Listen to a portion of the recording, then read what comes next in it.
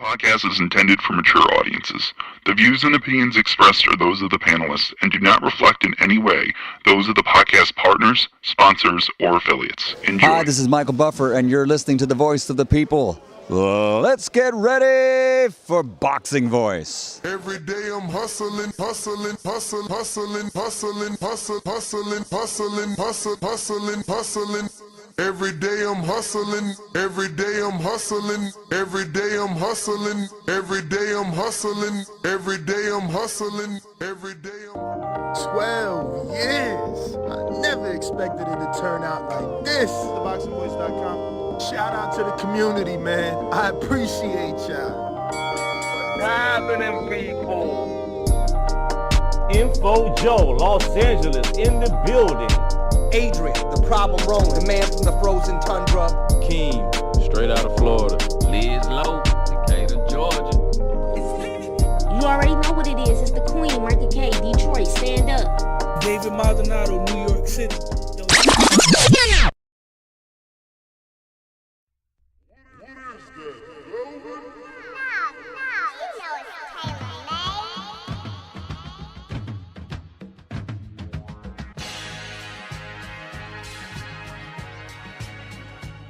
Hey, yo, Pain. Yo, let's do it like we did in the tunnel. The Boxing Boy. It's the voice of the people. Yo. The Boxing Boy. BoxingVoice.com. The Boxing Boy. It's the voice of the people. The Boxing Boy. BoxingVoice.com. We number The Boxing Boy. It's the voice of the people. The Boxing Boy. BoxingVoice.com. The Boxing Boy. It's the voice of the people. The Boxing Boy. BoxingVoice.com. We number one. You catching the vibe? Go on, like and subscribe so you can be alerted when that's about to go live. Solo dolo, no manolo, we here more in the dark. What's the topic? Cause you know we about to pick it apart.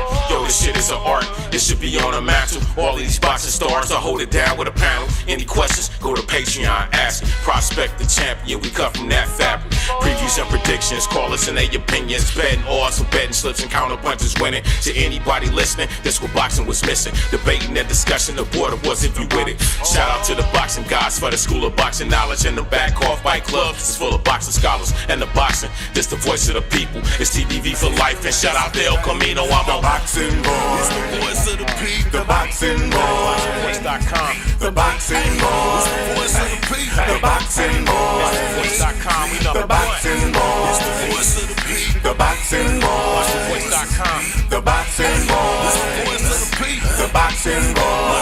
BoxingVoice.com. Top of the morning, got to notice something bubbly. I click the link, what's the topic of discussion? Study the science, don't think my position weak or sweet. I apply the pressure, make you feel heat in your seat. Let me get my point across while I still got time. Your opinion might be different, but I still got mine. Agree to disagree, but still you're not convincing me. Sitting down for extra time, don't interrupt me, please. This the boxing voice, the dopest in the galaxy. The rock from the sun, the illest, trillest CBD. This James Payne lethal on the beat, the best from Tennessee. Riding with stainless from the D, we heavy in these streets. You on the struggle bus, but still you're trying to prove a point. Welcome to the Thunderdome, a boxing verbal sport. Hit the like button, you need to go subscribe. The boxing voice, the people's choice, yo, welcome to the The tribe. Boxing Boy. The Boxing Boy. BoxingVoice.com. The Boxing Boy. It's the voice of the people. The Boxing Boy. BoxingVoice.com. We The number one. Boxing Boy. It's the voice of the people. The Boxing Boy. BoxingVoice.com. The Boxing Boy. It's the voice of the people. The Boxing Boy. BoxingVoice.com. We number one. Hey, it's the voice of the people. Boxing boy.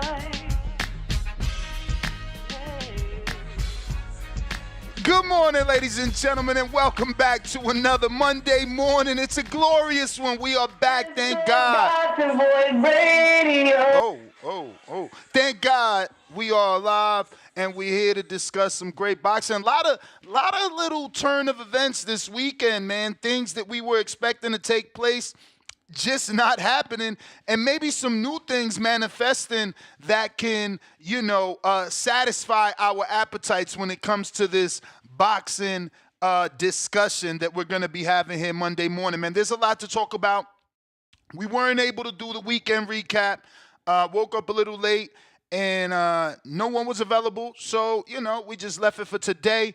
There are some bigger things to talk about, but luckily for you, you're tuned in to the hottest and greatest boxing podcast in the planet, which means we got 2 episodes a day. So if you hear something and you're like, wait, why we ain't talking about this? Just know, 4 o'clock Pacific Standard Time, 7 o'clock Eastern, we will be talking about Shakur and Floyd Schofield and the fact that that fight is signed, sealed, and delivered as far as what I can tell, right? It looks like it's done according to Oscar De La Hoya, but we will be holding that conversation, tabling that for 4 o'clock, 7 p.m. Eastern, 4 o'clock Pacific Standard Time. Right now, we're going to be talking about Yafai. He definitely made Sonny Edwards not want to be there. We'll have to show you that audio. And he also made him retire, ultimately. We got Diego Pacheco and Steven Nelson. Congratulations to Steven Nelson.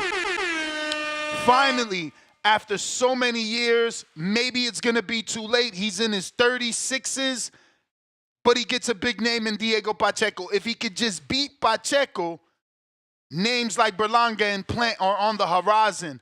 This is a Terrence Crawford protege, except he's young. Not young, excuse me. So we'll see. We're talking about that as well. We also got the big news that shakes up the boxing world. Boots Ennis seemingly ducks Virgil Ortiz. I'm not calling it a duck. He probably decided he wanted to be undisputed as a team thing and realized we're going to stay at 47. Out with Boots, in with Xander Zayas. The man literally said a few weeks ago during the build-up to his fight, for fight week for his fight, he said his dream fight was Virgil Ortiz, to give the people of Puerto Rico an amazing Puerto Rico versus Mexico batalla. And sure enough, the boxing gods manifest this fight for Zayas, who says that he signed and said yes in 1 second. He said, they told me I had 1 hour to decide. I gave him my answer in 1 second. So I am very, very excited for the replacement. Now for Virgil, he may not be able to get up for Xander Zayas, as Zayas is a prospect in the eyes of some. Not me. He did beat Patrick Teixeira, former world champion. That automatically makes you a contender. But this is what we're going to be talking about. We got, obviously, Yafai getting an interim WBC, stopping a domestic rival in Sonny Edwards, kind of like a mentor to him. Then we have Virgil Ortiz and Xander Zayas. Really, the story is more about Zayas stepping to the plate when Boots left the Virgil fight on the table. Last but not least, once again, we're going to be talking Steven Nelson finally getting his big shot versus Diego Pacheco. It will be a Las Vegas main event, January 25th. So for Nelson, the big leagues. For Pacheco, if he can continue to win, a Canelo fight could potentially be on the horizon. This is what we're discussing. If you're interested, you already know what to do. Don't forget to smash the thumbs up. It's free. Subscribing is also free. So do me a favor, hit those buttons. You know, it's going to help with the visibility of the show. And if you want to call in, we are using Discord and our X Spaces, formerly known as Twitter. If you're on our X Spaces, go ahead and give me a retweet, as that's the easiest way to get new listeners on the show. You know, the more retweets you give us, we get the little flame. That flame emoji is part of the algorithm. It lets other people know that what we're talking about is hot. Right now, we got the flame, so we fire. But we need more people in this space that could turn into potential callers who are going to give their opinion. You know what I'm saying? Nobody likes to hear themselves talk. I prefer to say what I got to say and hear what you guys have to say. What's your opinion on Xander Zayas stepping up to the plate, man? Stepping up to the plate. Like a few weeks ago, we would have been taking this as all talk, right? Like he just said it in a, interview, media scrum, building up his fight. And he said he would love that fight with Virgil one day. And, man, that day came a lot sooner than he thought. But he accepted. He accepted. Floyd Schofield, not that we're talking about him, but he accepted. You know, are we getting a turn in events with our new crop of fighters. You know, the Keishawns, the Schofields, like we're talking about. You know, Xander Zayas stepping up to the plate, wanting to smoke, not thinking about coddling their careers and what's going to happen if I lose. No, give me that fight. Can Virgil get up for it, though? Is he going to be able to stay motivated? Is Zayas a big enough name for Virgil when your name was in talks with Honduras, with Crawford, you know, ultimately with Boots, and now you land on Zayas? He may not take this seriously.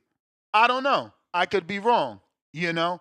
But is he going to get up for this fight knowing it's not a Terrence Crawford, knowing it's not one of the other names that were obviously a lot bigger than Xander Zayas? This, for Zayas, is an opportunity of a lifetime, right? He gets to make a name for himself. Virgil's already a name. Virgil's already someone we want to see in there with Boots and with Crawford and with Fundora. You know, he already has our love and admiration. Zayas, on the other hand, we were waiting for a moment like this to figure out whether or not he was the goods, whether or not, you know, he's of that ilk, right? Like they are pushing him right now. He's been getting the top-ranked diet. This is his first Atlas Sheik fight. This is his first, you know, 50-50, 60-40, 75-25. It really depends on what you think and where you think Xander Zayas is in this point in his career. But let's show you the official announcement here. Boxing Scene, according to Boxing Scene, they're saying that an official announcement will be coming this week. But the fight is confirmed according to BoxingScene.com. Diego Pacheco will face Steven Nelson in Las Vegas, January 25th. And that's a good thing for me and all our Las Vegans. You know, we get to get another big fight. For Nelson, though, let's check his age, man, because I feel like he might be a good old fat 36, 38. And, you know,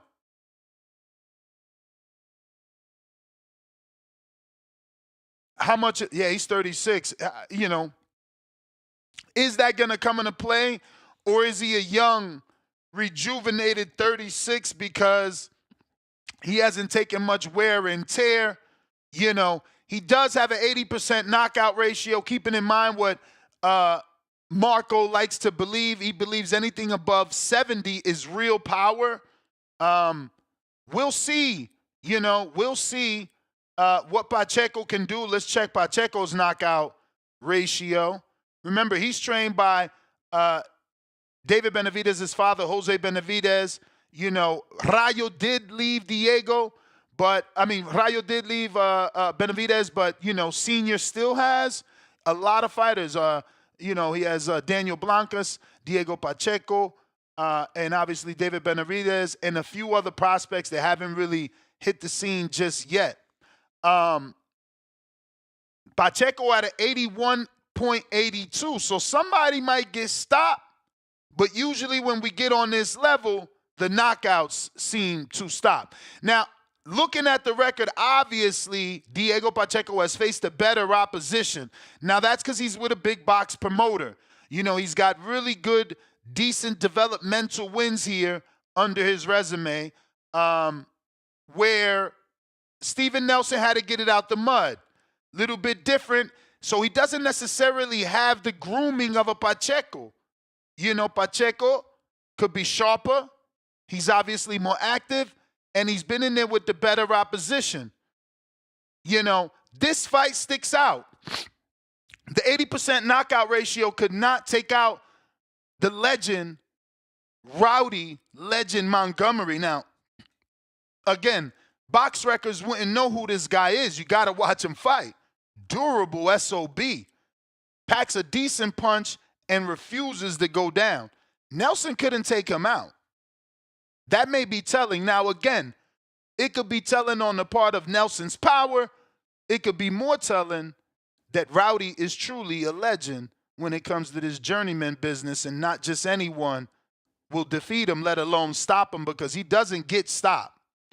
But that was the fight to make me raise an eyebrow and be like, okay, is the power real? Because One dude did stop Rowdy Legend, but that was a long time ago, pretty much when he was just starting out, which, we're not going to take too much away from Rowdy. He is, late starter. It's not like he's a world beater. But this is what we're discussing, man. And last but not least, looks like Jerome Boots Ennis decided not to take the fight with Virgil Ortiz. Obviously, Zayas steps in. We'll see what Boots does. So many things on his side of the street are kind of panning out. You got Stanionis taking on Giasov, which is his side of the street with Giasov, right? So, maybe him and Matchroom want to wait and see what happens with Giasov, and can Giasov bring that belt back? Then they have a Conor Ben, Mario Barrios offer made to Barrios.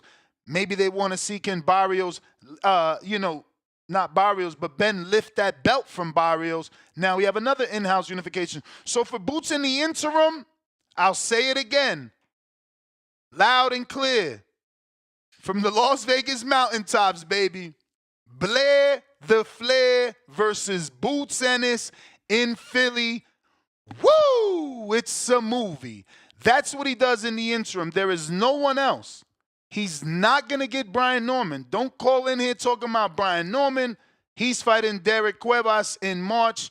They not doing nothing. Why would they give their champion a tough fight like Boots off of a hand injury? It ain't happening. And we already spoke about the other options. They busy. So when you think about what Boots should do in the interim, remember who's available and who is not. That being said, Goliath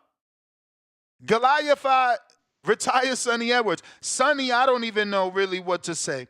The man didn't want to be there, and he made that clear live on television, in his ring. The cameras, in his corner, the cameras were able to catch him talking to his trainer, and, his trainer had to snap him out of it, give him a good motivational speech, tell him to shut the hell up and not say anything like that, and, basically kick up, man. Basically kick up because he was ready to check out because he was losing a couple of rounds. But listen, Yafai came out strong,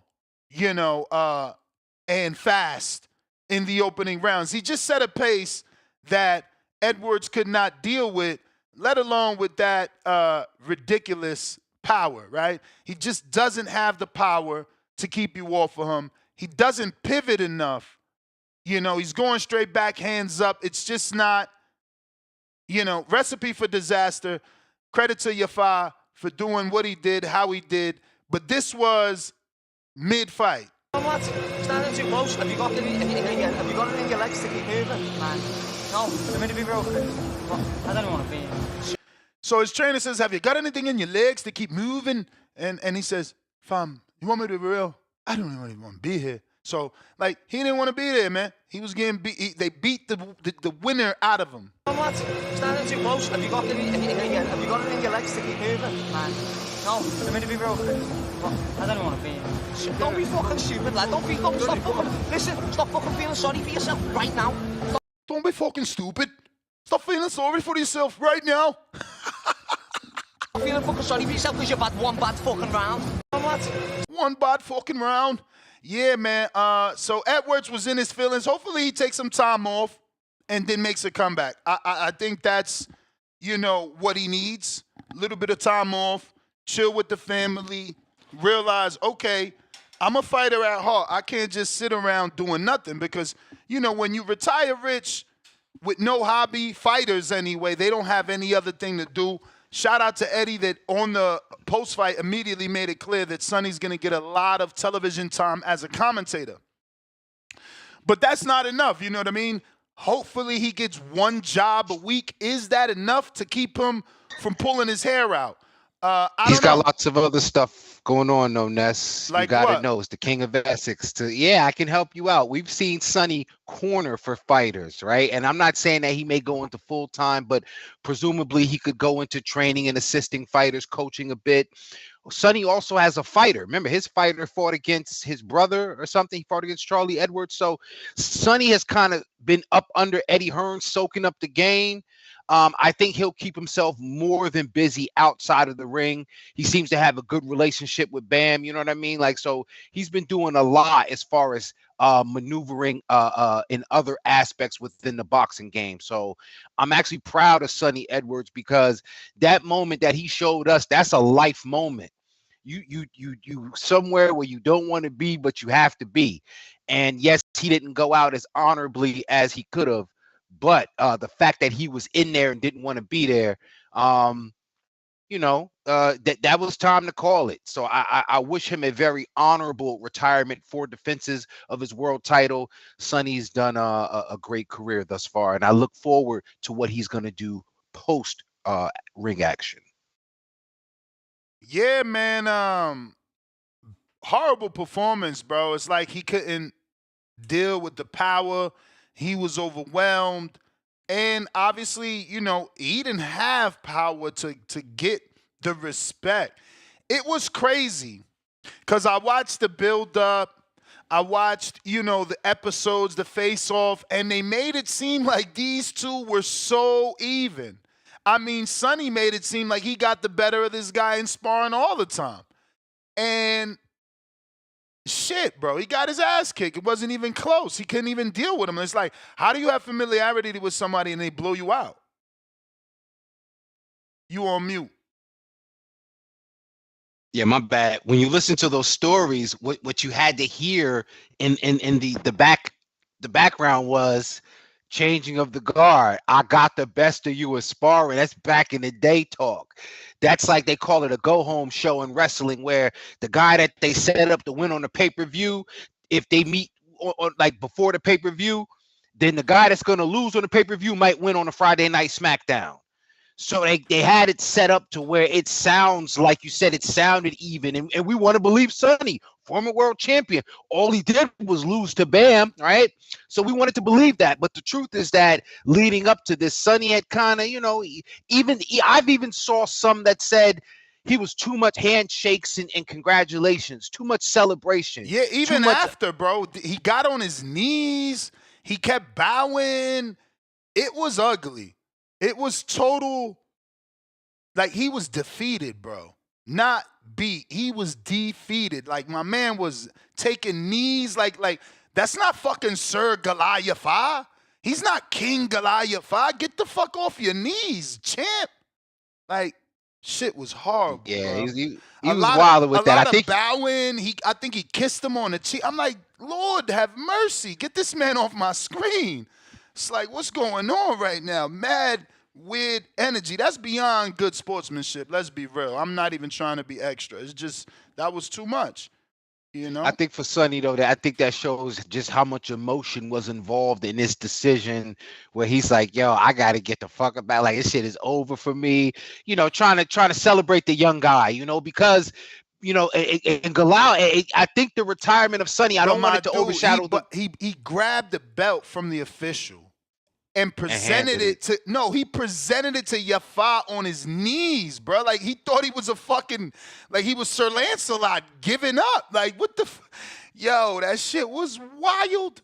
Nah, he hurt me with that. You know what I mean? Because I rock with Sonny. I'm like, I didn't want to be Tim Boski. It's like, yo, you lost. We still gonna rock with you. But that man, he went out bad. That was it was like a planned retirement. Don't get me wrong. We heard him say what he said. But so did Porter, And Porter did better than that in his last fight.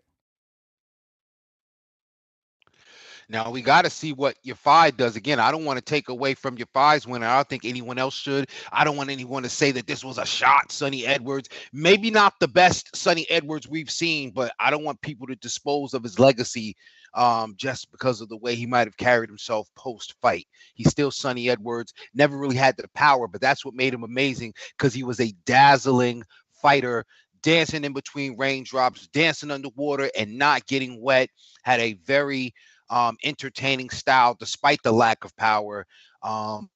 And he just pretty much hasn't been the same post Bam. I don't know if it was the money, if it was the power, because once he started tasting Yafai's power early in the fight, that shit might have just brought him back to them Bam days, and he's like, fuck, I'm in it again. Like, this ain't it for me. Yeah, man. What's next for Yafai? He's the interim. Who's the full? Is it Bam? I believe it is, or is it the Japanese fellow, Tanjiri? So he's not in Bam division? Yeah, they're in the same division. Because Bam got a WBC. I'm out to check. But did Bam go up to 118? That's or 115? Because that was the whole question. I'll check right now. I think he 115. We got Bam. Yeah.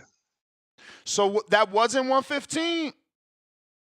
That was 112. That was Fly. Oh.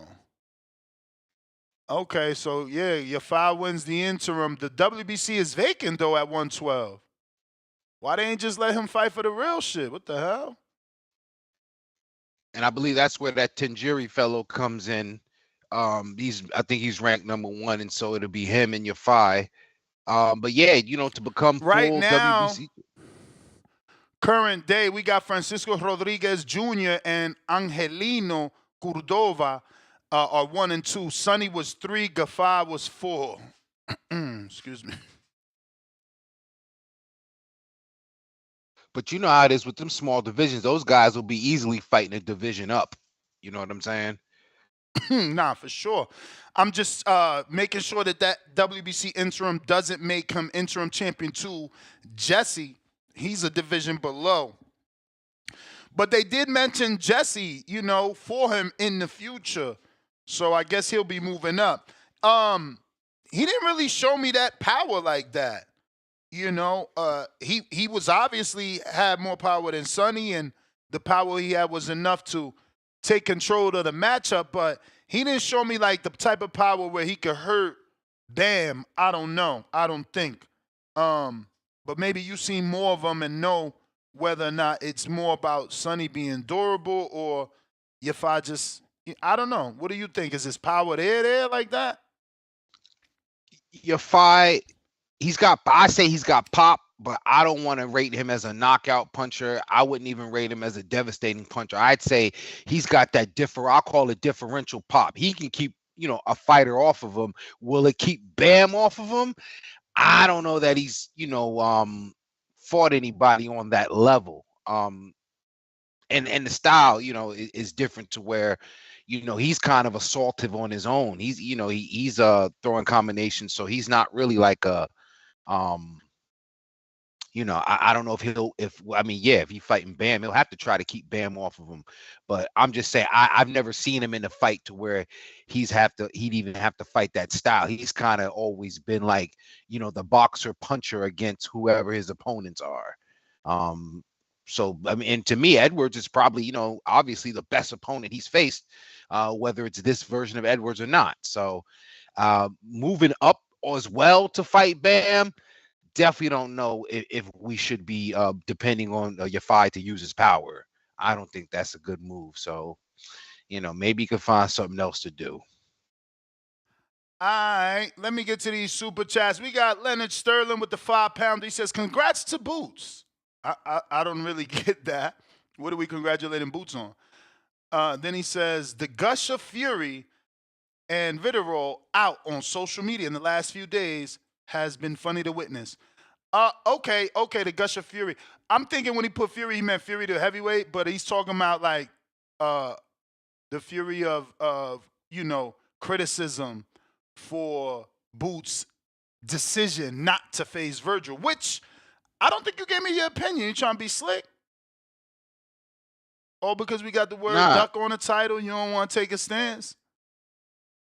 nah. Listen, I'm Boots. fucking with you, man. Nah, you mean whether or not he's a duck or not? I mean, I'm not putting anybody to that fire. I said he's not. I understand. Like, we've given other people benefit of the doubts when they say they want to quote unquote undispute, right?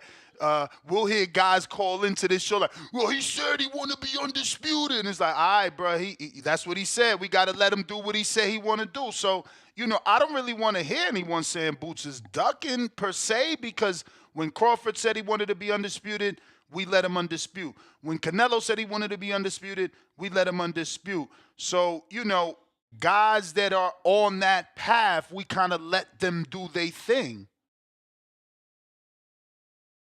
Yeah, I also look at it as strategic, because for me, if Boots is looking to go undisputed, I know what he said after the fight. There's been footage all over the internet. Everybody ran him down, but he said he wanted to move. Yo, fighters will say a lot, but the business of boxing often dictates, what fighters do. So, yeah, man. Is it a duck move? I don't know. I don't even know. Was it a fight that should have been discussed, because he's still been contending at 47. In regards to what he said after the fight, because I tend to think what he said after the fight was more so to cover for what people felt about his performance. I didn't think that was the full intention. That's what a nigga say, like, hey, I ain't like her anyway. I swear to God, I'm with you on that. Like, I never thought he struggled to make weight. I thought the same, like, he said that because of the performance. He wasn't happy. He needed an excuse. Yeah, so I'm not making an excuse if that's my belief. Again, but are you happier? Are you, as a boxing fan, what makes you happier, for him to fight Virgil on February 22nd, or for him to have chosen to do what he did and continue on his undisputed journey? To me, honestly, it doesn't make a difference. It doesn't make a difference. He's on this card against Virgil. Great, I'm here for it. But I'm not putting him under pressure to fight him or don't fight him. And if he doesn't fight him, then he's ducking him and all this old crazy shit motherfuckers want to get their blood pressure up about. I'm not with all of that. It's bottom line. If he's still a champion at 147, as far as I'm concerned, he's got business with Brian Norman. He's got business with the winner of who is it? Suleiman Sissoko and Stanionis, whoever the fuck. But that's what I'm saying. Well, not I'm saying, but that's the argument for the people that's calling him a duck. Like, Virgil is obviously a bigger name than Stanionis, bigger name than Brian Norman, bigger name than whoever. He ain't got no belt. He got the interim to the belt that Crawford is chasing. He got the interim. He got the interim to Fundora, and that's a real interim because the way he earned it was through Boacek. So if the boy don't want to go up to 54 legitimately, why would he go up to 54 and chase the belt? I get that he don't want to go up. I'm just saying, did he make the wrong decision? Because the names are greater and so is the money. Like, ain't nobody giving you Alice Sheik money at 47. Nah, that's a fact. You see, Xander said, I accepted in 1 second. They gave me an hour. I said yes in 1 second. The money is greater. What did Bob say? Jared Anderson never seen that type of money. So he said, yeah, we didn't want him to fight Bacoli. It was too much money. He never seen that type of money. Yeah. So again, like Boots, I'm a say that he not ducking to me, but he making the wrong decision. You're going to 47 where everybody is busy. You're going to 47 where you the biggest name. So now you the money. You got to make the offers. Ain't nobody offering you shit. And that's what's been going on. You've been making offers to Brian Norman. Now you made an offer to Conwell. And I don't even understand why they offering Conwell a 54-pound fight for whatever money Conwell turned down, but you don't want to move up to 54 to fight Virgil. Like, why is Eddie making these decisions without Boots, or is Boots having cold feet after he told Eddie to put out offers? I don't even understand what's going on. Because Boots came out on social media and said, from now on, if you ain't hearing from me, it's like everybody want to do the you ain't hear it from me shit. Like, get out of here, bro. Eddie can't just be out here telling people you want to fight at 54, making offers if you really don't want to fight at 54, and it's confusing.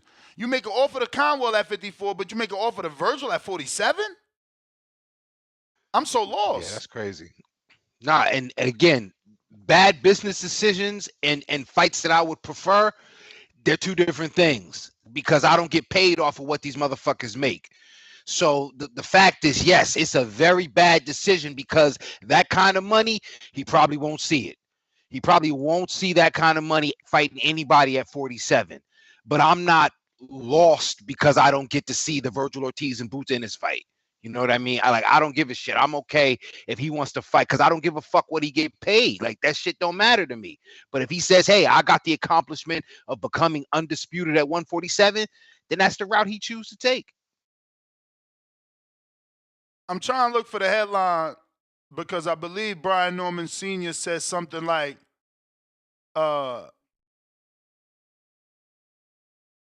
Eddie Hearn could be ruining Boots' career. Looking for, is Eddie Hearn sabotaging Jaron Ennis' career? That's Brian Norman says promoter Eddie Hearn doesn't care about Jaron Ennis.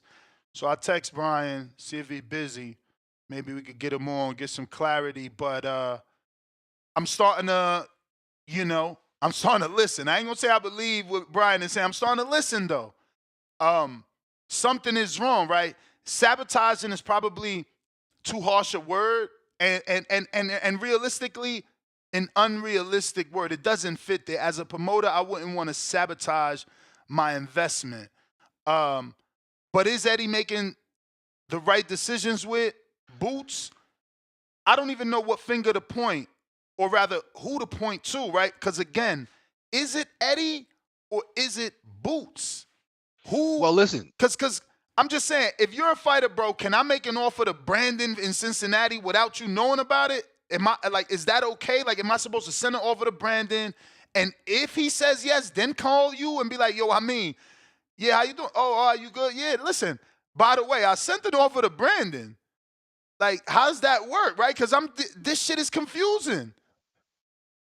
Now, well, one thing we know about it is Boots ain't even calling his own shots. So it's Bozy, then Eddie, and then Boots. And I'm not saying that to disrespect Boots. I'm saying it's probably a matter of fact. Hey, talk to my pops or whatever the protocol is.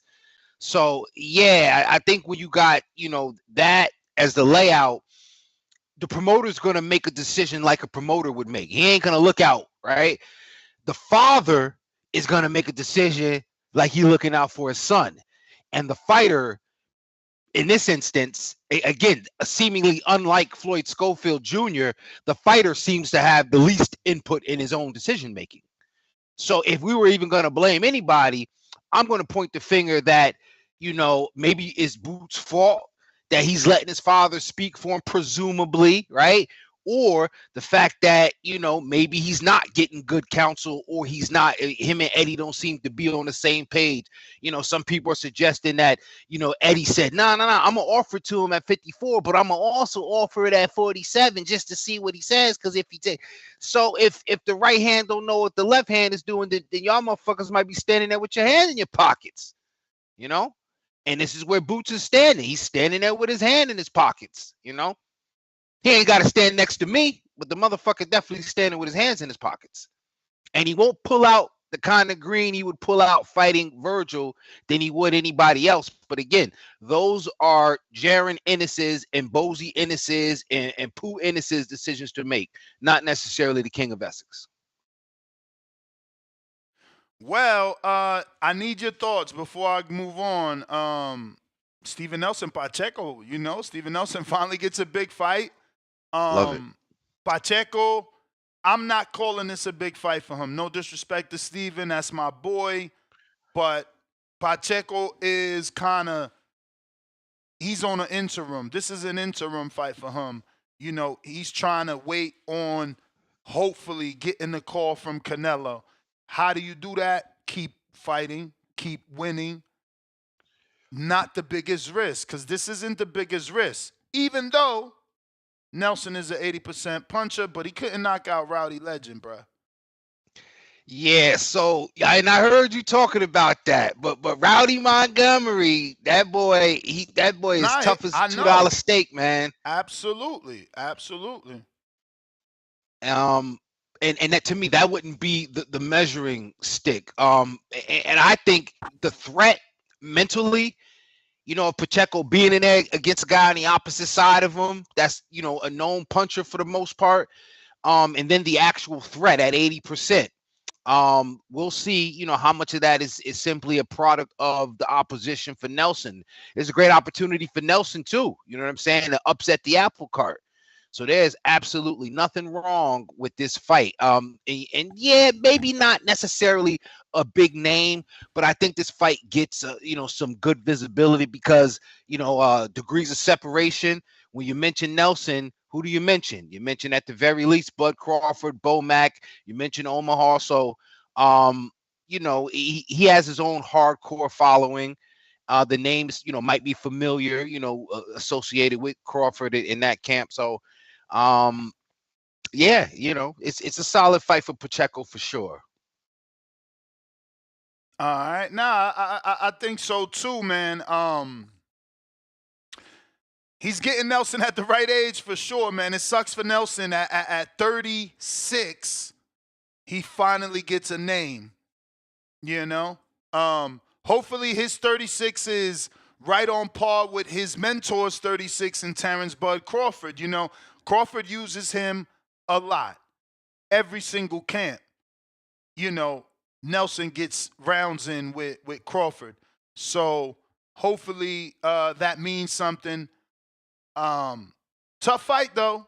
Tough fight. I'll say this. It's also a tough fight for Pacheco. McCallum did very well. Not saying that Steven Nelson, just because he's black, has the same style as McCallum, which he doesn't. McCallum has freakishly long arms. He's not traditional either. He doesn't really always keep that lead hand up. Sometimes it could be down. He could up jab with it. Nelson, totally different style. But just reminding people, that McCallum fight, that was a learning experience. I'll just say that. That was a learning experience. Shout out to McCallum, man. Where are you? Adrian Clark, what's going on, bro? Let me text Adrian, bro. What's going on, bro? Where's up with McCallum, bro? Don't let my man get shelved like that. But, all right, I think that's it, man. We're going to go ahead and open it up. If you're interested in calling in, you know what to do. Discord is available, and so is X Spaces. Actually, let me go ahead and make these links for anybody that wants to call in. You can just click the link. I'll be putting those here in the live chat on YouTube. And let me check the super chats before I go out to the callers. Viewers are discussing the boxing match. Some are criticizing the boxer Boots Ennis for not fighting certain opponents while others are defending him. Yo, the chat summary AI is gold. Like, that was gold. The summary of what y'all talking about, I love. I don't know if that's Chrome, YouTube. I fucking love it, though. We got RRT Boxing with Mr. A, $5. I'm tired of hearing about Nelson's sewing skills and event planning. I'm pulling up for him on upset. Oh, excuse me, I'm pulling for him on upset. Hashtag Hardin. Yeah, man, you confused me there a bit. I'm like, where's he going with it? It almost felt like he was about to criticize him, but you riding with him. That's what's up. We got the PC $2. That intro was fire. Shout out to James Payne, lethal in Tennessee, and salute to the General. The stainless. We got RT Boxing right back at us with another $5. Ring the alarm. Xander, 116, 112, 2 times, 115, 113. Unanimous decision. Pressure and size could trouble Kenshiro, but I still got him by KO over Yafai. Oh, wow. So he's picking Xander with one tight scorecard over Virgil. Leonard Sterling back with another £2. He says, Kenshiro Taraji is WBC 112 champion. One vacant. Oh wow. Okay, so mine's is not updated because it's just not showing him with the belt for whatever reason. And my people at live, they're usually very good. We got Aldi, $2, 4 duck emojis. I wonder what that's for. RT Boxing back with another 5. Boots was a Conor investment. Give him cheap Philly fights till he can't make weight. Hashtag Hardin. 3 faces in Hardin smoke. Wow. What do you think about that theory? That they just feed him Boots, people to get his name bigger, but they also, keeping him at that weight so he struggles to make it when he fights Conor. Yeah, so that's I think where most people believe the sabotage theory, comes from. It's like, you got Conor Ben, who, for whatever reason, he is Eddie's boy. And so why would not Eddie eventually make the fight at 147, these two guys? People say, no, he's not going to feed Conor the Boots. Well, I guess the other thought is maybe he's going to feed Boots to Conor. So, maybe make him go up to 54 and then bring him back down, or make him go up and vacate the belt. It's not a crazy thought, because respectfully, that would be the promoter thinking like a promoter.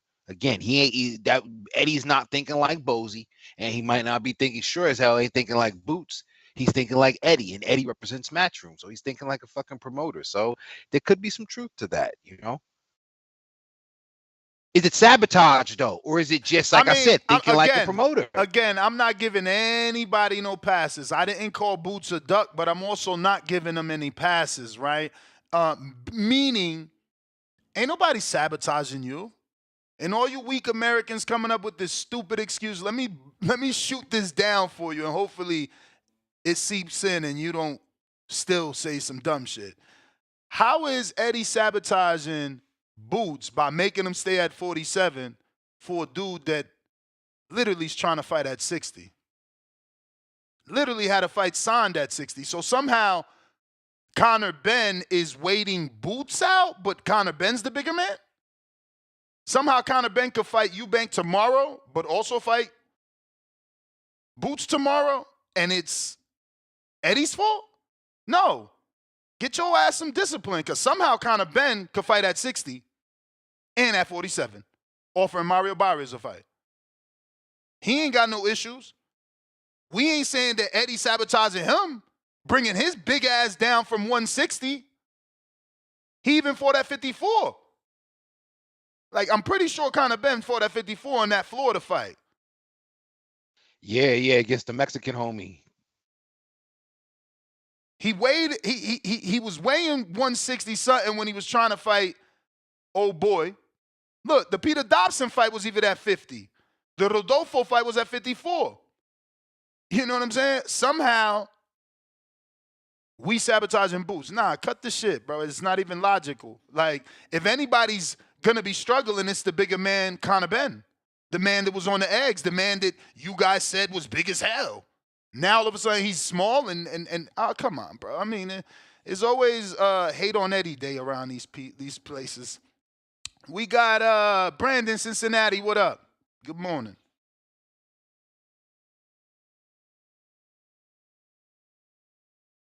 Yo, Ness, King, I'm in Essex. Good morning to you, gentlemen. How y'all feeling? All good. Good, sir. How you feeling? I'm feeling good, man. Good, bro. We getting hot. We getting hot. Scariest thing in NFL is a red hot Packers team heading into these playoffs. But we'll talk about that at another time. Shout out to Green Bay.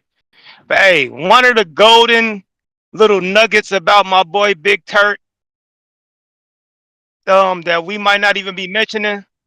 Like in the rap game, Ness, and I mean, when you find out that nigga you thought that was a real gangster in the booth, turns out that he was a studio gangster. Your Ja Rules, your Mob Deeps, niggas getting put on Summer Jam screens, niggas getting seen to be wanksters. Big Turk is subtly doing that. We're gonna see who really wants to catch fades and who really don't want to catch these fades. Now that you can't hide behind marination, size of the street, your pay-per-view sales ain't big enough, all that bullshit that niggas can hide behind, Big Turk is eliminating all that, and we seeing who really want to catch fades. Shout out to the young Xander Zayas and the young Floyd Schofield for wanting to catch fades. I'm gonna leave that there. Diego Pacheco and Steven Nelson, that's a good step up for Pacheco.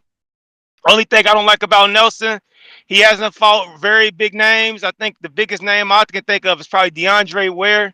And he ain't fought but like 3 times in the past 4 years. Like the last time he's fought twice in 1 year was like what, 2020. So he's old. He isn't busy enough, and he's in there with a young lion and Diego Pacheco. So I got Diego Pacheco stopping Steven Nelson in a good step-up fight. Get him out the way and let's get the mobility fade in. That's the fade that we thought was going to happen. We were hearing purse bids, but Steven Nelson is a formidable step-up. After this, let us get that mobility fade. That's a very, very mean fade. Sonny Edwards. That nigga must have didn't hear my breakdown on the fight because he did everything I told him he couldn't do in the fucking fight. I said if he stands in front of this nigga like he did against Bam, that's the only means of victory for Galal Yafai. Galal Yafai looked okay. I wasn't overly impressed. He had a Sonny Edwards that didn't use his main attribute, and that's his legs. But one thing I can say about Galal Yafai, round one, Sonny tried to use them legs, but Galal closed that distance quick. And I think Sonny knew, like, damn, this motherfucker got good technique. The foot speed is better than I thought, and he's closing distance fast. He was on Sonny Edwards' ass like flies to shit from the sound of the bell. And I think after that first round, Sonny knew it's gonna be a long night because my legs ain't gonna be able to keep this nigga off of me. And so good win for him. I don't know, Sonny should retire, but you know, niggas, he 28. Maybe in a year he'll get that itch and come back. But yeah, good win for Galal Yafai. But yeah, man, I love Boots, but that's a motherfucking duck, man. That's a motherfucking duck from Boots. And that's the honest truth. That's a duck. But that's my call, and that's up to get you some other callers. Brandon said Turkey got that Summer Jam screen. Yeah. Nah, he's certainly pulling motherfuckers' cards, man. You got to show and prove. He's showing you the money. You got to prove you about that action, man. We got a super chat via Cash App from Jonathan Sims, the good brother. He says, good morning, OG. I don't want to argue, but please don't ride the fence. You told us the fighter is the boss. That's what I guess he means that's what you keep telling me. Yelling at me, screaming at me. The fighter is the boss. There is nothing else to discuss. Eddie works for Boots. So don't blame Eddie, blame the boss. I guess Jonathan is going with Boots being a word we shall not say. James Benitez, what up? Atlanta. Yo, good morning, TBV. What's up, Ness? What's up, I mean? How y'all doing? Straight. Feeling good, JB. How you feeling, brother? Damn, them weights got you feeling like that 3 days later? Nah, You ain't sounding your happy usual self, man. Come on, man. You know I had to jump out of something this morning, man, but we can leave that for another show. Yo, Boots, man. Whew. Ness, man. Isn't this kind of what we've been saying about a lot of these black fighters, man? You know, they can't do what they do. They need to have somebody they can style on. They normally like to fight smaller guys. They want to always try to protect their O at a high level, man. So shout out to the Puerto Rican fighters that's going to be headlining the big Turkey Al-Sheikh card with Xander Zayas and Shakur Stevenson, who they don't give a damn who the smoke is. They just coming with it and just going to try to knock shit loose. I think Xander Zayas, since Boots was too scared to get in the ring with Virgil, which is crazy, which him supposed to be deemed like the next generation's Bud Crawford, but you know, that's neither here nor there. Matter of fact, you know what? Let me take this another way. Ness, man, you think the Boost gospel still gonna be a thing after what happened this weekend? You think Boost is actually gonna lose any following? It's like the stock markets, man. His brand take a hit. it's taking a dip today, but he could announce a fight. He could get a stoppage and look good, and he could announce that he's fighting Earl. Oh wow! I mean, come on, bro. Let's stop the BS. You know he ain't fighting Earl. You tripping? You're right. Because it would have to be at 54 though. But hey, that might be a 54-pound fight he willing to do though. Less danger in the odds of his team. Nah, I mean, because it's already a bad look. Because he tried to make a fight with Charles Conwell already at 54, so he may be unsure of himself. But the fight that he could actually redeem himself is what I already said earlier is the Manny Pacquiao fight. Manny Pacquiao's trying to make serious intentions of trying to fight Mario Barrios for his belt. Manny Pacquiao in boots? I mean, let's think about it. I could go for that. I ain't gonna hold you. If that's what I'm saying. If you're not going to be on this card, what other fight can he actually do at 47 that we could be like, okay, we get why you dug Virgil. We get why you passed on that opportunity. It has to be Manny Pacquiao. And the Manny Pacquiao willing to sign them contracts, it could be Boots' first pay-per-view, which, Gilly and Waller, they can still market him as still the king of Philly. Because right now, we don't know who the king of Philly is until they come out with some new big shit. Like, what we're going to say? We're going to say the Grandy twins are the new kings of Philly? Or we're going to give Boots some time to actually try to. That's what I'm saying. We're going to give Boots some time to actually try to make another move. Put Blair and Karen on the undercard and put Boots and Pacquiao in the main. That's what it got to be. It got to be something like that. So it can actually be to like everybody would say, it got to be a movie. So Boots got to fight Manny Pacquiao. That's the only movie out there for him. Shout out to you and shout out to the community as always. Yo, this Riyadh season Usyk Fury trailer is so good. I actually want to be flagged. I have to show y'all this. I don't know if I'm gonna do it now, but like, don't do it. Do it at the end of the show, bro. That shit is so fire though. Yeah. They wow. That was crazy. I love what he's doing with these damn trailers. I just hope it ain't a waste of his money, you know what I mean? Like, I hope people are enjoying it and it's actually bringing them to the fight. I would hate to see that money being wasted where that money could be a fight, because this is high-level directorial shit. Like, this is whole scripts. They got an entire team. This is cinematic. This is not rinky-dink. Like, it's crazy. It's amazing. These trailers just keep getting more cinematic. It's insane. They're really amazing. And to get the fighters' participation in it, you know what I'm saying, and make it look that good, I think like this is a part of the budget. This is a part of the budget. So I don't think it's costing any fights. I think this is something that they've prepared for. Impossible. And it's no way, bro. Like, again, Didn't they say that fund is like some sort of trillion or some wild shit like that? It's like listen. Do they got money? Yeah, but it the question is, how much is the trailer working? Essentially, you can't put a value on advertisement, especially if it's working. And I just hope that it's working because I'm a movie guy. I'm at the theater anytime there's a movie. Like, me and my wife consistently ask each other weekly, anything out? Anything out? We're checking. This shit is next fucking level, bro. Like, this is a beautiful, well done, amazing trailer. Like, it's up there with all the movies I watched. Like, you know what I'm saying? Like, it's crazy. It's a mini movie, bro. It's like 2 minutes long. It was fire. Suleiman, what up?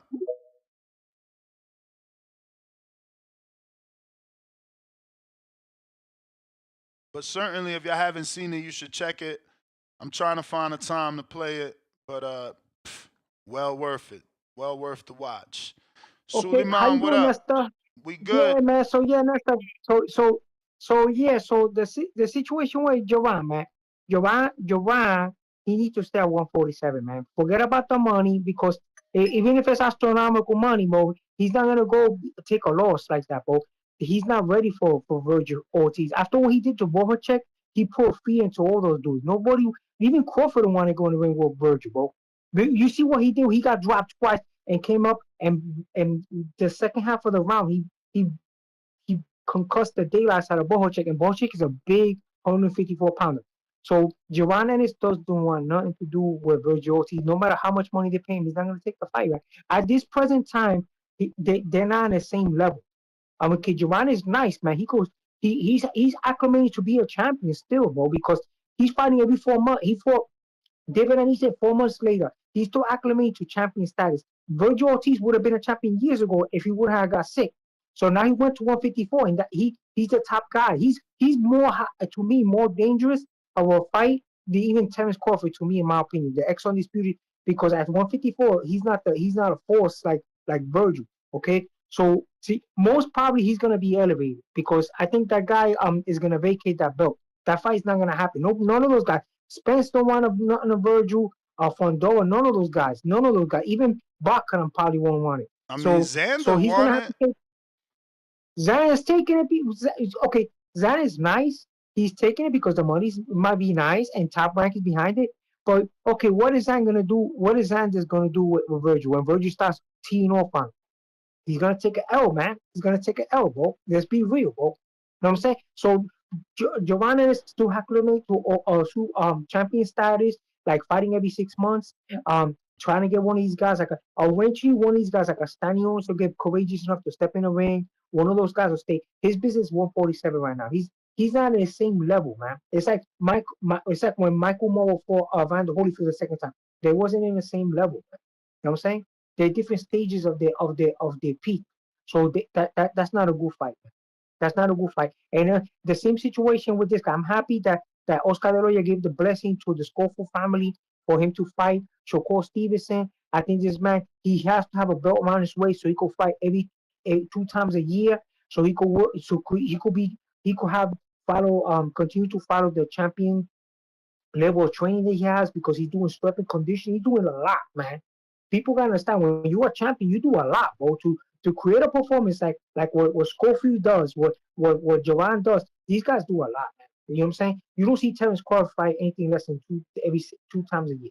So you know what I'm saying? So this is what we have to acknowledge. We have to give him much kudos for that, and a big shout out for Mahmoud Char for defending his WBA champion in Bulgaria. I don't hear nobody saying that. Bro, how he get that belt? How he get that belt? Where he get that belt from? Okay, because he was suing the WBA, bro, but and the WBA reinstated him, bro. He got reinstated, and nobody want to fight him. But he lost that belt. No, he got stripped. He got stripped because they claimed that he was juicing and he wasn't. His B sample passed, and they take the A and the B sample together. So he was in a lawsuit process with the WBA, and he got his belt back.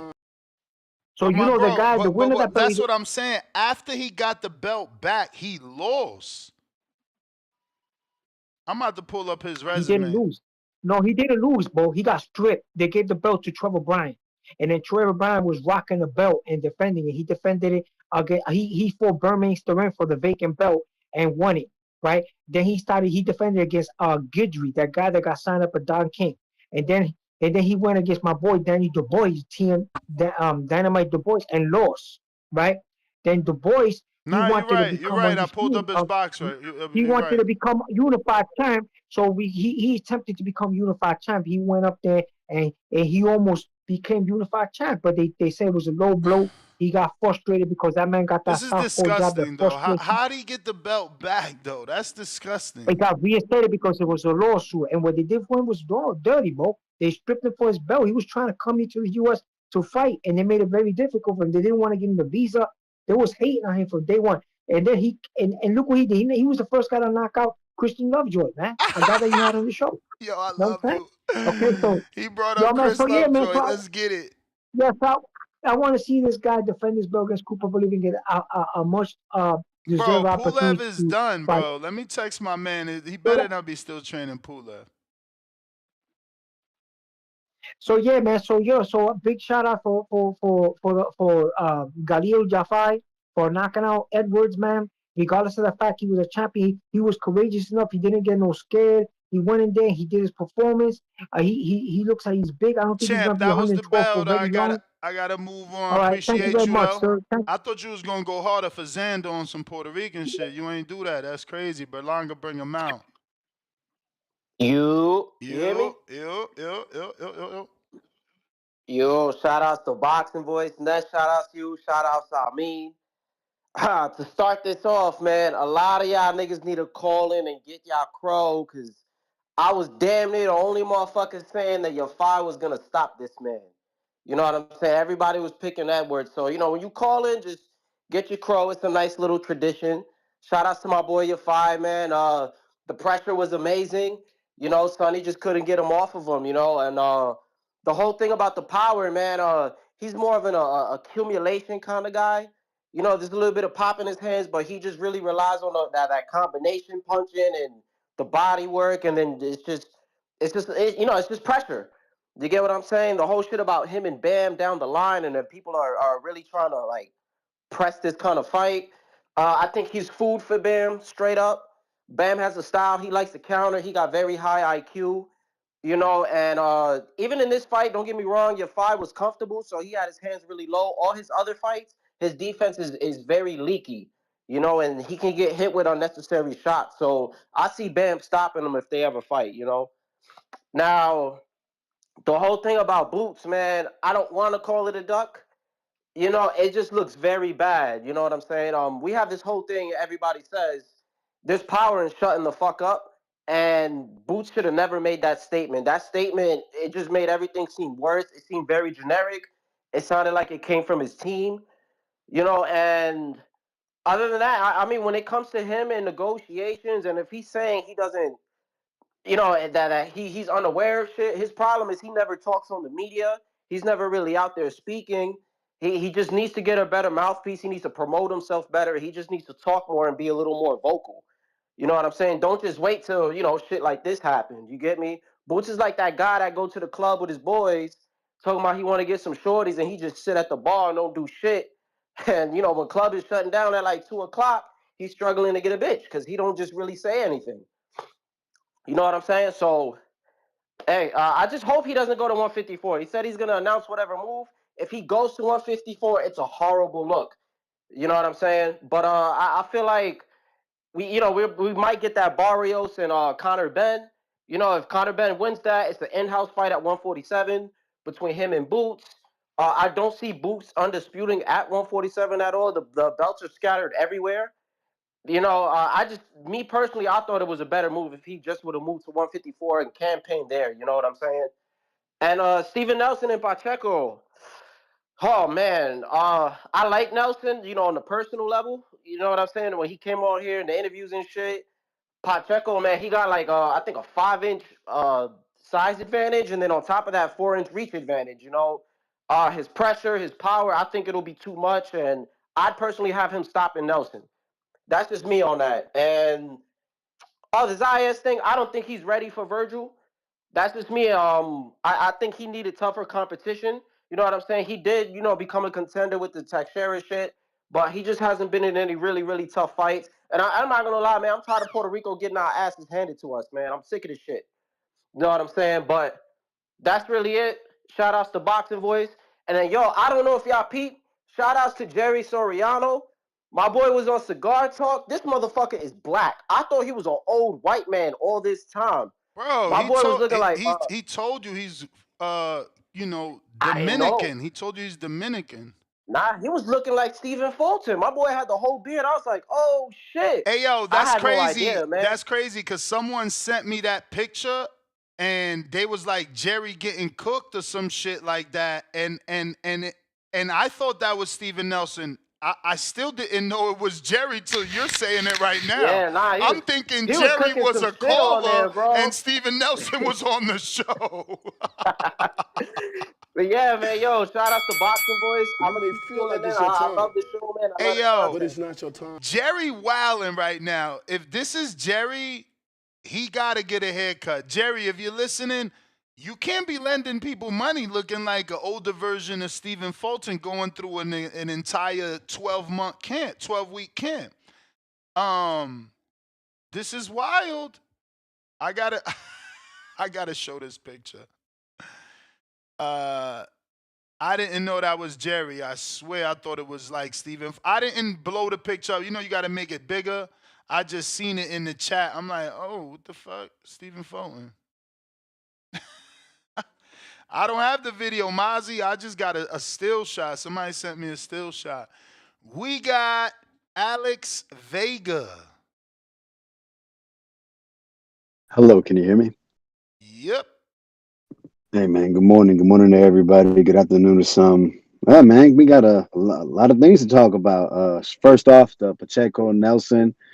You know, that's a good stay busy fight. That's a guy I think that'll provide him with good resistance. And, you know, to be honest, we're not really sure how good Steven Nelson is. I mean, we haven't really seen him in there with the top of the division yet. You could argue, I mean, this is kind of nasty, but you could argue that he's a 36-year-old prospect, Steven Nelson. And Pacheco is in the. We got a guest or? Yeah, that's Brian Norman play. I'll be right back All right, with bro. you. Take me down too, right quick, Ness. All right, Coach, what's up? Hey, what's up? What's up, big dog? How are you? Oh man, I'm good. How you doing?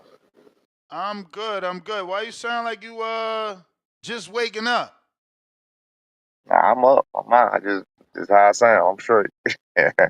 So I seen an article, and they're basically saying Brian Norman Sr. believes Eddie Hearn is sabotaging Jerron Boots Ennis' career. And today we're obviously reporting that Ennis decided not to face Virgil Ortiz at 154, and instead Virgil will now go on to face Xander Zayas of Top Rank. And, you know, obviously, now what you said in the article, you know, we're starting to consider, because it's like you didn't do what you had to do to get him the unification with your son, right? You guys wanted just a couple more dollars to make it done, and Boots could have had a unification. That fell on the table. They tried to get Conwell. That fell on the table. They trying now to get Virgil. That falls on the table.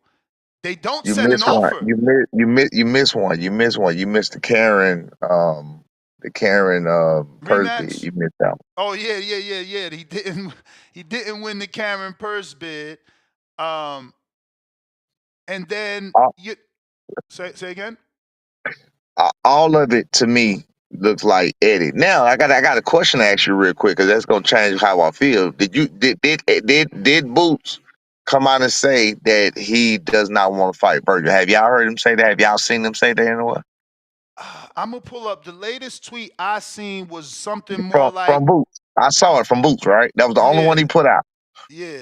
Now today they're starting to look bad. Today, when I said what I said about thinking that Eddie was sabotaging him and everything else, I still feel this way. But today, the Boots is starting to look a little bad today. As of Monday, December the 2nd, whatever else, past the tweet, past the other bullshit, even what you said, you know, about you didn't know, I believe all of that. Eddie does shit behind his back.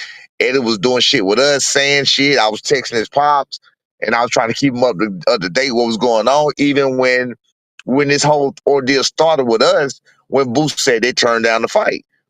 We didn't turn down the fight. We simply made a counter offer, and he said it immediately. So I'm like, bro, he's not trying to make no fight happen. He's not. He's trying to stay just out of range. And I also feel with this 147 offer to Virgil, that's how I felt. I feel that was Eddie playing games. I don't believe Turkey Al-Sheet wanted that 147. Why would he? It don't make sense.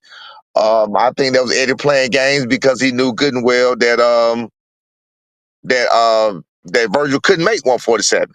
So I think they wanted to do the same thing they did to us and make it look like Virgil was ducking if he said no.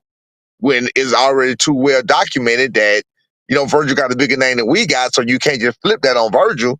You know what I mean? Like you flipped it on us and said that we priced ourselves out or whatever. Because that's all he did. He played games. Eddie didn't really want to make the fight happen. Eddie didn't want to make any fight happen at that time. He didn't want the fight to happen with Karen. That's why he lost the purse bid. He didn't want the fight to happen with Charles Conwell with the $300,000. That's why he offered $300,000. He didn't want, I don't know what the fuck his game was. To me, it was all, and it's still about Conor Ben. And ironically, Conor Ben, Barrios' offer was brought forth the same exact day Boots so-called ducked Virgil Ortiz. So at that point, I'm on Boots' side, and I don't believe he ducked. Now, and I feel like in that same tweet that he put out, he could have did exactly what we did when we felt disrespected with the we turned it down shit, and be like, oh hell no, I want that smoke. What we doing? You know what I mean? So I feel like he dropped the ball on with the tweet. I think he should have came back if he really do want to fight and he really didn't duck. He said at the press conference he wanted bigger fights. He wanted bigger fights at 154. He wanted all them names. He said that. And I think Virgil is a good, they started at the same time. They was on the same path for a while. I mean, I think that's a great fight for him, personally. But I do think he dropped the ball by not going a little further in that tweet and just coming up like, nah, what the fuck going, like with the energy I came with, it's like, nah, what's happening? No, what we doing? Like, Eddie doing this or people, if you don't want to say his name, people negotiate behind our back. Well, now we want that work. What's going on? And Booth didn't do that.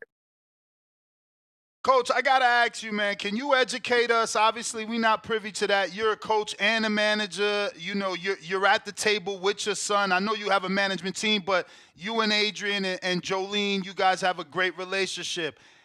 Is it possible that you, Jolene, and Adrian can be negotiating a fight? And I know you personally may not allow that to go on, but do you believe there's a world where a father and the manager and the promoter can negotiate a fight, but the fighter doesn't know? Because Boots is saying he didn't know nothing about no fight with Virgil. Like, that shit just don't make sense. How the fuck you don't know? No, him saying that he don't know nothing about the fight at all with all this talk being going on or whatever else. That's a bit different. You know what I mean? That's a bit different. That's why I say he's not looking good right now, even with the tweet he said, because he could have just went just a little step further and said, nah, hell no, I want that fight, Meek, because he said in the press conference he wanted the names. He said 54. He said he's willing to fight at 54. I mean, I don't know. I don't know. You know what I'm saying? I don't know what that's about. That's a little tricky that came from him, supposedly, personally. I think that also, like I said last night on another whatever, but I think that they some bullshit by hiding behind one network, YSM. I think they was some bullshit by hiding, behind this glass house, like you can't be talked to, you can't be touched. And you don't have to be, it's some diva shit to me. Like, come out and open your mouth. Come out and speak your piece. You know what I mean? That way people don't have to speculate. People don't have to wonder. You can sit around and say you don't give a fuck what people think, but the people are the one that pay to see it. The people are the one that want to see it. The boxing fans are the one that demand to see it. You know what I'm saying? So you can't really sit in that glass house and say that you don't give a fuck what's going on, because you kind of got to. That's the business that you're in. Absolutely. So the fight with Boots and your son cannot happen, or can it happen? Are you guys willing to take that fight even off the hand injury? No, I'm just saying because I know that there's news that the fight with Cuevas is rescheduled for March. But okay, now saying, this is our exact stance, and I'm glad I got my son on the same page. Sometimes me and my son zigzag a little bit, and he do what he want to do or whatever else. But on this page, on this Boots page, no, we don't want nobody but Boots next. We do have the fight with Cuevas that was already lined up for a lot of people knew it. It wasn't a hand injury. Let me break this down real quick. July 29th, my son had surgery on his hand because he had downtime. We knew we had that downtime. T.O. was ducking the fight with him, so T.O. didn't want to fight him or whatever, so that we knew that September 27th shit was out. So we're like, okay, cool, B. He said you still having a little hand issue. Let's go ahead and get this shit done right now while we got a little downtime, because we don't know when the fight is coming at all. But we was trying to get a fight for this year. It took 8 weeks. It was expected to take 8 weeks from July the 29th 8 weeks, he should have been completely healed. The end of September, he should have been ready. He had his appointment the end of September. Well, he tried to spar. He's like, nah, the shit feel weak. Don't feel right. So, all right, cool. So we go to the doctor. They tell him, nah, he need about 2-3 more weeks. 2-3 more weeks put him in the middle of October. That was why that we was unable to fight Cuevas on November the 8th. Which also, if people knew that would have, I'm glad it happened that way, and it didn't happen with Boots, because it was like we ducked him that way when we did. We had already had the surgery. We just didn't. We expected to be ready in 8 weeks when it wasn't. Fast forward, Cuevas' contract was already signed, so of course we still obligated to that. Our next fight, which is March, like you say. So after March, after we take care of that business at hand, expectantly not overlooking Cuevas by far, formidable opponent, 27-1, 19 knockouts. His only loss was a split decision loss, so we ain't overlooking him. But after this, we looking to do it completely in a dominating fashion. But after this, we don't want nobody but Boots. We don't want nobody but him. So to be clear, after Cuevas. We don't have, we got to take care of Cuevas, March. Okay. Yeah. Okay, And after that, now what's shaky right now about that, and I don't like, but maybe Eddie would know what the fans want, what the fans want to see when the unification is. I heard Eddie say that if Boots don't fight in February, which I don't understand why he can't fight in February at 154 if he already took care of his mandatory, and that's good for 12 months. Exactly. We've been saying that too. That's another way Eddie playing games. Eddie said himself, it's a whole bunch of chess pieces being moved by Eddie. Eddie said out loud, he got to make a decision whether he going to go to 54 or 47. Why? Why he got to make a decision whether he going to do that? Why did he got to make a decision to drop the title? To me, back to Conor Ben. Conor Ben, his biggest issue, his biggest job is Conor Ben. After that, fuck all of this. Let me find another route to get Conor Ben a title. That's when he go to Barrios route. I'm looking at it from a different angle. I'm looking at it from a completely different angle. Coach, if I'm Boots, I'm also upset at that. Like, why is Conor getting the offer to Barrios? Barrios just looks suspect. Why you ain't giving me that shit? I want a WBC unification. ASAP. And you know, I guarantee you, Eddie will be willing to pay Barrios whatever the fuck he want to come fight Conor Ben. I will be willing to bet he'll give him whatever he want. Now let me ask you, because Eddie did give Al Heyman and Charles Martin essentially whatever they wanted. They got a bunch of money for Charles to go to the UK and fight AJ.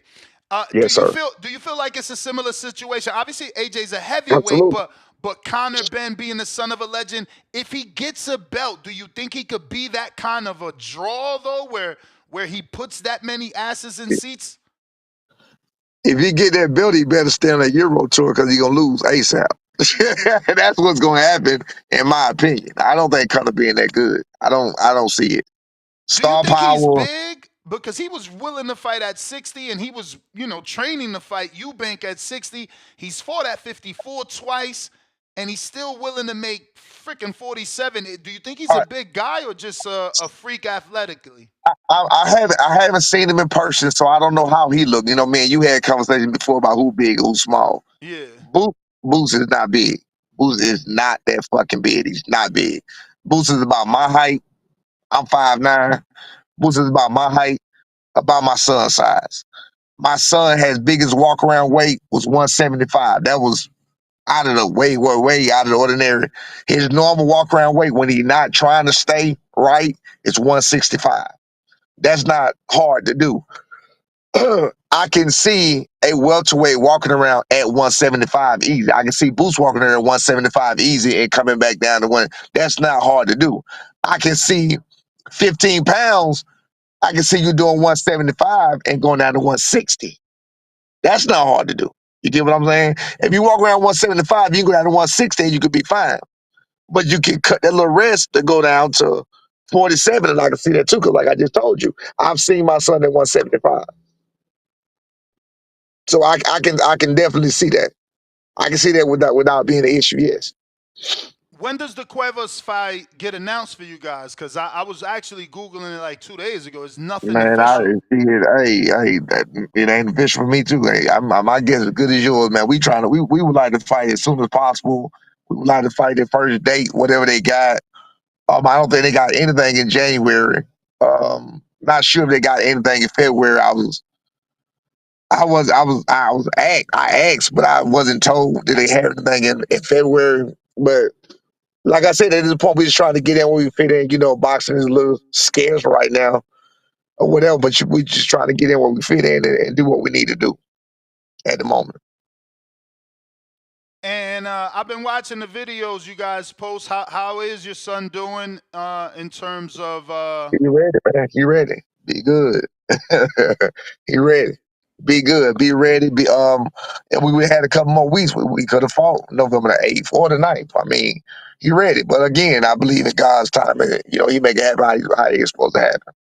Have you? But I want to say something though, and this to you too, Ness, because you do it too. People got a habit of twisting what people say. One, Boots has never said he has a problem making weight. Do you know that? Yeah, he said that on the post fight. He said What did he maybe say? something like maybe it's time to move up. I ain't look too good. It was hard to make the weight. He said that in post fight. I can find the exact Do me a thing. favor. Play that and let me hear him say it's hard to make the weight. I'm gonna have to find it. I will have to find a post fight. Let me I don't see think if I he can said go it's on hard to make. YouTube. I don't think he said it's hard to make the weight. I don't think he did. I know the weight issue did come up. Whether it was him or Eddie, he was there and he Let- said something to Okay, corroborate that. it's But I'm gonna just try and like find the post I fight. got you. I'm saying this because words matter, right? We agree that word. If I say Ness, come here. If I say Ness, bring your bitch ass here, that matters. It's a totally different. It's a totally different phrase, right? Yep.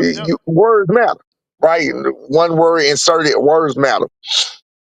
Boots has never, ever, in no interview, said he has problem making 147 ever, which is why he want to stay there, unify, become undisputed. If you're having trouble making that, and you seeing you having problems making these fights, there's no way in the world you're gonna say you want to, stay there that long and do all of that, and you get older. There's no way. He said on many occasions he doesn't have a problem making the weight. After the fight, if I'm not mistaken, and I'm not perfect, but I do listen and I do pay attention. People put that out there, just like anything else, just like with the arrow, with the car wreck, and with the weight drain, and with after every single fight, no matter who it is, as the fight is going on and as the fight ends, there's a narrative put out immediately, especially with social media. Now, it don't take long for that narrative to fucking cover the whole boxing world. And by the time you get to the press conference, that's the narrative. That's the reason. That's the excuse. That's how I see it. That's as simple as that. It's the excuse. We gonna say, he said, well, I guess it's time to go to 54. I didn't hear him say he having a hard time. I didn't hear him say, yeah, the weight cut did a lot to me. I didn't hear him he just said, well, I guess it's time to go to 54. That's all I heard him say. I didn't hear him say he had a problem making 154. I'm sorry, I never heard him say he had a problem making 147 ever. I've never heard him say that. Still. And also, with that being said, he said, I take all the top guys. He said what he wanted to do. So, I mean, again, like I said, words matter, and I just hate when people twist words. That's all. Yeah, the fight is not on YouTube because I'm gonna need the actual fight to see the post fight. Everything that they have is press conference only, and it's not a lot. It's only 2 videos of the press conference. It was the post press conference. I was listening to everybody else, and everybody was like, yeah, he 154, and he big, man. He big. Barrios is fucking bigger than him, really. Barrios is like, what, 6 feet tall? So they say. I've never seen Barrios in person. Okay. I got it. This might be it. Shout out YouTube. Congratulations. 2 fights against Shugajan, but 2 very different types of fights. What'd you think of your performance tonight? My performance was okay. I don't know, man. I think it might be time Time to go to 54, yo. Got him! What I say, champ? That's enough. We don't care if you said it's hard to make weight. You said, I don't know, I think it's time to go to 54. What you insinuating? You don't need me to play it again, do you? He didn't say he didn't say. Come on, Brian. What are you insinuating? If we looking at your performance as it's shaky and your first thing to say is, oh, I don't know, man, maybe it's time for me to go to 54, it means you struggled at 47. But I mean, look, hey, who am I? They said Right, play the rest. Hold on. Let's play the wait. rest. Let's play the rest. They said play the rest. That was only 16 seconds. Let's play the rest. In case he's changed something up. Did you feel differently? I felt good, but I just, I feel like at 54, I'm gonna be way better and my pop gonna be how it's supposed to be. I don't even think we should play it anymore. He's incriminating himself. Come on, he letting you know he gonna be a better fighter at 54. Now all of a sudden the Virgil fight come, you don't take it? Yeah, that don't look good for him. But wait, let me ask you a question real quick. Hey, Dan the man, I see you listening. I need you to clip that. Put that on your Twitter ASAP. But go ahead, champ. Listen. Okay, so he said he think it's time to go to 54. Mm-hmm. That's the same thing as saying the better his competition, the better he perform. Who's the best person he fought so far? Fuck, man. I'm gonna put Karen there, bro. That second fight proved to me Karen is a good ass fighter. So Karen is the best fighter that he fought. Karen is the fighter that he said when they bring something different, I'm gonna pull more tools out my bag. Right? Mm-hmm. I'm telling you as a fucking coach. Sorry. I'm telling you as a no, it's cool. I'm telling you as a coach, when you in the corner, when things are working or it's not working, that's when you start making decisions about what you want to do, how you want to do it, how you want to handle it. That's when the adjustments get made. You feel me? If you're in the corner and like I said with the first fight, and this ain't bashing, it was just being real. The only thing you had to do was bring out the tool of cutting the ring off. You couldn't do that. The next fight, really the only tool you need to do is move your fucking feet. That's really all he needed to do. He was stuck in mud. Karen kept getting beside him. Karen kept getting around him. That's how he was catching him on the angles. I know what I was looking at. My thing is, if you say you rise to the level of your competition, but you've been in the ring with minor competition before, and that's when you look good, but now the 2 times you've been in there with the best competition, you didn't look good. It sounds like bullshit. That's the same thing with it's time to go to 54. All I'm hearing is a bunch of excuses. I still didn't hear him say he having a problem making the weight. That's just an excuse. That's just a cop-out. It's a cop-out for me to say, well, hey man, look, all I know is it's just a cop-out. That's all it is. It's a cop-out. That's how I see it. So again, like I said, words matter. He never said out his mouth he had a problem making the weight. He just said, I think I'll be better at 54. I got more pop at 54, which, like you just said, is incriminating. He should have took the fucking Virgil fight because you're going to be better and you're going to look better. But when you don't, or if you don't, especially if you don't get somebody out there, like I've been saying, I don't think you got the power. He don't. Ain't no fucking thing. I know for a fact. I was looking at him again last night. That boy ain't got no power. He don't. I'm just keeping it real. He ain't gonna knock nobody out at 54. And you believe your son has more power than him? Vicious. But how can you assess it if they haven't faced each other or a common opponent? I'm just asking, coach. No. Say, okay, for example, Jaheed Tucker did a interview. He said my son hit harder. I got Steve Cunningham, who's from Philly, said he's seen Booth many times, seen him spar. He watched my son work. He said, well, Booth ain't throwing them things like that. You can ask him.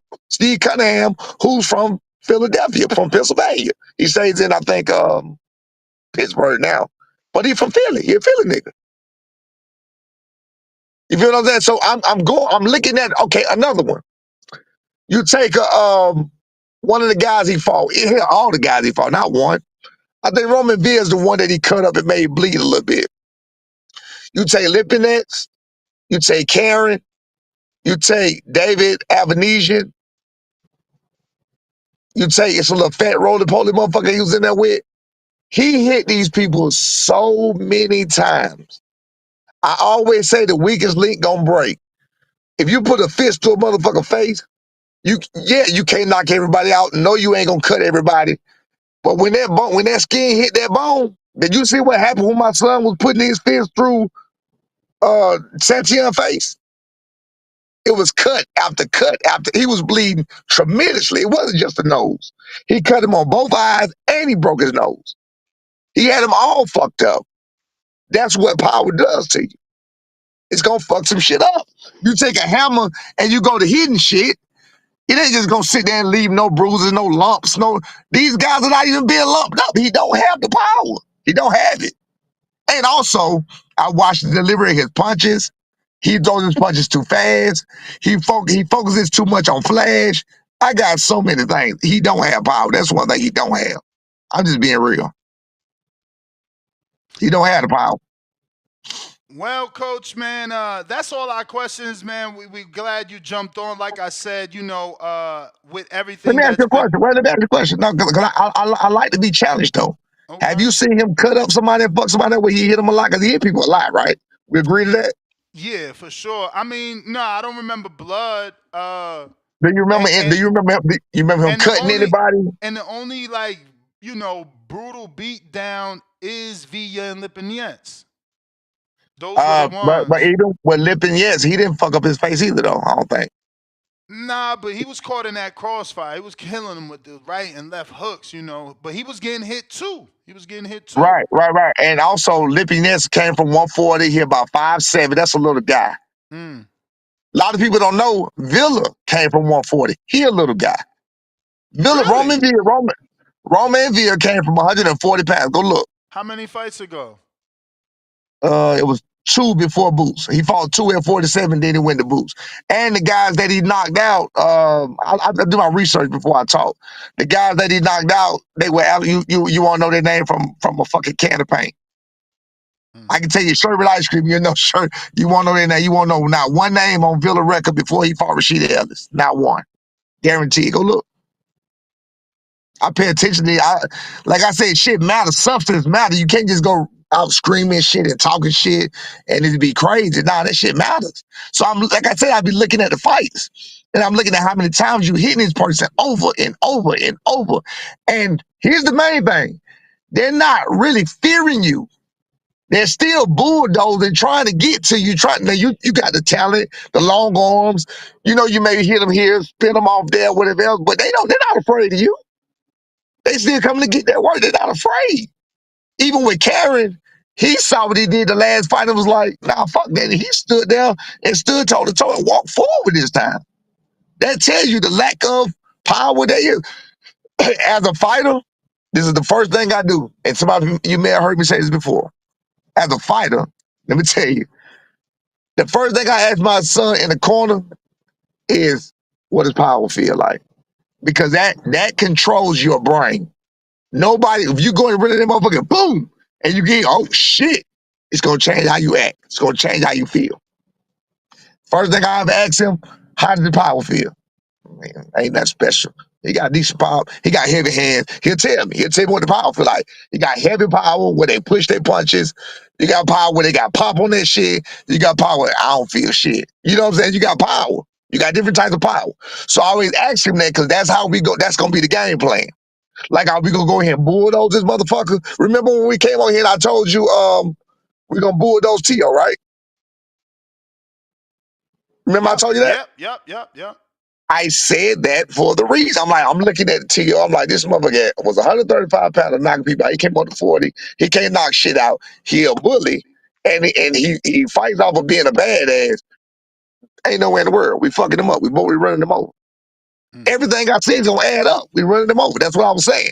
So I look at these things. And I look at what's going on. I look at what happened to people. I look at, like I said, I'm looking at the skin. Can you cut somebody? Can you swell them up? You can't even black an eye. If you in there with all these Europeans with white skin and light skin, and you telling me everybody can take a punch? Nobody's skin get. I'm saying nobody's skin get lumped up. Nobody get black eyes. You feel me? I mean, I Well, think Karen. I'm gonna check, but I think Karen he had did. a mouse.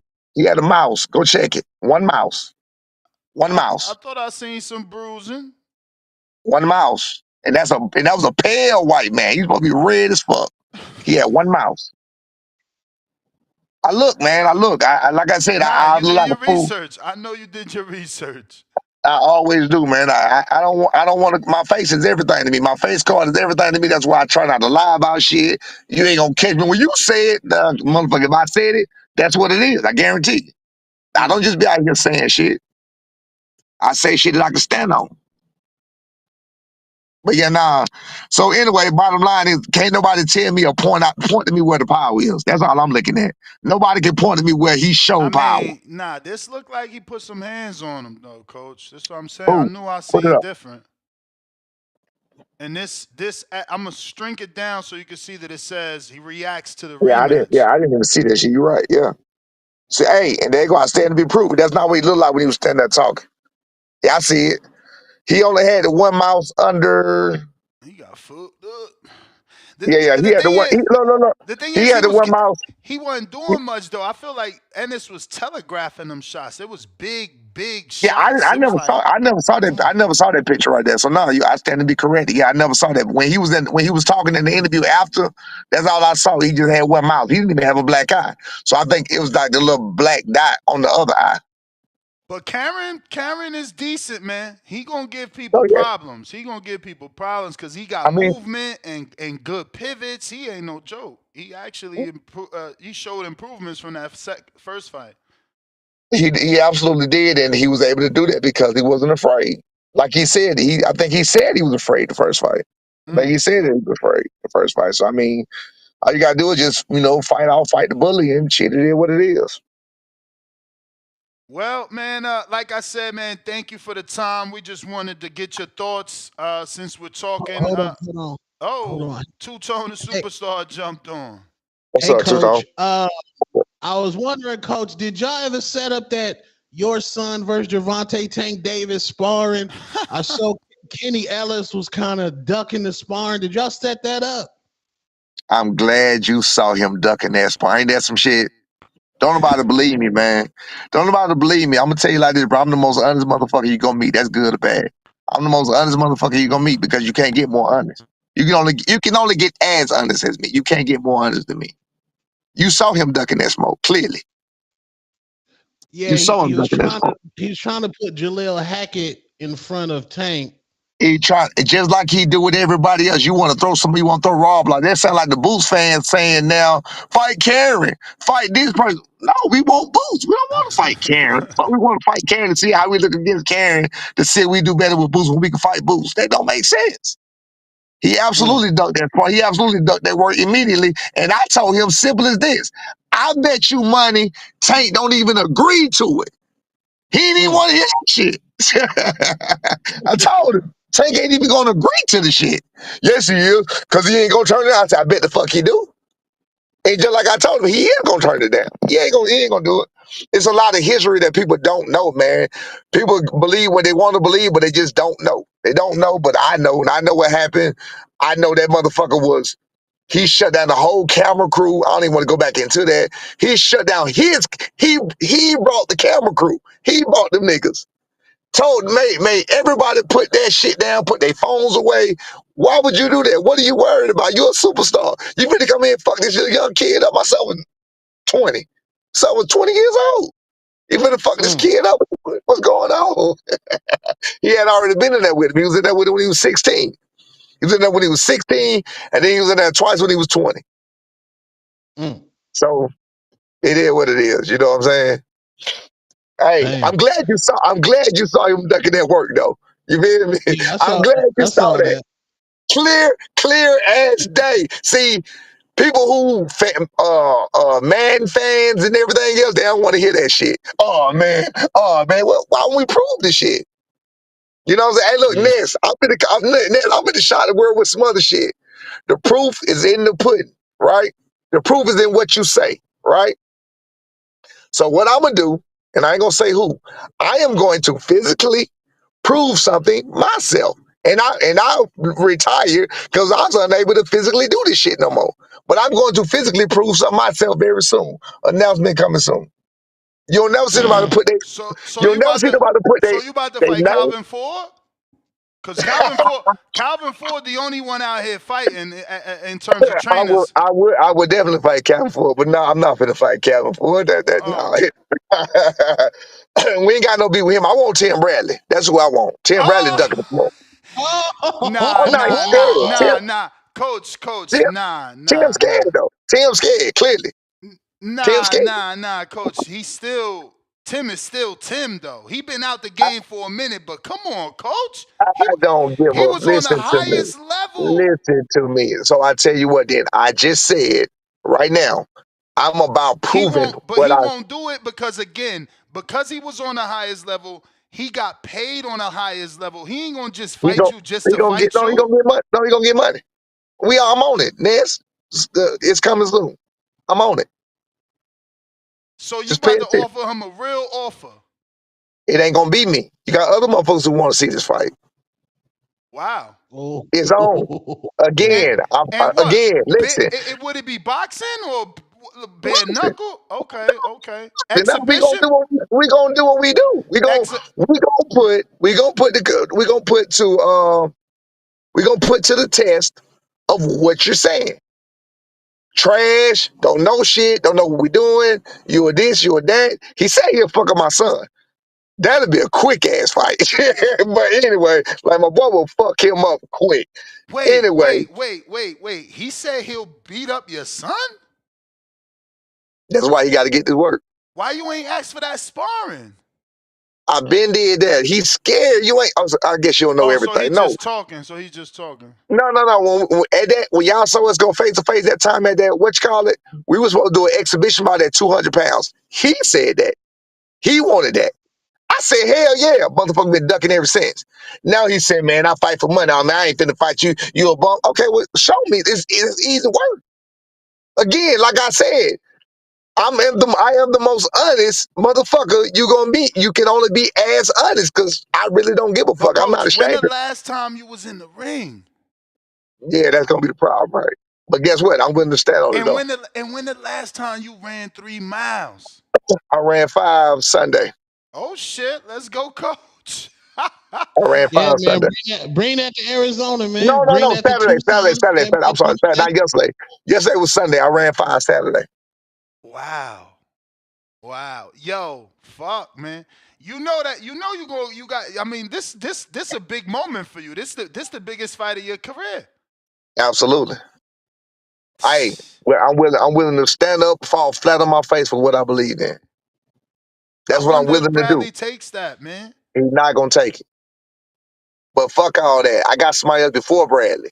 I'm gonna Oh, take care of that you first. gonna do a I got tuna?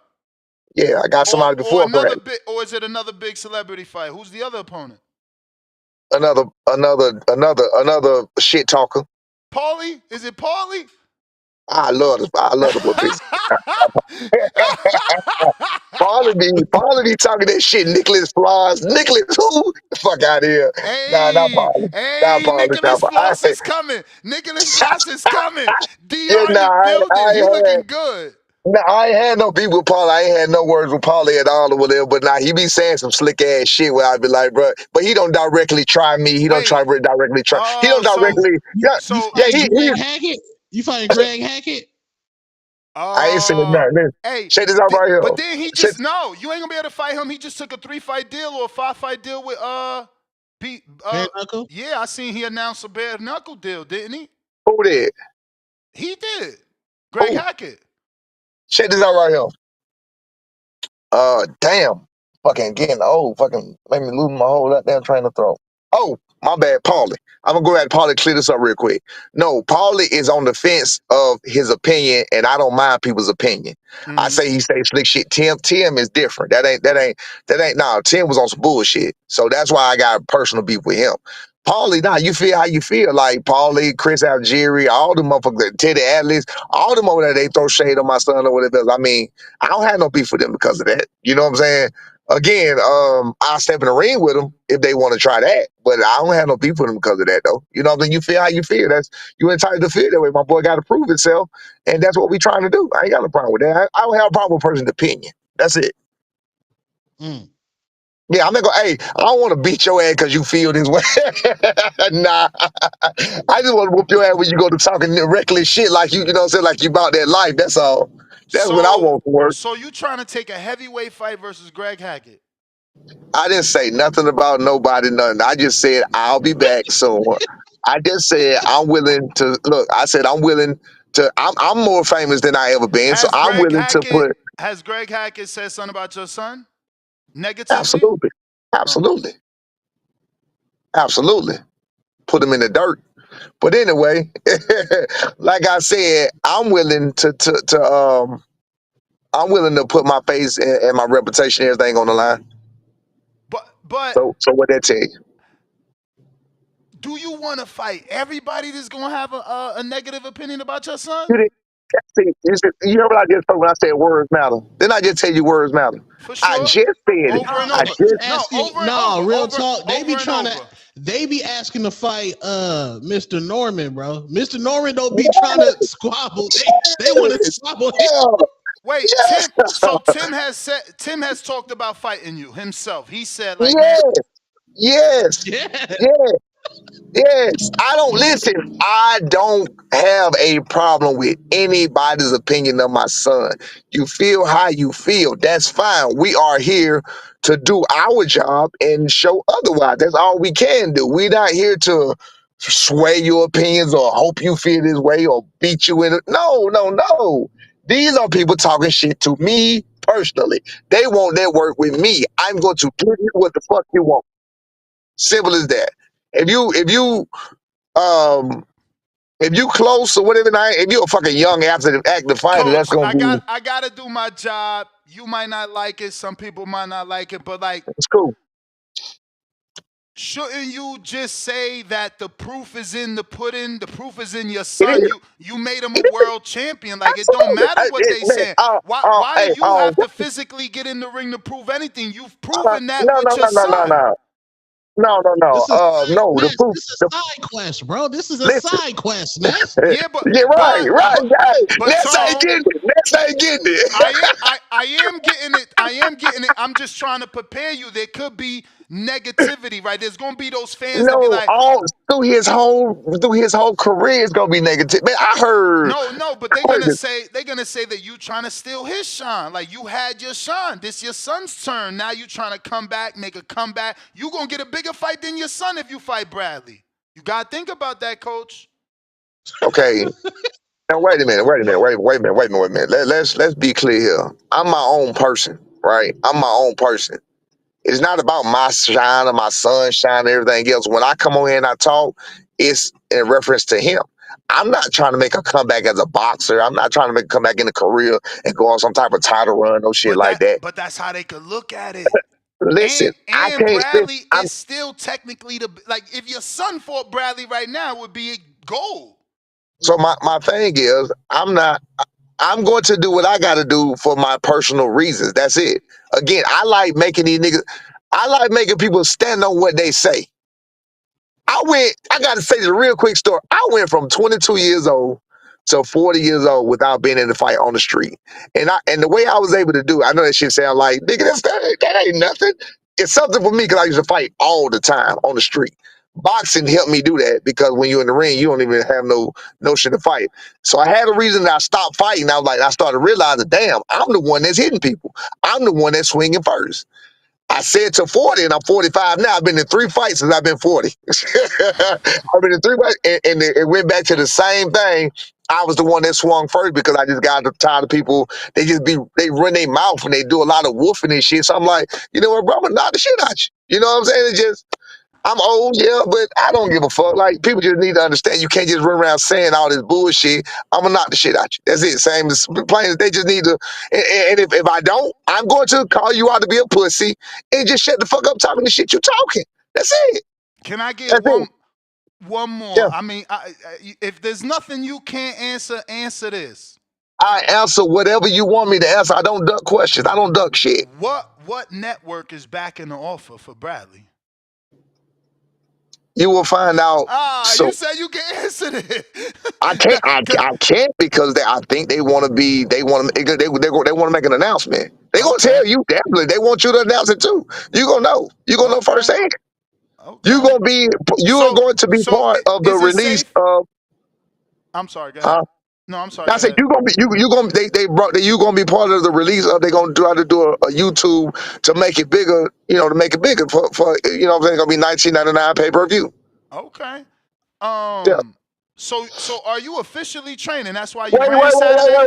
wait. My first fight is I don't know what the 10 Bradley gonna be. What? My first I can say about the first fight. The first fight is that's already done. Okay. That's gonna be 99 pay-per-view or whatever.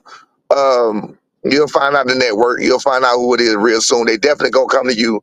They definitely gonna ask you to release it and you know talk about it and put it out there. And I don't think you have a problem with doing it. Oh, of course not. You know, I'm waiting for that info. Wow. Shout out to Tone. I ain't know. Tone shook up the room. No, he was because he was saying about he know how people. I'm glad he got an open mind. Tone, you see these dudes, bro. Wait. So it's Kenny Ellis ain't in shape, right? It wouldn't be Kenny. No, I ain't sparring no Kenny. No, Kenny Duck in the spawn with Tank. He was like, I know yeah, what he you said talking about the shit, duck. talking about my son. Look, my son can't do 12 rounds with Tank. What? I tell you what, then, motherfucker. All right, cool. We gonna go live. You think you calling my bluff? Oh, you talking to the wrong person. I'll pull up now, nigga. You know what I'm saying? I said, but Tank not gonna do it. Yes, he will. No, he won't. He said, okay, I bet you this. I bet you Tank don't do it. I said, matter of fact, you come back on here and you tell me when Tank do it and we gonna pull up and we gonna see. That's when you start throwing Jaleel out there, start throwing everything else out there. Like, bitch, what are we talking about? Let's get this shit done. That's what Doug talk is. Like, bro, people act like we not real people. Like, even with us, with that Rashida Ellis shit, they talking about spawn, we talking about fight. Man, listen. When it comes to fighting, there's too many politics in everything. It's too much bureaucratic bullshit in that shit. When we can get that work done as a fucking person, who the fuck needs somebody else to set something up for you? If I say I'll beat your ass, I'll beat your ass right now. I don't need nobody to set that up for me. I set that up. Me, you, right here, I'm finna whoop your ass. That's it. You, my son, right here, he finna whoop your ass. That's it. How hard is that to do? These people tripping. They tripping, man. Hey, y'all be doing that border war shit, so you know. Yeah. Hatch out your grudges. Hatch out your grudges and shit right here. Come on. Hey, we are in the perfect sport to have our gripes and grievances and differences. We too old to be doing what I just said I do, but when I do it, I make sure it's for a good reason. I ain't gonna say it's worth it, but it's definitely 45 for a ain't good reason. old. 45 ain't too old. How old is I'm Bradley too though? old to be. I'm too old to be fighting on the street. That's what I'm Oh saying. yeah. Hell yeah. I done been in 3 street fights since I've been 40, and I'm the one who swung on all 3. So- Gotta be careful. You got a name now. You don't want them right. suing you. No, it was the last one was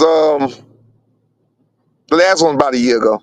But anyway, though, yeah, you're right. You're right. But anyway, I ain't into that. It just when people, when people just disrespect you to a certain degree, like certain things in my mind, I just make it up. Like I ain't got no fucking choice, bro. I'm finna knock the shit out you. Like I ain't got no choice. You know what I'm saying? Like it Bradley's is what it is sometimes. 41. Bradley's 41. And I'm 40, and I'm 45, and I want that work. He's Bradley went talking that shit. 5'6". He Yep. 5'6". I know how 69-inch tall Bradley reach. is. You must forget I was right there in front of this little fat motherfucker.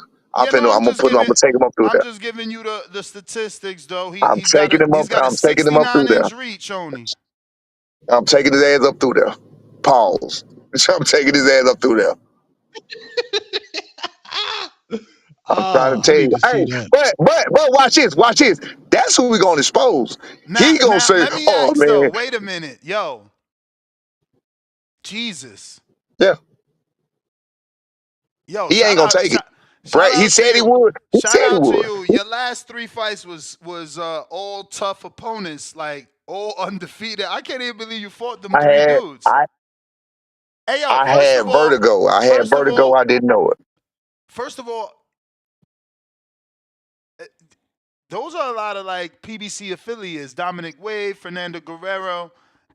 Not so much Edwin Rodriguez. He was at HBO days, but those are Yeah, all way bigger men than Tim Bradley. absolutely.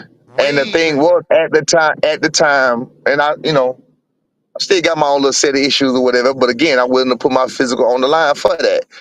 At the time, I had vertigo. I did not know I had vertigo. I knew just something was going on with me. I could be in the ring, and that's just how it all ended. Every single time it ended, I was dizzy, couldn't fucking stand up straight, whatever else. Never ended on my back, never stopped, never was counted out, never was, nah. Every single fight never happened with me. It ended with me on my motherfucking feet.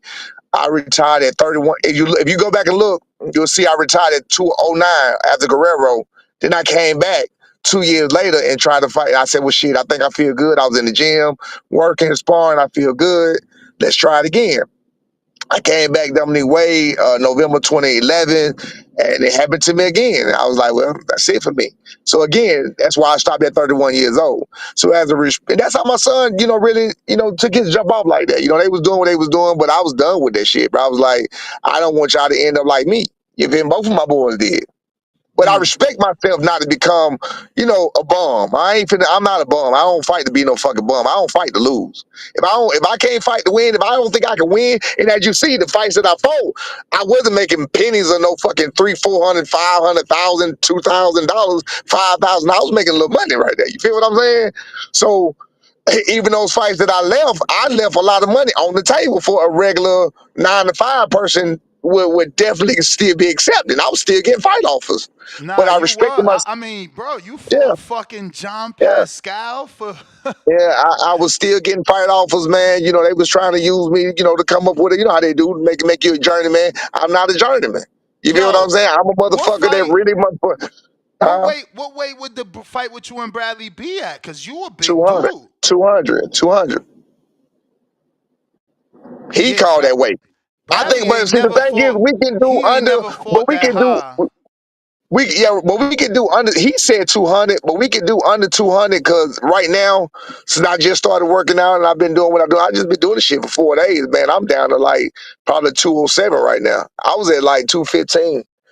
I'm down like 207 quick. I still, when you work out and when you do this shit all your life like that, man, it's in you. So, when it started coming and the muscle and that shit started building, it started to fall off of you quick. So my next was supposed to be at 200, and Brad is supposed to be at 200, but I won't be at 200. I just probably have to fucking put some pennies in my pocket or some quarters and shit in my pocket. I'll be down. Yeah, I'm sure I'll be down to about 190. I So I better can't work out this one. tell. Unfortunately, no disrespect, I can't tell if you got power because you fought only top I got names. it. So it's like, Yeah, and this is another thing about that. I learned on the job. I started at 15 years old, stopped from 15 to 21. I had 4 kids at 21, had to raise all them. And then I went pro at 23 or 24.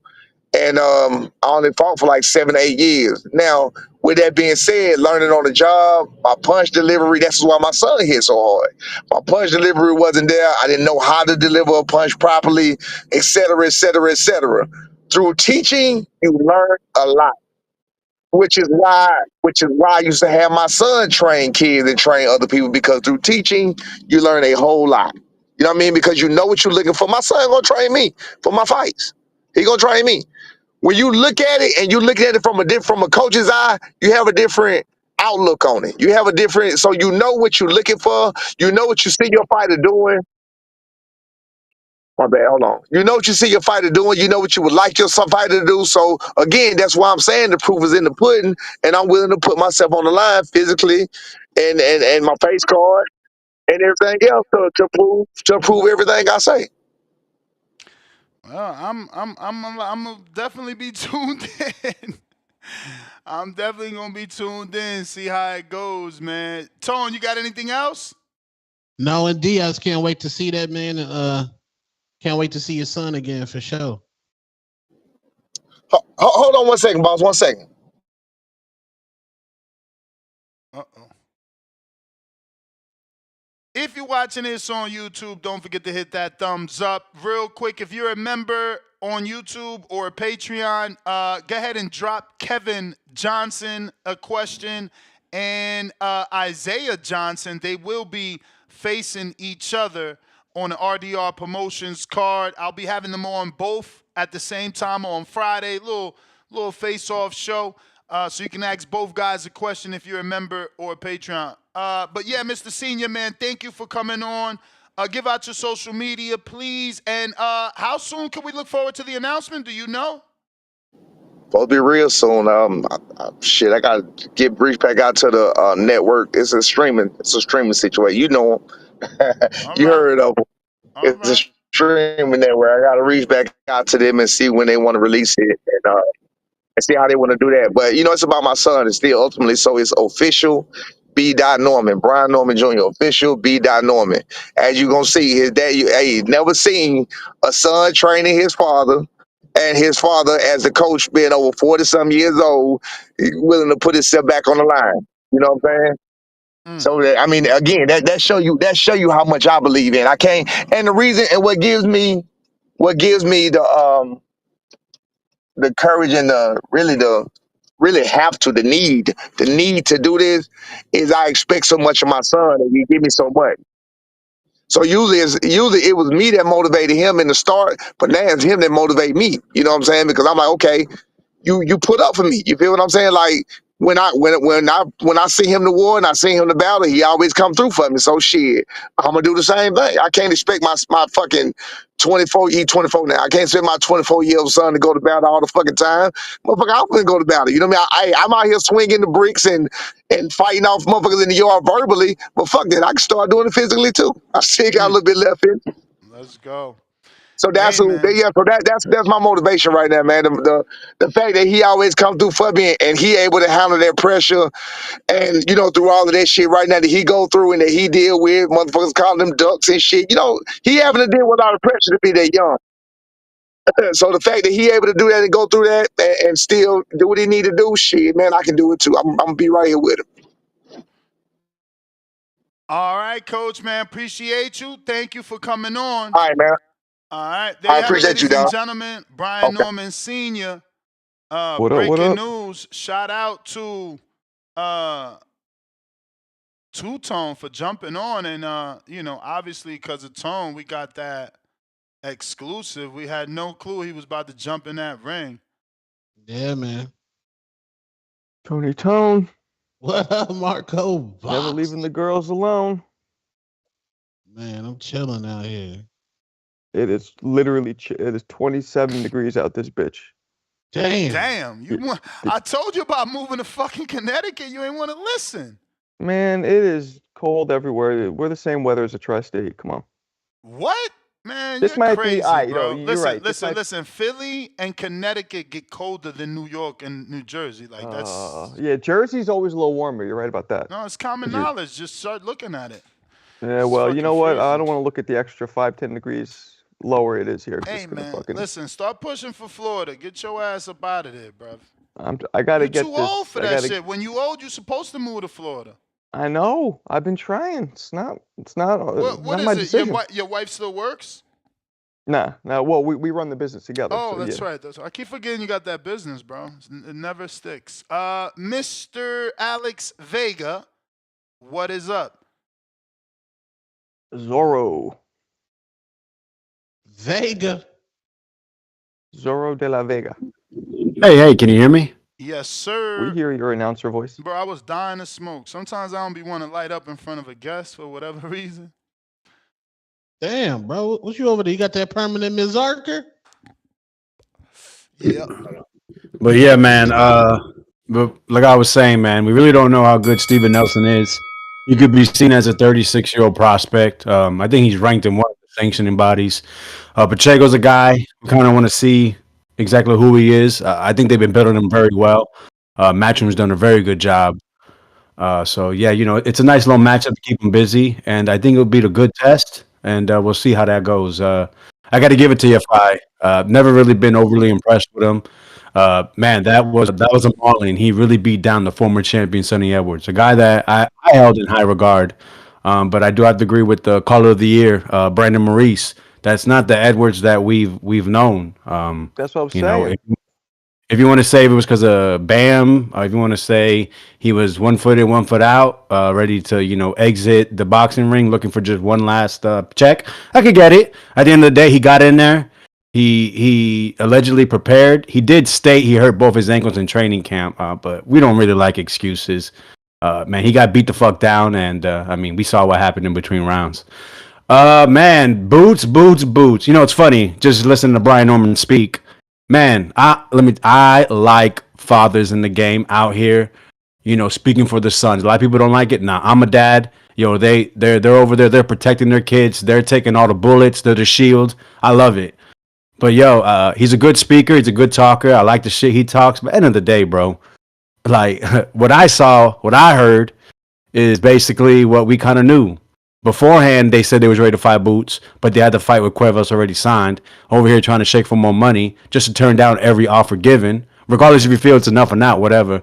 And then he comes on the show and is basically saying, we want Boots next. But he had to be pushed to say, out to Cuevas. I'm not surprised. I mean, that's just the game, man. They have a contract. They were fighting Cuevas the whole time, and they're going to fight Cuevas still.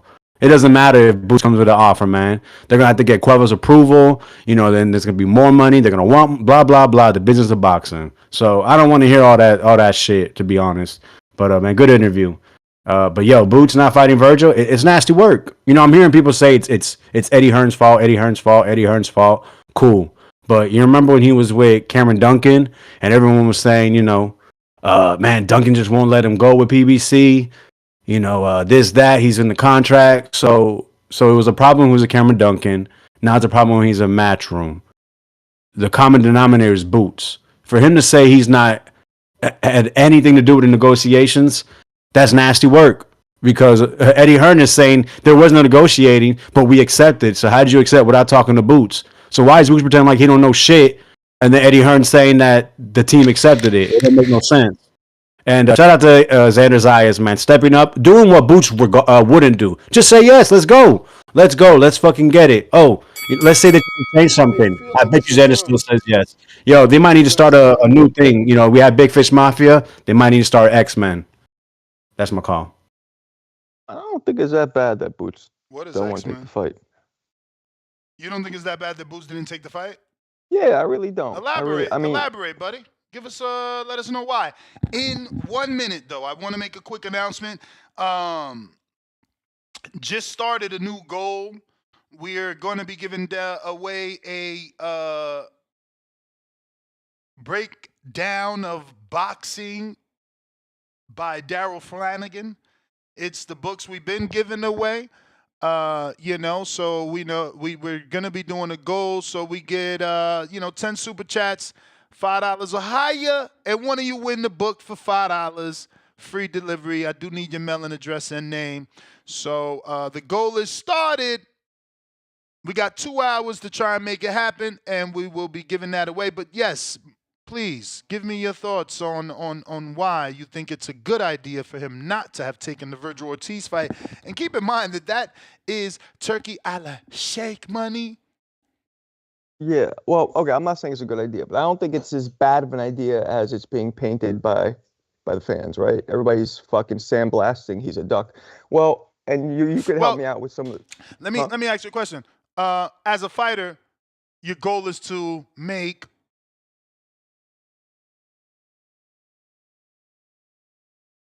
Bro, Mo, there's a question. Dinero. Okay. And to achieve? Stardom, championships. Legacy as well. So I just feel like this is a legacy fight, not full-blown legacy, but it's a name that people will always point back to on a resume. And it's a Turkey a la Sheikh financed fight, which means it's prize fighting. Yeah, so I don't think it's because, and you have to tell me some of the details because I don't pay attention to a lot of the close ones, but Boots is a champ at 147, correct? See. Is his belt at risk of getting snatched if he goes up and fights at 154? No. It's not. Okay. That's one thing I was worried about. But the main thing is, look, Virgil's a great fighter, but look, his last fight, he didn't look very good. Matter of fact, some people thought he might have lost it, correct? So who has Virgil beat that makes him a legacy fighter for Boots? Why would he be a legacy besides the impressive 21-0? I mean, because he's gonna be around for a while, and he has the board check win. But legacy? He's not a legacy fighter for Boots. So, and he's a I'm just saying, you don't think that even if Virgil were to lose to Boots, he won't go on to be a champion again? I think so. I think anybody with only one person escape from being knocked out will be champion. Well, escape. That guy arguably beat him, didn't he? On my card, yeah. So how's he escaping being anything? I mean, because my narrative isn't everyone else's, right? It's mine too. I thought he didn't look good at all. I thought you could have argued that Virgil lost that fight. So I thought that his belt might be a risk. He's still Boots' biggest name. That's what I'm saying. How do you walk away from Virgil? Is still a big name, and you were linked to him throughout your 47-pound career. Y'all were supposed to fight. He was there. It was always talk of Virgil and Boots. Virgil moved up. He grew out the division. But we've always talked about Virgil and Boots. Well, what makes it bad is the fact that there's numerous video clips of Boots being like, yeah, I'm going to 54.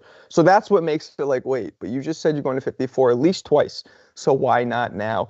And then his statement he made, which was like, oh, I don't know anything about this, but I'll address this at a later time.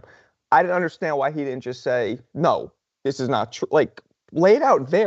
That was a very politician answer. I don't understand why he gave that kind of a very vague statement.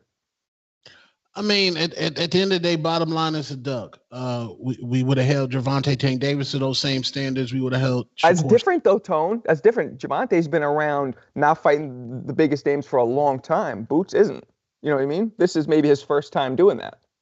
Yeah, and Boots drastically needs a name. That man from Baltimore has told us that belts are dead. We are now in matchups over belt era. Matchups over belt era. The matchup is Virgil Ortiz. You had a chance to go up there and run that squabble with Virgil. You declined. You want to stay down there at 147 where there's no smoke down there. So what do you think? What do you think is the reason why he declined? You think he's worried he'll take an L? Absolutely. His defense is absolutely atrocious. That's been proven. We have a large sample size to see that his defense is horrible. He's a Philly style. Philly fighters like to bang. Pause. But Tone, what about when he was teleporting away from dudes like Nightcrawler? That was good defense. He had one bad showing, but what about all the other times? I mean, C-level fighters. Okay, that's true. Williams, C-level fighters. The moment he ran up against Karen, and the moment Karen decided that I'm no longer scared, what happened? Karen stepped to him, not afraid of any power. I'm gonna step to you and fight you in this pocket. And Boots said what was on his heart. What was on his heart was, I need to go to 154. I have no pop down here. Interesting. And now he's saying he can't go to 54. He doesn't want to. Correct. And Eddie Hearn does not know how to market American fighters. And Eddie Hearn is positioning Conor Benn to be the man at 147. And Boots is going to be part of, Eddie, I will get you beat Hearn. I'll be honest. I think Conor Benn is a bigger fight for Boots financially, for sure. No? Hey. But I mean, I think financially he's certainly a bigger fight for him. Yeah. And that's why they probably are trying to position Conor Benn to get a title so that the Boots fight is bigger. But looks like we've been joined by the casual fan, Enrique Church. What up? What up? Mr. Movie Director? Yo, shout out to you, man. Now that we talked about that live, about you being on that movie, Riyadh Peace, everybody went and seen it. Obviously, I'd already seen it, but everybody in the not everybody, but obviously a lot of people in the community went to see it. No, Marcos, you just don't have a heart. Why would you care that a co-host of yours is on such a big project? Nah, I didn't even hear what movie. I came in and I heard Riyadh you guys Peace was the movie, and it was shot really close to my home. You know, so it was an easy commute to work for you know, man. Like an amazing movie, like bro. An amazing movie. That dude did a great job too, man, acting. It was yeah. Nah, I'm glad you brought that up, and I was shocked that you were like, "Yo, I loved it," you know, because I saw my aunt over Thanksgiving, She lives in that neighborhood. And I was like, yo, did you watch the movie? It's out. She didn't like it. What neighborhood was What? What she didn't like about it? Because the story, though, right? Because, old heads don't like the drug selling story. What Nah, she just was like, I couldn't get into it. You know what I mean? I don't know why. I didn't even get into it like that with her on the details. But what's really dope, the neighborhood was East Orange, New Jersey. Just so you know. And one more question. Shout out to Enrique, Picasso. What's his real name? What do you do? What do you do for the movie exactly? On the set, I broadcast throughout. I like record everything for the director, archive every scene, and when For they consistency? want to, not for consistency, for like replay. If actors want to see their like instant replay. Sometimes visual effects like explosives and shit like that. Good for you, man. Fight scenes, they want to choreograph it, shit like that. You know what I'm saying? So I got my ears on, like, I hear the director. I got like the best master class on directing because I hear the director and I hear the movie happening as it's all happening. So live it action. sounds like you want to slide into directing at some point soon. I always did, as a big dream of mine my whole entire life. You know what I mean? I mean, that's how it happens, though. When you under someone, you eventually branch out and do your own thing, and they give you an opportunity because you were someone's understudy for so long. I'm actually writing the short film right now, and I'm hoping to shoot it by March or May with a little. Did it stick budget. to boxing though? It's definitely boxing. I don't have a title. Crazy is that I've been reading this book called the creative act of being, right? And it's just like tapping into the voice inside you. And of course, my story is boxing related. My main character's name is Henry Garcia, and I just came up with. That's Ryan's dad name, right? I know, but I didn't put it. It's always been Henry Garcia, but it's loosely based on like the fighter at his victorious moment when he gets that post-fight interview in the ring, and he's like, yo, I just wanted to be a better dad, a better person, and I just got all this shit off my shoulders. I'm so happy. Like Tyson Fury, like Danny Garcia, like Ryan Garcia. And so it's everything before that, what got them back, on the streets per se. You put on those running shoes and not go to Panama's party. Run past that shit like Floyd Mayweather at midnight and let the people be like, Henry, what up? You know what I'm saying? Where is it based out of? What city? So two things, right? I got a Florida producer who's like, yo, and I was going to talk to you about this. We were going to shoot. He thinks we're shooting in Florida. But then I had Stephen A. Smith like doing something on television. Don't want to get that part away, but I switched it to TBV. I switched it to Nestor Gibbs, bro. Nice. So I was like, yo, maybe I could shoot in Las Vegas since he knows the boxes and the neighborhoods. You know what I mean? Because we definitely need a fit person. They don't got to be a pro fighter. And Vegas is a fight city. You feel me? So it's like, it'd be good for you to get the mountain scene, them running up. Those are iconic things, You need the Bulgarian brawler up in this bitch. I'm a character. You more like a former pro turned trainer. That's the look I see for you right now. I'll take it. Yeah, but the story like Mickey from Rocky. Little Damn, you had to put 40 years on me? But the story, because it's a short film, and just to make it easier. When people say short film, what's that mean? Short film just means like an experimental with an idea and directing and storytelling, right? So I've seen short films. But it doesn't mean time frame? It doesn't have a time frame? Like doesn't, because over the weekend I saw one that was like 30 minutes long. You know what I mean? And there's shorts about like a woman pushing a stroller and the dealing with the baby. And, and it's all about the direction, that the film takes you and emotions or whatever. So mine, I wanted to like touch emotions, right? So mine takes place in an apartment, and the knocks on the door, the ex-girlfriend, you know what I mean? Like telling him get his shit together, and the abuse of painkillers and his best friend E Money, who comes to the, wearing the tracksuit with the black eye. So all these details, man, is like coming How long from you been writing this? I had it. This is crazy. I originally wrote this back in like 2018, I would say. And then one of my friends was like, "Yo, it should be a football player." And then Fucking yeah, and hater. I'm like, I don't know about football. He's like, yeah, more people could connect to it. And then one of my cousins who lives in Florida hit me up. Yo, cuz, you've been talking about this a long time. You know, he did the whole Rocky shit to me. Yo, it's time to do it.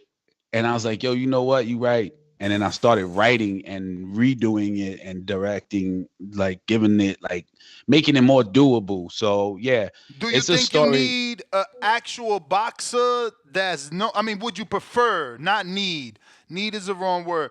Would you prefer a known boxer to fill your role? I would prefer, yeah. I was thinking, yo, I don't know why, but I have this vision of like Danny Garcia in my head. You know what I'm saying? It would be awesome if it was Ryan Garcia, right? Because he's more known. But yeah, so I had this boxer in mind. It's a Puerto Rican story. He's a Puerto Rican fighter, and he has a friend You that's got the also budget? a boxer. You got the budget already? I got a budget, and I'm trying to have somebody match my budget so we could double up. You know what I mean? So you don't even need investors. Well, it always ain't needs a investors. it ain't a $500,000 movie, you know. Not for sure, but if you're trying to get Danny, you might need to increase the budget. If you got, Oh, and that's what I'm oh. asking. I'm asking, do you got a budget for your actor to try and at least get that preferred actor one time? And if he can't meet it, it's like, all right, we're gonna move on to a regular dude, but we're gonna try Right. Ryan, we're gonna try Danny. Somebody like Danny might not even want that much at first because I don't think he's ever acted before. You know what I mean? That's true too, Well, I'm right? just So trying that's to the figure it out producer's because job. I could you know? link you with Danny. You know I rock with him. It's my guy. Yo, I know, and that's the producer's job, right? You have the money, you say, yo, this is what I got, and he'll turn around and be like, yo, Danny wants the whole budget, you know? Or he's like, yo, Danny loves the story. He wants to match the budget and be a owner of the project with you, you know? Because ultimately it becomes your calling card, right? You don't, it doesn't go to Netflix. It goes to film festivals and you get awards, and then it's like being Now, in the have you amateurs. done that research? Yeah, but Enrique does. Have you done that doesn't- research? Like, how does Enrique? Because I see all these, international shit on Netflix. How does Enrique get a movie on Netflix? Is it easy? Well, you could just. Can I jump in? Well- I've actually dealt with this stuff before, and if Okay. you can pitch it to Netflix if you have the contacts, and they could grab it. You know what I mean? They could be involved if you have the Right. contacts. So just again, so it's a short film, right? So it's basically my calling card to then say, yo, here's my other full-length film. You interested? Let's get a budget together, and then I have nothing financial to put into it, but just the creative shit. So that's why this film would be like worth it to have a real fighter in it. I had pitched shit to Netflix, a series years ago, and the way they were doing it there was if they like it, they just hand you a check, but you're responsible for bringing on the production crew, everything. They need to okay it, but you need to know and be in contact, in which you are, Enrique, I'm sure, certain production teams and companies and all that. But they just write the check, and that's it, and approve it. Or disapprove. Yeah, I've heard of that.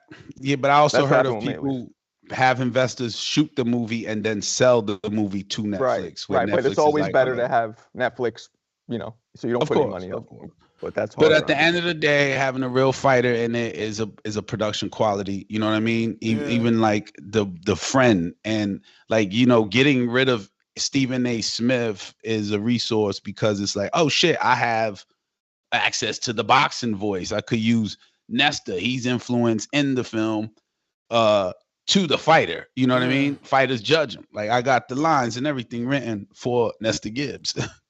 And I got Tone in there saying some shit too. Musty energy. Tone came Nah, on. not the musty energy. He Tone was like, came on here. that's some heavy shit. Tone, it's your turn, man. So how was the date? Date? What do you mean date? Come went on, on man. a You date. ain't come on here with the blacked out beard and you ain't going to fucking date. My man jumped on ready to do a photo shoot, but you went on a date this weekend for sure. You ain't get the blackout for no reason. It was successful. Very successful. Yams achieved. So 3-point line shot. Was it a Amazonian or what? Wholesome Amazonian. Real niggas don't get to tell, man. We grown. I mean, I'm we a not man of a asking- certain age. We not asking you to tell. We said, was she a You know Amazonian? you got cameras all up in that fucking That house. nigga left blackout on her thighs. Hey yo, he left the permanent marker. She's like, you don't have any babies? He's like, shut up, come here. Yo, so what successful means? Like, define that. Like, I mean, you gave her a shit, kiss it at the end of the night. A successful Yeah, a kiss translates on for the me yam. as an old head. I ain't as old as Marco, but I feel like Marco, Fuck you. when he says success, your generation translates that into what? Home run, right? That's what y'all used to use back What then. else? Who wouldn't? Yeah, but that's what I'm saying. Y'all me tell you something, Nestor. I'm a era player. is home run. I'm a player. Was a player. I got And- on base, first base. You know what I'm saying? Yo, you hit third base. Yo, Yeah, man, you I hit grabbed the third base. titty. Remember, you grabbed the titty. It's like That was first second base. Yeah, Nah, that's that when we was were like second 12. base. Oh shit, yeah. What was first base? The I thought first titty, base the was a titty kiss. grab. First base was a kiss. Nah, Yeah, it first was the base had. kiss. Second base was tits. Yeah. Nah, y'all moving slow. I ain't fucking around. First base Third was titty. base was cool. First base was Nah, titties you hit for the us. double. You talking about you hit a double, Ness. You hit a double. You went straight to second. Yo, anytime you start talking about shit like that, Marco puts the straight face like, look, honey, I'm not even partaking in this shit. Nah, I gotta talk, but we was grand slamming out in Hell's Kitchen. There you go. There you go. Grand Out the slamming. Marco was finger popping from Jump Street. Like, No, I think the grand slam is you went all in. You know what I'm saying? You. I mean, Raw I know dog that's in the whole nine. Nah, I'm just kidding. That was a joke. No raw dog.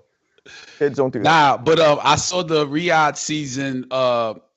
Tyson Fury, Alexander Usyk. What'd Yo, you that think? shit was. The trailer. That shit was fire, I didn't bro. like it as much as the other ones. That's what I Yo, said. that shit yo. felt like a horror film, but like comedic in the way. Yes, a comedic horror film. But talk to me on a movie level. Was that because I came on here saying it was amazing, it was beautiful, and I even used cinematic. Like it felt like a movie trailer.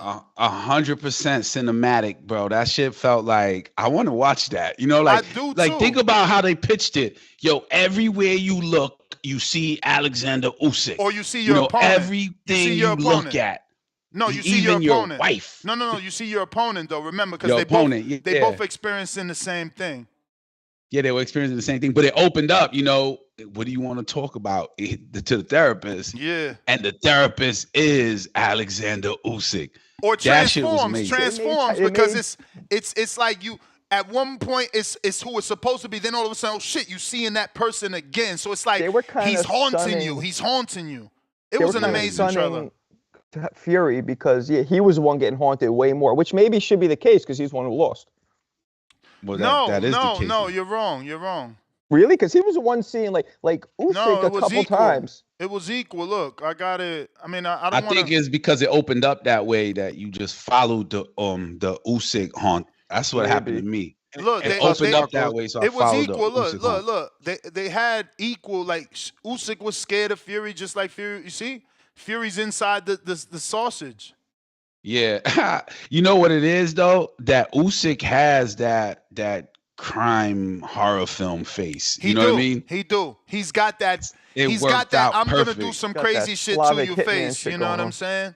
Yeah. But Fury's winning this one, guys. Fury's I winning this agree. one. Fury you is know, going to- even though he's monotone and I hear I won't lie. You know, I claim to be a body language expert. I do feel he is. little I shook. don't want to say intimidated or Yep, shook. I yep. don't want to I'm say with you, those Ness. words. I'm with I you. don't want to say those words. I think it's respect more Yes. more than ever, right? Because like first fight, he played, he joked. But then he seen, yo, this guy can crack me. See, when he went into the Wilder fight, he knew Wilder could punch. This is different. None of us thought he can punch like that. But once the bell rings, right, all that goes out the window. Like, because you're right, I saw the exact body language you're talking about with Fury. But I think if he just does a Wilder 2 and 3, leans on him, rakes him in the fucking face a little bit. I don't think he's gonna. What? Bro, he had success with the Wilder 1 game plan. He was. Yeah, but he had way more with the 2 and 3. No. Versus Wilder, yes, you're correct. I'm saying versus Usyk, he used game plan Wilder Fury 1. He boxed. So you don't think he should impose his size on him as well? Not just that. No need. He was winning. He just got lackadaisical. He was winning. I think he should do both. I think he should do, because that also wears Usyk down, especially somebody with legs like that and movement. You want to wear him down. I don't see the need. You know, he already. You're trying to grab a smaller man that can escape and duck under. You don't want to have him fucking duck under, pivot, and hook your ass.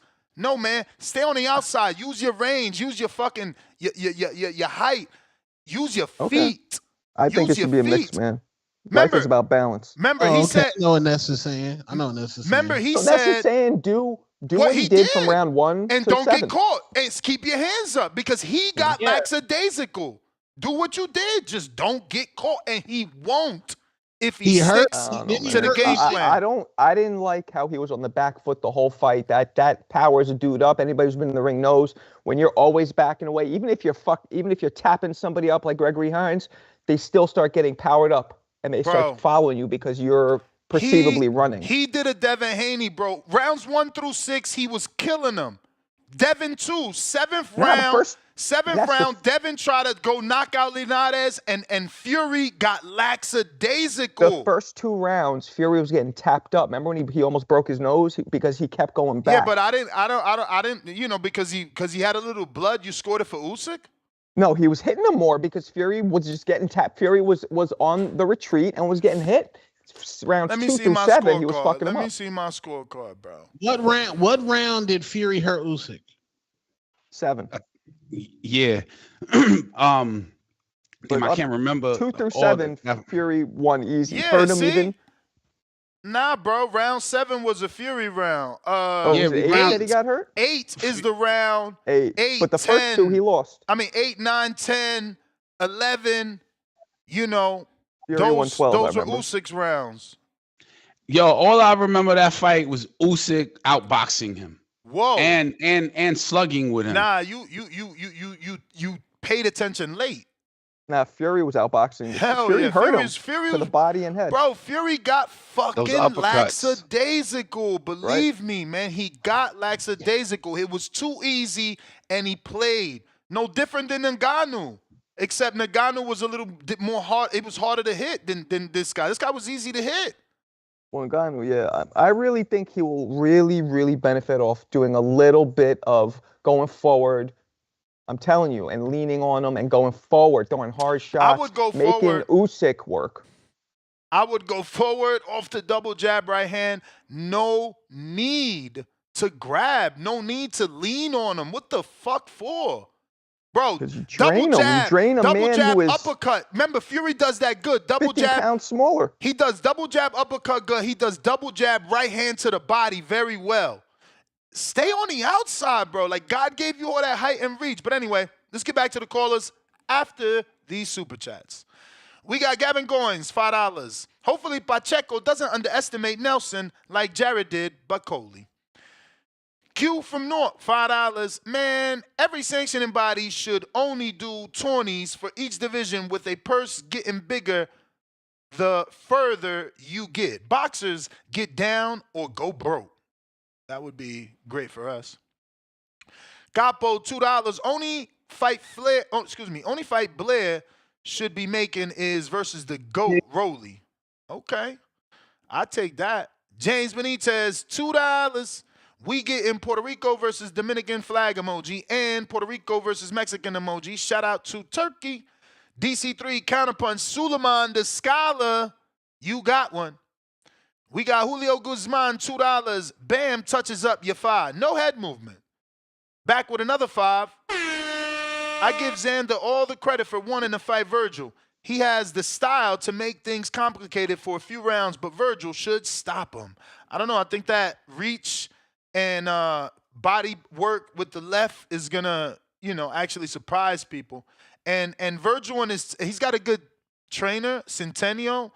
Remember, he's the one that got Kambosos that big win, and then after that, I think he Kambosos cut him or didn't pay him or something weird. I don't know. Maybe it was a fight after that. But yeah, man, that's gonna be a good matchup. I'm giving Xander more of a shot than y'all. Mr. Perfect, $2. Brian Norman pressing shit, 100. Julio Guzman, $2. Connor is Britanna's version of Rolly Romero. We got J Pity City, $5. All this just to distract us from the fact they duck boots. Laugh out loud. And I think he's talking about Brian Norman. Official Hayes, welcome to the prospect level. Adrian, $2. Duck, duck, boots. Duck, duck, boots. Capo, $2. The Fury uppercut definitely had a home that first fight. Thank you. We got Chase B. What the fuck is that? Hold on. Let me look over here. So Pacheco Nelson, that's the winner that gets the Canelo Sweet Six? I highly doubt if Nelson wins, he gets it. He's got no fan base. Yeah, he's got no fan base. He's not like, if Canelo hasn't fought Billy yet, who has a country, why the fuck am I fighting Nelson? Who, I mean, he's got to like, I don't even know what he can do. Honestly, what can Nelson do to Pacheco to make Canelo say, hey, let's give him a fight? Who would Canelo fight then? Who's left?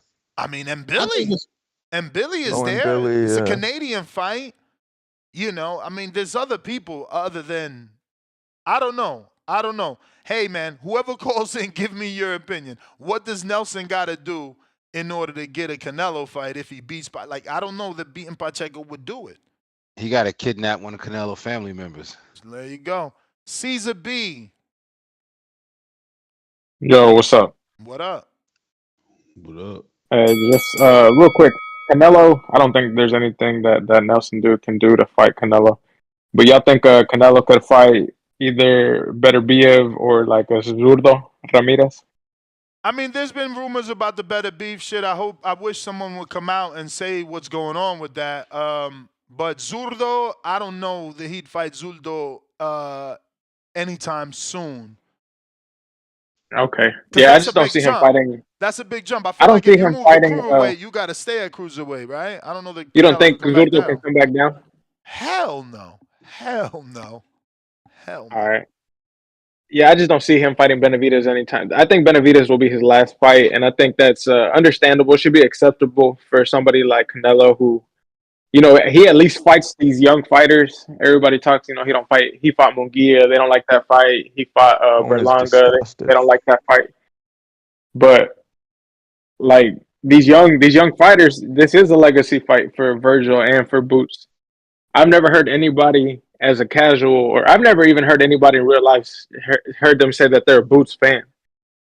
I think, who would you think is more popular in those two fights, fighters, Virgil or Boots? It's gotta be Boots, bro. Boots, you know, people could say whatever they want about Virgil and his country. He never did 14,100 tickets. I don't care. And he's had Golden Boy. He has Golden Boy. Damn Philly numbers. Fuck yeah. Virgil's had Golden Boy his whole life, and he ain't do that in San Antonio. Won't you pull up the San Antonio number from Virgil? From his hometown. So we gonna pull up our hometown because we did good. Nigga like did 8 bands, two-tone. Don't waste your time. It's not fair to ain't nasties. Damn. It ain't fair to shun people away because they can sell in a hometown. I hate when people are like, that's his hometown though. Motherfucker, Bradley can't sell 2,000 in Desert Storm or whatever the fuck, Palm Springs, whatever the fuck he from over there. Yeah, well, I told you whenever this was getting announced that I thought Boots was gonna avoid the fight. I didn't think he was gonna sign up to fight Virgil. Virgil's his style is just, it doesn't mesh well with Boots. But I think Virgil's the bigger fighter. He's definitely the A side in that. If he has a Mexican following, he has a Mexican American following, and then another thing is that he has that Texas following, which ain't no joke either. But that's my call. What's good, fellas? What up, Ryan? TBV Nation. Oh, big Ryan. What's good, Ryan? Yes, sir. A big Nah, weekend man. coming up. Yeah, man.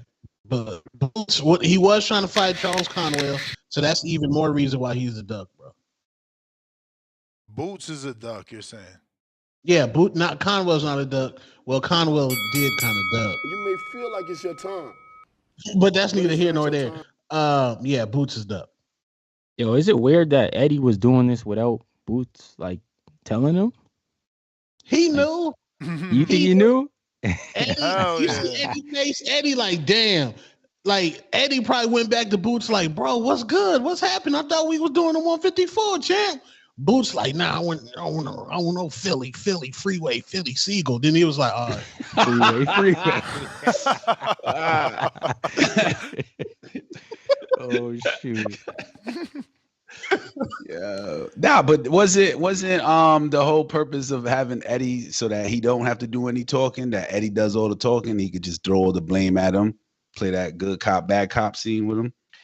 Yeah, but this blame looks terrible because it looks like, the fighter, we're going to say the fighter is the boss. The promoter works for the fighter.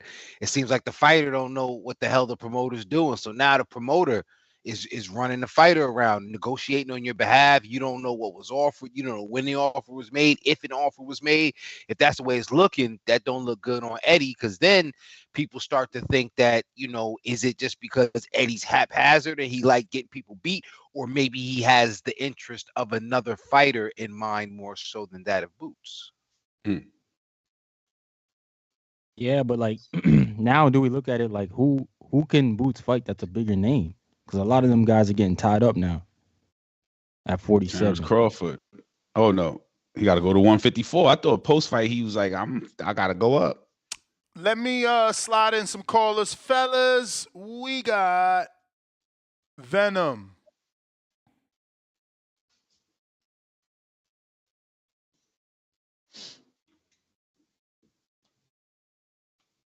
Yo. Yo. All right, man. I'm tired of it. Ness, you a weirdo. Brian Norman Sr. is a weirdo. Malcolm's a weirdo. All y'all motherfuckers are weird. Boots clearly ducked. And the fact that y'all making excuses saying, well, we gotta wait and see. We don't know if he really did. Like, no, bro.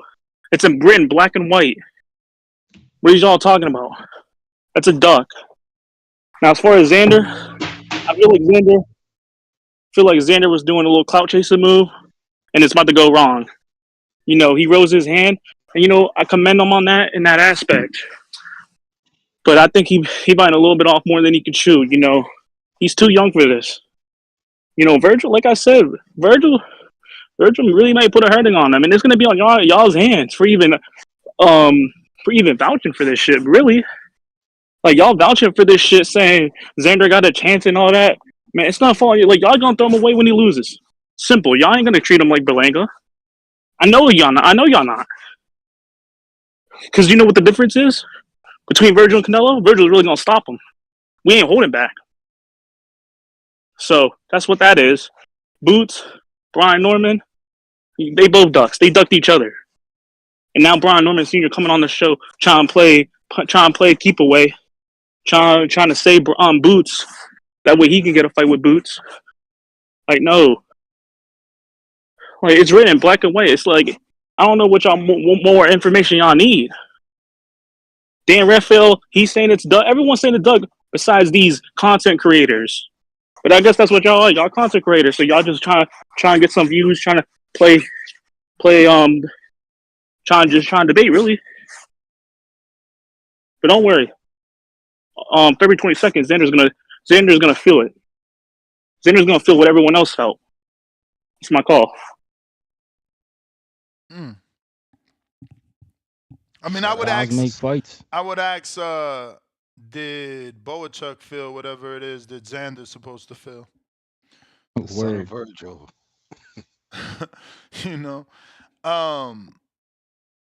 But CYP boomerang status, pound for pound status. I mean, courtesy What of up? What up? What up? Stainless. What up? What up? What up, panel? What up? What up? It's crazy because as soon as they say my name and the bell get hit, you got niggas in the in the chat and sitting at home, their knees start buckling, they start shaking. Ain't even no earthquake. Shit is crazy. I don't care if you African knee, Puerto Rican knee, if you Egyptian knee, if you Chinese. All I know is you step in the ring with me, you're gonna be taking a whole bunch of knees. That's all I know. So I don't give a shit what race you are. You're getting your ass whooped. I want to also give a shout out to a man out there, a special man, man. I've never had a man who wanted me to get knocked out in the ring and lose Call of the Year in the same day. I mean, goddamn, you ain't never met me, you ain't never shook my hand, but damn, you wishing downfall on a man that you ain't never met. This shit is crazy. I'm gonna tell you something, Vega. When you do shit like that, the next time you wish that, I want you to have your wife or your girl around. Have her right there by you. I want you to say, man, I hope King beats CYP's ass. I hate him, I hate him, I hate him. And then I want you to wake up the next morning. I want you to grab her phone, check her search history. It's going to have CYP athletes in it on Instagram because she's going to want to know what the hell it is about that man that got you acting like a straight up bitch about a man that you ain't never met. I mean this shit to all you niggas listening right now who wishing on my downfall when you ain't never met me. Like, you weird. Get real. And my wife is giving me a pass to say, you know what? If that's how they feel, don't bring your girl around me, true player, for real. That's my nigga for real. But last thing, because that was a joke. Last thing. Just a true story. My wife wanted to do a bodybuilding competition, a bikini model, right? But you have to get your pro card to become pro. Most of the time, you got to win a show. You have to win a show to get your pro card. You cannot just get one from placing second, third, fourth, fifth, sixth. So it's a journey. It takes 2-3 years on the most part. She got it on her first try. She won a pro card on her first show. Who was the trainer? Me. All you niggas be talking about all this experience shit. You have never met nobody who's very, very good and gets paid since he was 18 years old. He's been putting programs together to help people with their fucking goals. Now it's my turn to put a program together to help me with mine. You motherfuckers have no chance. You're losing your money. And I don't give a fuck if I call in and talk about what I want to talk about because that is who the fuck I am. TBX, CYP. See y'all soon. I'm gone. That's why they don't like you, CYP. they don't like how nice you are with the training regimens. They hating on you. They don't want to see you win, CYP. They don't want to see you win. I don't know. That's an interesting fight, though. I can't wait to see it. Yep. You know, that's Keem the Dream versus CYP. Yeah, Where everybody at? Right there. Where everybody at? Where that energy at? That was your we time. Right here, baby. That was your time to drive the car. I'm like, okay, Enrique driving the whip while I got my mic muted. But nah, look, he just parked it and got out the car. Like, yo, this ain't my because shit. I don't know. I expected somebody else to partake in the conversation. He jumped right out like, this ain't my shit, officer. I don't know who. You know, officer. I'm not with him. Officer. Yo, officer. Nah, well, I'm glad. You know, I picked it up, drove the vehicle, parked the whip real quick. Stone Bone, what up? Nah, Stone I was putting the cup on the coffee pot, man, getting more fresh coffee, a little Keurig. Yes, sir. Yep. Yeah, man, we're gonna get Bud or one of us gonna get Canelo, man. One of them getting them, man. I'm all gonna get Canelo. Wait, Man. you really think Nelson could beat Pacheco and get a Canelo fight? I don't think Canelo will fight him. Listen, we was pushing for the Pacheco fight. Even back then, we was pushing for the Belunga fight when he was doing the knockouts like crazy. So this is not something, you know what I mean, something that they running from. This ain't something he's been asking for Pacheco. He asked for this a couple times. So, hey, it's put up or shut up. You know, it's the age of you can do it or you're not. You're going to be a Omaha legend or you're going to see what the next step you got left in your career. So this is the time to take the fight. I think he's able to do something with it.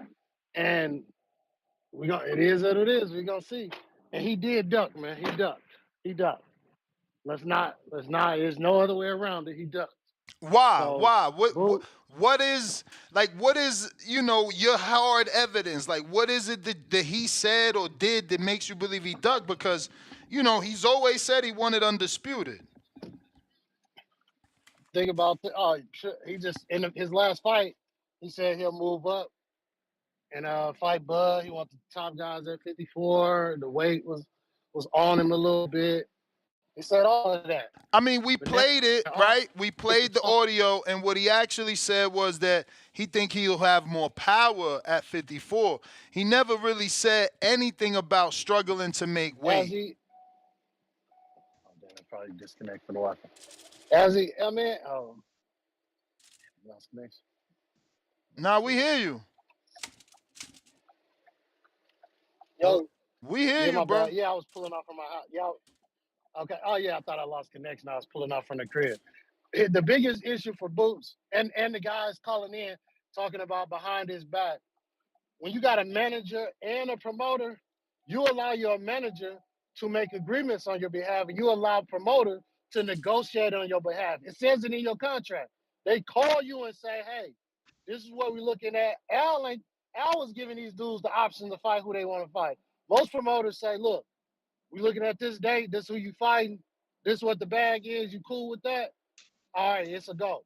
That's how it's done. Like, it's not like they sit around and talk to you back and forth on the phone saying, "Hey, where you want to fight at? Hey, is 200,000?"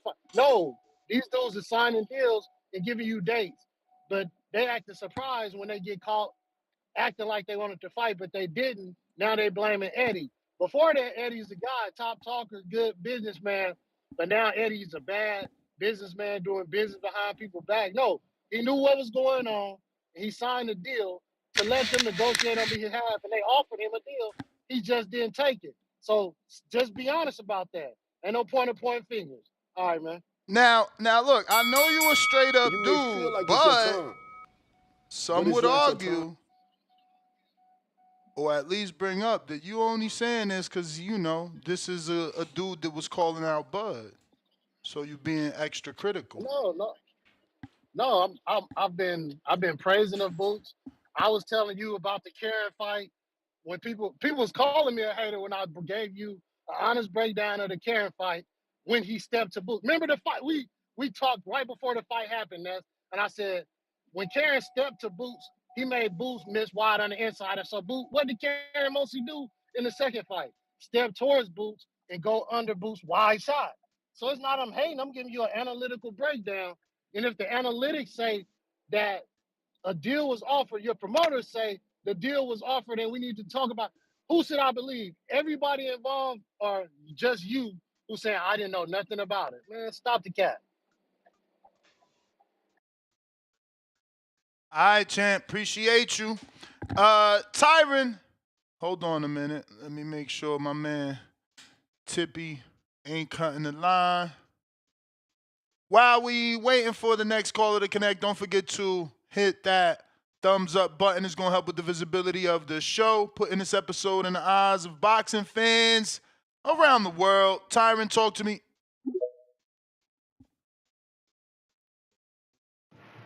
Yo, what's good, Ness? What up? Good morning. Good morning, good morning. Shouts out TBV, everybody on the panel. Hope everyone blessed tuning in. Um, yeah, I'm kind of disappointed. I wanted to see that fight, Boots and Virgil, especially at 54. I didn't like the idea of Virgil coming down to 147. But I do believe that Boots knew about this. I don't just think Eddie Hearn just going, behind people's backs and just making deals without the fighter actually knowing what's going on. And if you guys remember, I believe Eddie or Oscar one of them were talking about the potential Boots fight when Boots just fought, I believe, if I'm not mistaken. Correct me if I'm wrong. So I think Boots knew about this. It's unfortunate. Hopefully, Boots get a big fight. I don't know who's out there right now. Um, how do you guys possibly feel like a Conor Ben fight? Like, I wouldn't be mad at that, but I see they're trying to make the Conor Ben and Barrios fight. And do you guys see how much Fury and Usyk are getting paid? Yeah, I saw that. Like Yeah. 43 mil, something crazy. Man, I saw Usyk like about Usyk, what yeah, 118 or something like yep. that. So it's like when Canelo was asking for that 150, that don't seem too far fetched now, does it? Well, it was 200 that he asked Okay, for. 200. And it still seems far-fetched because look, he's asking for more than both of these guys, and those guys are heavyweights. So do you think he can get like, let's say not 200, but let's say 120 with a Man, he gonna Bud get fight? whatever he can negotiate, bruh. I hope they Because I give it feel to like him they though. just I throwing hope this they give it money to out, him man. because even though you could look at that and say he wants what both of them are getting, he generates what neither of them do. So it don't matter. You know what I'm saying? It's like, yo, what do it matter what I want if I'm making more money than the dudes you paying astronomically? Like, you paying one of these dudes is like getting 100 and something mil. I'm trying to look for the report. I didn't save it. Let me see if Yeah, it Yo, but Usyk says. for him sure. asking for a high number, I think he's safe with 50 M's versus 100 or Who's 150. safe? What you mean You know, safe? What you mean safe? What you mean He safe? make more like than that's a that. good payday. How does he get? He gets more than 50? Did his last fight he get more than 50? Yeah, can I look at like 55? Yeah. 55. All right, Yeah. so then he's And saying he Usyk, 100. look. So according to recent reports, the rematch will have a record purse of 190 million. Alexander Usyk will That's get crazy. 60%, 114 million. So again, think about that for a second. You getting 114 million just because you beat Fury. You don't generate that. You don't generate that though. Don't nobody buy your Yeah. pay-per-views and don't They gotta nobody lose go money see on your this. fights. Mm-hmm. Yeah, Shit, Turkey's and they losing also money on bought a this. commercial. And Fury's highest pay-per-view was with Wilder. Only fucking pay-per-view. Let's be real. He's never done another American pay-per-view. That shit That's with facts. Dillian White, Yeah. flippity flop, like that shit flippity flop like a fucking crisscross album. So I don't know what we Turkey, talking about. Turkey keeps losing money, man. But I No. guess that's what he's. Yeah, it's But my true. I think he got it though. defense is about Canelo's acts. If you're giving Usyk that never sold 20,000 tickets, never sold 500,000 pay-per-views, if he's getting $114 million just to fight Fury, yeah, well then Canelo deserves 200 to fight David. Because you're giving someone who doesn't merit 120 mil that much to fight their counterpart. So give us our David Yeah, but fight. there's also what? there's also I feel like This Turkey ain't- doesn't want to feel like he's getting herbed. You know what I mean? This ain't I think it's undisputed. He is getting the hurt. rematch. He is getting hurt. This ain't undisputed. And it's Yeah. more money. Yeah. Yeah, I but think And it's the that's all. Canelo's not rematch. gonna fuck with Appreciate Turkey it, anyway. Ness. So Yo, and shout out to Turkey for flipping it, because I'm sure Fury did not get 40% on the first go. He Nah, was he the got man. 60. He was the Yeah. man on the first go. Yeah, he was. Yeah. It's wild, bro. I love that flip of the purse, man. That makes it equal, bro. You yeah, ate. for the winner, not for who's bigger draw, but for who. Yeah, came with but, the goods. Yeah. but that's what I was about to Not- say. You cut me off. Yup. I was gonna say it makes it equal. You ate. Now it's my turn to eat. My Yep. hard work merits me an opportunity at the table. I love that. Yo, but That's it's how never it's supposed been to like. I thought it was always like that. Nah, I don't flip. Whoever wins, then they call Nah, the the hell percentage. no, hell no. Remember when AJ lost to No. Ruiz? Ruiz had to damn near go to court to get a little bit more ching. That's true. Yeah. Hawk, That's Maryland. true. That's Eddie Hearn. Now it's funny because now people starting to see Eddie and how he spins things. Yeah. You know, but back in the day, they pegged me to be a hater when I knew he was making the negotiations with Wilder super difficult. This what he does. He's good at what he do, bro. He get in the media and he'll fucking mentally fuck your head. Go ahead, Hawk. Okay, what up, Ness? How you doing today, boss? Straight. So we got a full house in there today. We got Two Tone, Two Phone, Enrique, King, and Marco. And Did I bring Ryan. everybody? We got Ryan Bong, too, but bong. actually, I mean What's dipped good, Hawk? off. I mean dipped off.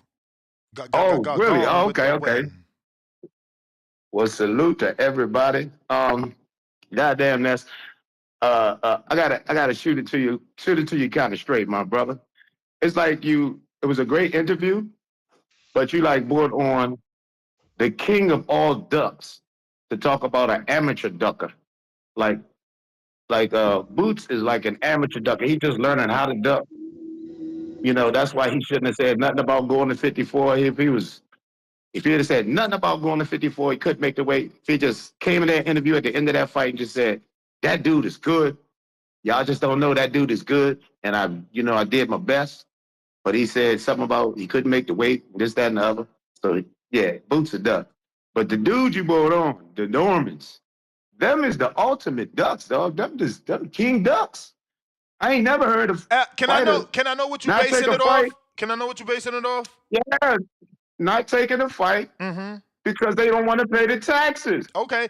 Now Yeah, I just want you the to taxes. keep this in mind, right? When Okay. when the ball's in the other court, make sure we keep that same energy because I'm pretty sure the Barrios contract will be revealed. So when it shows that Barrios was offered more money than Brian Norman for a non-unification, I hope you change your stance. Barrios he wasn't what now?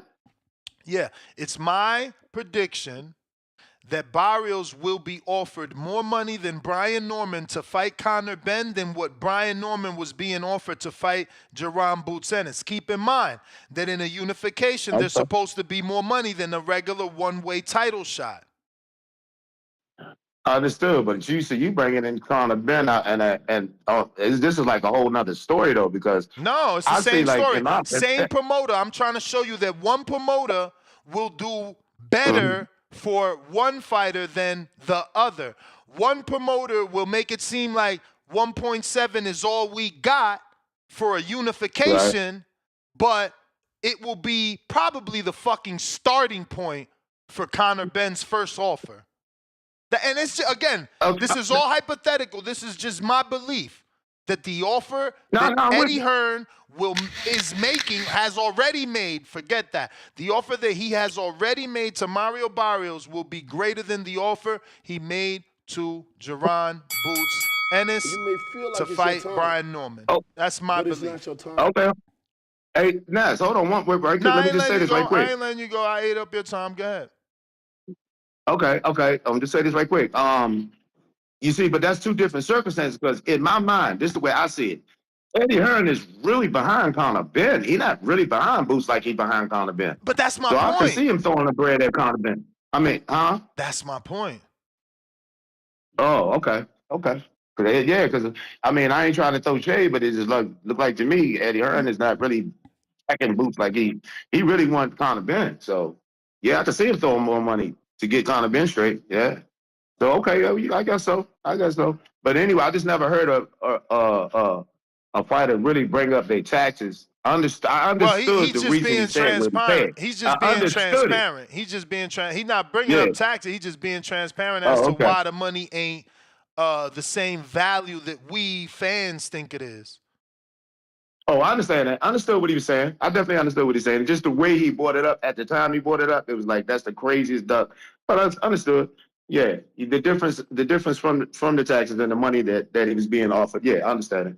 But Conor Benn got Eddie Hearn backing him 1,000. That's the only difference we talking about as far as Eddie Hearn and Boots. But Ness, great show. I understand your point. TBV, you're number one. All right. Some evidence here being sent by Jerry Soriano. Oh, snap. Our lender for life. Fight with Virgil Ortiz up at 154. They already asked about that, and they said they turned it down. As in Golden Boy turned it down? I don't know if it was Golden Boy, but I don't know who it was. They said they turned it down. We'll fight him in a heartbeat. But when did that happen, if you don't mind me asking? Huh? When did that happen? When did that occur? That a few days ago. Received an offer to do the fight at 47. We accepted, we went back, we checked. We were then told it was 54. And we said, okay, well, we've got to talk as a team to decide if we're going to go to 54. A fight with Virgil Ortiz up at 154? They already asked about that, and they said they turned it down. So you see the team is not on the same page. Ennis and Ennis' father is saying that they'd be willing to fight Virgil at 54 in a heartbeat, and that allegedly an offer was sent to Virgil and Virgil's team turned it down. Come to find out, it's the other way around. Tip, you was next, player, homie from the Himalaya, but my man Alex Vega has a feud for CYP. Oh shit. Yeah, yo. He said he's making it his New Year's resolution before New Year's to come at and break down the squad that's called TBX. My bad. I was on mute this whole time. How much Hey, does can you hear me? Vega?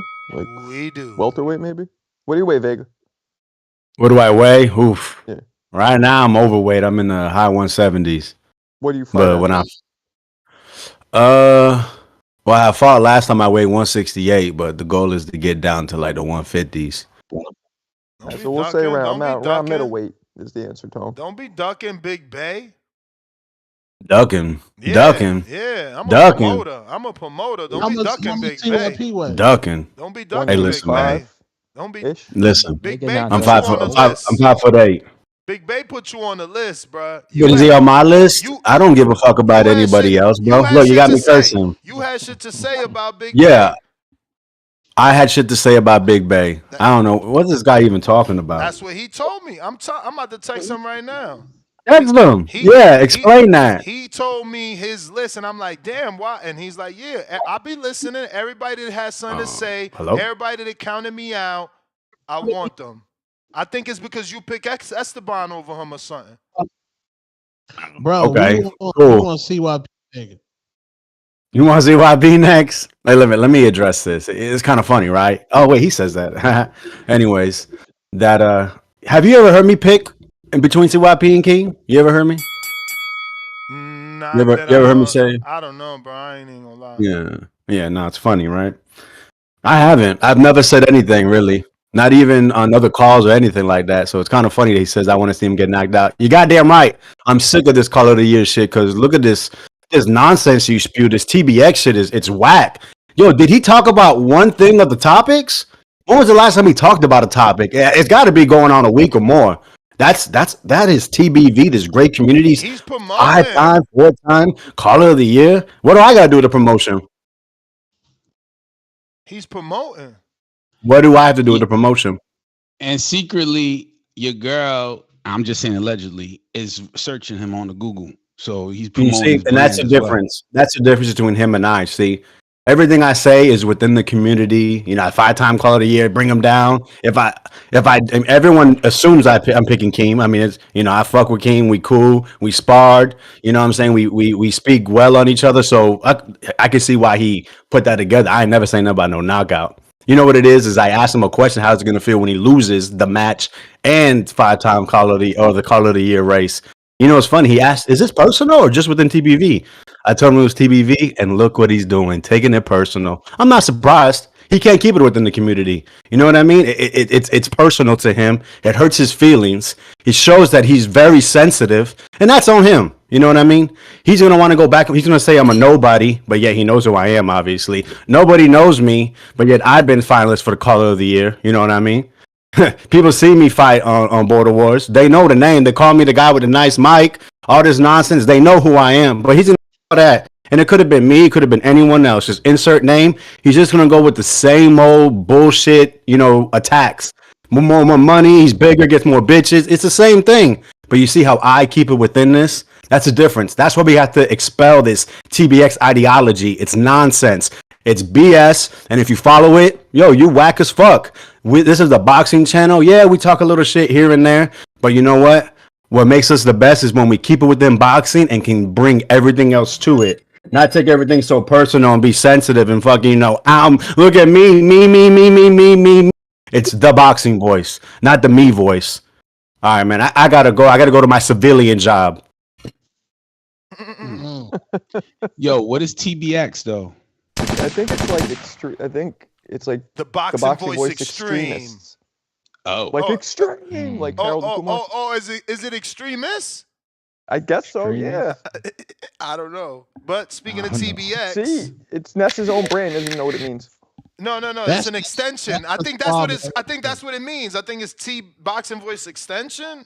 No, extreme. When you add an X to everything, it's always extreme. Like dudes who are really into it. But it's not. Tip, you the CEO, man. What does it stand for? What's the acronym mean? What's that shit? It's the boxing experts. Something. Yeah. Experts. That would be TBE. Yeah. Okay. Yeah, but they're using the X I'm just saying. for Okay. Shout out to aesthetic Vegas, reasons. Yeah, man. they're Shout using out the to Okay. Vegas. X for like, you know. It's the end of the year. You know, I think Vegas mad he's not getting any nominations, but it's all good, Vegas. It's all good. Y'all can still hear me, right? I ain't cut out. Mm-hmm. Yeah, I hear you. We hear you, bro. It's all good. You said end of the year. No nominations. Yo, C-Dub, what up? He done fell off. C-Dub. Yo, how the audio? That you. What's Good. going on, C-Dub? Straight. What's up? What's good? What's good? Shout out TBV, smash that like button, it's free. Do something with yourself. Shout out to the panel, Marco, you know, Two-Tone.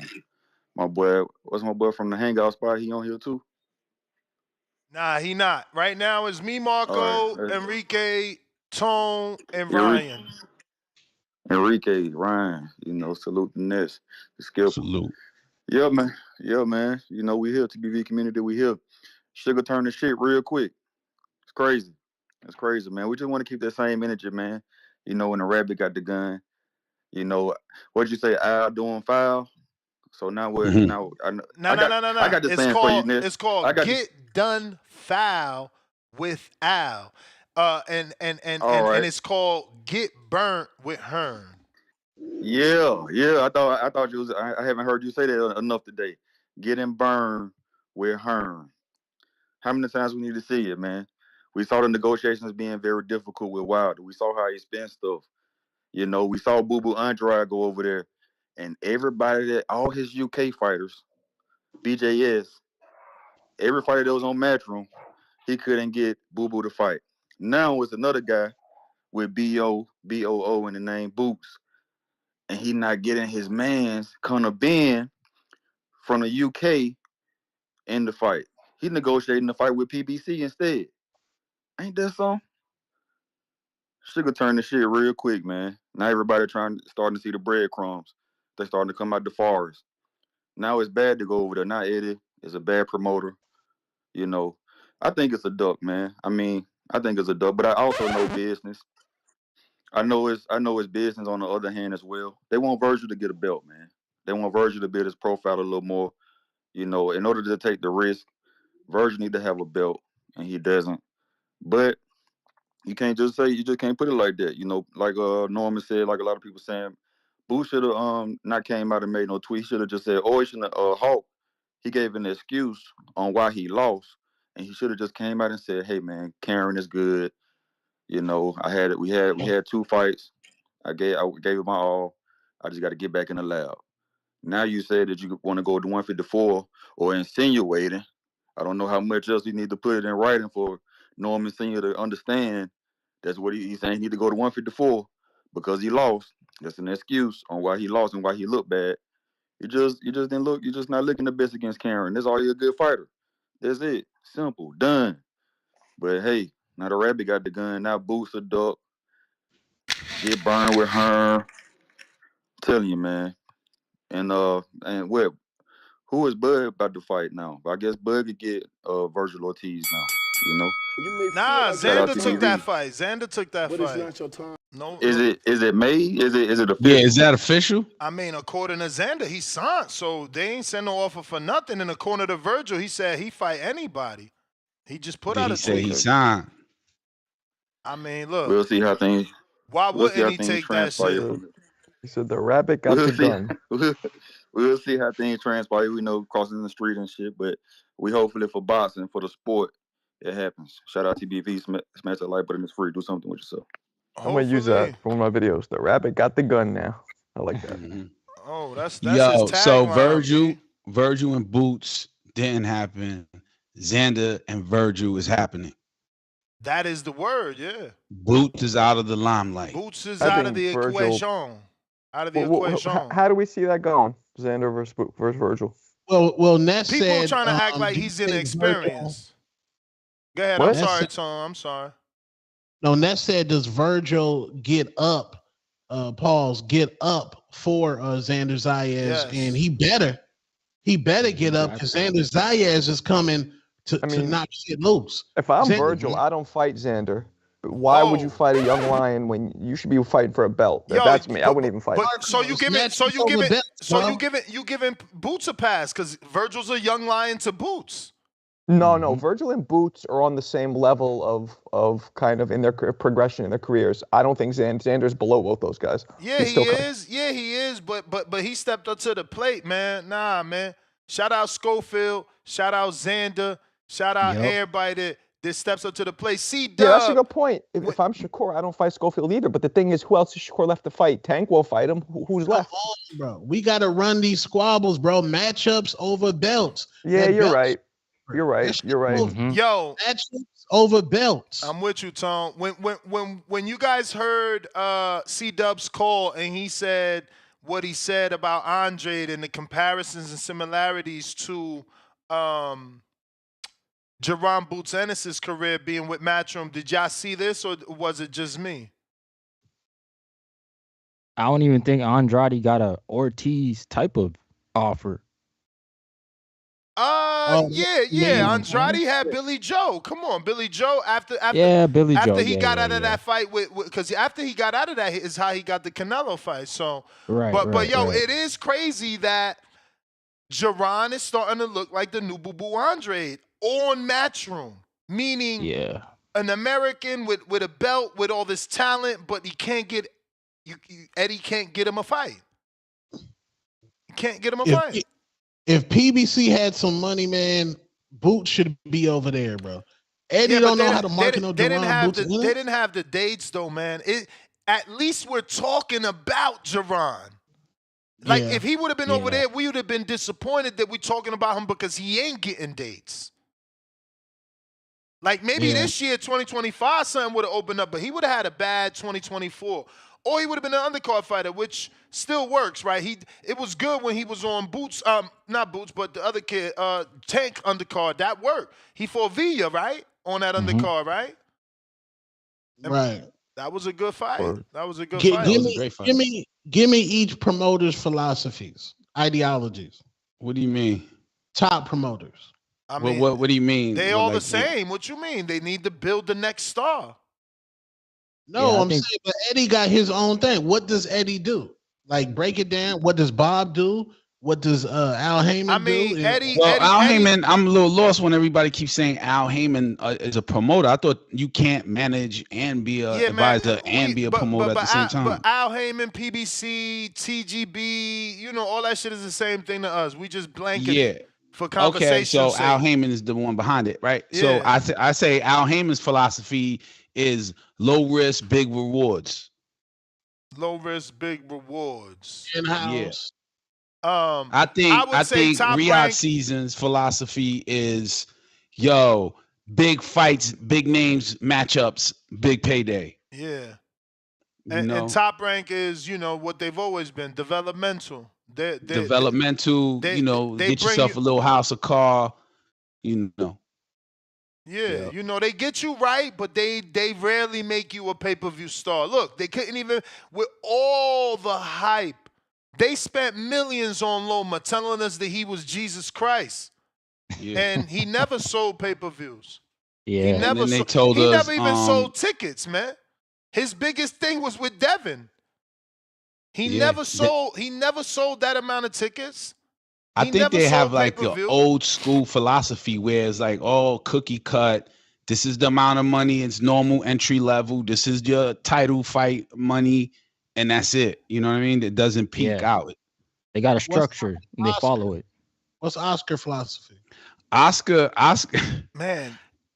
That's a good one out because I was trying to think I don't know. It's hard to pin Oscar down to anything right now.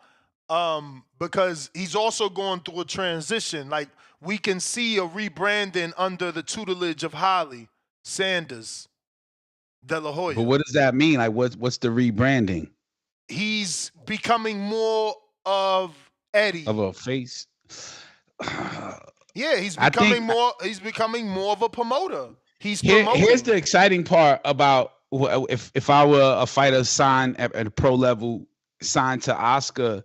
Oscar's famous, you know what I mean? So, like Danny Garcia said, I'm in the ring with the fighter. Oscar does that. So him being in the ring with you, he stands beside you all the time. I think Oscar And is B-Hop about is there too, but I don't and know. B-Hop, I mean, yeah. for me, it doesn't do anything at all to see a fighter next to Oscar. What do you mean it doesn't do anything like to like think that he probably No, have the goods, it or doesn't that doesn't influence mean me. anything? At this point today, it doesn't influence me. But what you're speaking of, I remember heavily influencing me when he introduced me to Omar Figueroa, the brother of Brandon Figueroa, and obviously, what is her name? I don't know, but Mario Barrios' wife. That was the first time Oscar influenced me. He drove or flew out to Velasco, Texas, some fucking weird Texas place that's very, very small. He went to a fucking high school to sign this kid, and it was all recorded. It wasn't even live back then. They just recorded it. And I'm like, bro, who is this kid? He went all the way to get. And, obviously Omar back then was as slim as Figueroa, the younger brother, Brandon. And he had that perfect golden boy look. And I'm like, okay, he might be someone because Oscar did all of this. He ended up winning world titles, and obviously he's certainly someone. They have a shout out to their father, Martin, I think his name is, right? No, I'm going to be confusing that with fucking Barrios' father's name. But, I think it's Omar, actually. I think it's Omar. He got a black vet. But anyway, shout out to him because he created 2 champions, Yeah. So, there's pedigree. So hopefully, Barrios, does anyone know? Did he have a daughter or a son? I don't know. Because I know he posted But it. I think Oscar is a protection program. I think Oscar's only going to make the fights, big fights, if he knows, like Oscar didn't want Ryan to fight Tank. Oscar did not want Kid Schofield to fight Shakur because he knows those fights are going to end up in losses. He knows that PBC will make the big fight, but you got to go to the PBC. Like you got to go to the PBC. Allegedly. The only thing it didn't work like that was Canelo David, because Canelo is absolutely terrified that David Benavidez is just scared as fuck. Well, it don't work like that. Period. Like no one's ever signed to the PBC and gotten a Tank fight. But who purposely went over to the PBC to get a Tank fight? If Devin the Dream Haney and Bill Haney said, okay, we don't want to be independent no more, we'll go to the PBC. It'll be like a one-fight deal, though. They have that juice. No, they'll get the 2-fight deal. Only person to say they never got the Tank fight and signed to the PBC, and Leonard Ellerby came out publicly on Twitter saying that, that was not true, is Regis Program. He signed to the PBC to fight who? Purposely for Tank? Allegedly for Tank. Yeah, I didn't know that. Add that to the other. But again, Leonard said that wasn't true. Oh, okay. Yeah, I also think Oscar's model is like, I'm going to make you famous because I'm Oscar De La Hoya standing by you. I'm going to get the most money for the fight, but this is my cut. I think Oscar's very much like, I'm an expensive promoter. Hell yeah. I'm sure he's getting a good chunk. I got C-Dub. I got a counterpunch for you. And CYP counterpunch. In Turkey's like us. Matt Vieta, if you want to get into the book, it has to be a $5 super chat. So just so you know, we're 5 away.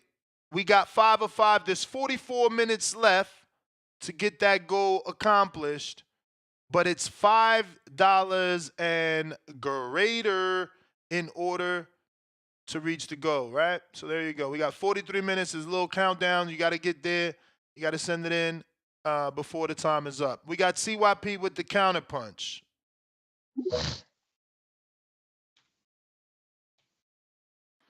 What up? It's crazy.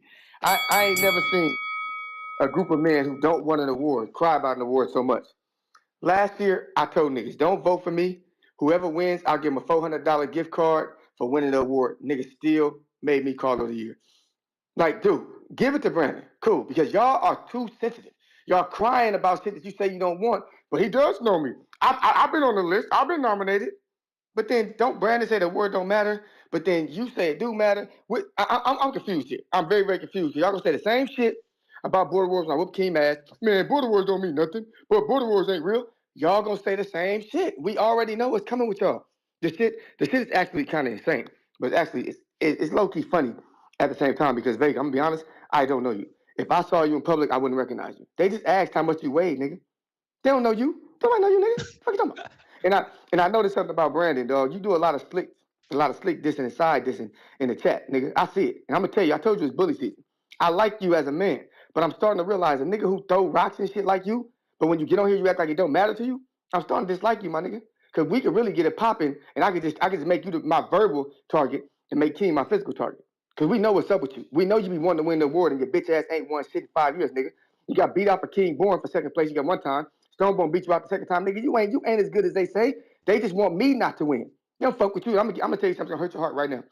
When I sat down with Rachel Donaire and Onito on Saturday, my guy, neither one of them mentioned you, my nigga. Now, you say, what's that? What's significant about that? They mentioned JT and J-Mac, dog. They didn't mention you, and you call her Rach. Hey, Rach. Hey, Rach. Rach. She didn't remember your ass, nigga. Think about that. You ain't what you think you are. And I'm only getting on you because I see your little punk ass chat. The boxing experts, but nobody knows boxing. Nigga, you a truck driver. You ain't coaching nobody to do shit, and you can't box. I don't give a fuck if you get a pick right that everybody else say was right. We don't remember when you pick wrong because we don't remember what the fuck you say. This is how you know a nigga's a good caller on this show. If he say something, you remember it, so you hold him accountable. Nobody holds you accountable because they don't remember what the fuck you said. Cut it out. I'm telling you, it's bully season. I don't like none of y'all. And that's the thing about me. I'm a real man. I don't fuck with y'all. Because I've seen y'all for years wake up every day to hate on niggas that you don't know. To wish on a man's downfall. You're like a nigga with a banana in his mouth. See a nigga drive by with a better car than you, hope that nigga crash. That's how y'all are here, dog. Like everybody in the box community knows TBV is two places. It's where you can have fun and get your shit off, but it's also the place where hating ass niggas live. They love it there. That's what y'all do here. I'm not on that side. I ain't never been on that side. If y'all got beef, like I said, put your money on Keem. I'm whooping his ass for all of y'all. Y'all pick that nigga to do something to me? No, I'm whooping his ass for all of y'all. And then Vega, since I know you could be next. And Brandon, you losing all that weight, you could be third. Okay. I'm on a 5-fight streak. Let's do this shit, Ness. 5 fights. Cut the motherfuckers up. He first to be Keem, and we can set 4 up after that. Ain't none of you niggas fucking with me. Let's be real. Y'all regular ass niggas. You regular as fuck. And I'm gonna tell you something that's gonna hurt y'all feelings real quick. You may feel like it's your turn. I talked to a random person. Let me cook. I'm gonna throw you this spot. I talked to a random person who's an athlete. I said, what would you call a grown man who's 35 years old trying to get into a sport? She would say, not an athlete. I said, what would you say, my guy? Not an athlete. Would you look up to him and think that guy got some skill? They're like, hell no. He probably just like what he's doing. You know, one of them intermediate guys who like doing stuff around his gym and shit. Yeah, stuff like that. But if you're 35 and you're a real athlete, you about to retire, my guy. You ain't trying to get into something new. That's why I ain't worried about none of you. You niggas are living a dream through Ness. Thank Ness, send him a super chat right now for letting you pretend to be somebody that you're not. That's why you niggas go by your fake name on this motherfucker. And you say, well, CYP, no. CYP is real. It's my real business. Claim your business is real. CYP is actually real, a real business. We know what it stands for. It's actually real, right? Nobody calls me CYP except for y'all. Nobody. But it's actually real. So when you use this little fake ass AJ of trucking, you don't call yourself no more. How can you don't call yourself that no more, nigga? How can you don't call in and say AJ of trucking? Oh, you see? Nobody holds you accountable because they'll remember you did it. They don't remember you. They will remember that if you was anybody. If you was JT, J-Mac, Tim Boski, Tip, DC3, if you were any of them, Jerry Seriano, those niggas are better callers than you. Straight up. And I mean that. I'm not even trying to be funny about that. They keep the show going. They'll have us get through our work week, our work day longer. Your bitch has to call in, nigga. We about to hang the phone up. And that's like, damn, hardcore topic. Ain't nobody calling in. Nigga, you did. And we about to go to bed on the shit. We about to go to bed. Then we over here waiting for Two-Tone to jump in and Marco to jump in and say this shit because we on the topic that you like to talk about. You and bitch ass Vega. I'm sorry to tell y'all, don't nobody fuck with y'all like that. You cool, my nigga. I'm gonna drop another gem. Remember we was on my show, Brandon, and all y'all niggas had to shoot y'all game and Meek to see which one of y'all got her. Y'all think Brandon won? No, he didn't win. He lost to my homeboy, and I wasn't in. I didn't vote. So it was everybody there. Nigga, he ain't got as much game as he say he do. I'm going full force because I'm sick and tired of you dropping that bullshit, nigga. If you wasn't in the cut talking that shit, I wouldn't even say this. But Brandon, keep it 100, my nigga. You don't want no smoke with me. Oh, another gym. We keep count. on the back call about who's won what debate. You think Brandon got the most wins? No, I do. You know who's next? J-Mac. He ain't even in the top 3. But he gonna come up here and tell you some shit about, he don't know about, nigga, you ain't never won a debate back there against me. I'll slaughter you today when we hang the phone if I go back there and do you. But guess what? It's just like old times, just like old friends getting together. You know I'm that nigga. It ain't no big deal for me to slaughter you again. I'm trying to focus on Keem to put on a show. And you got niggas calling in mad about it. Next, we out here trying to build an event. They out here mad about it. It's like, are y'all that jealous? What y'all mad? We over here trying to get this shit popping.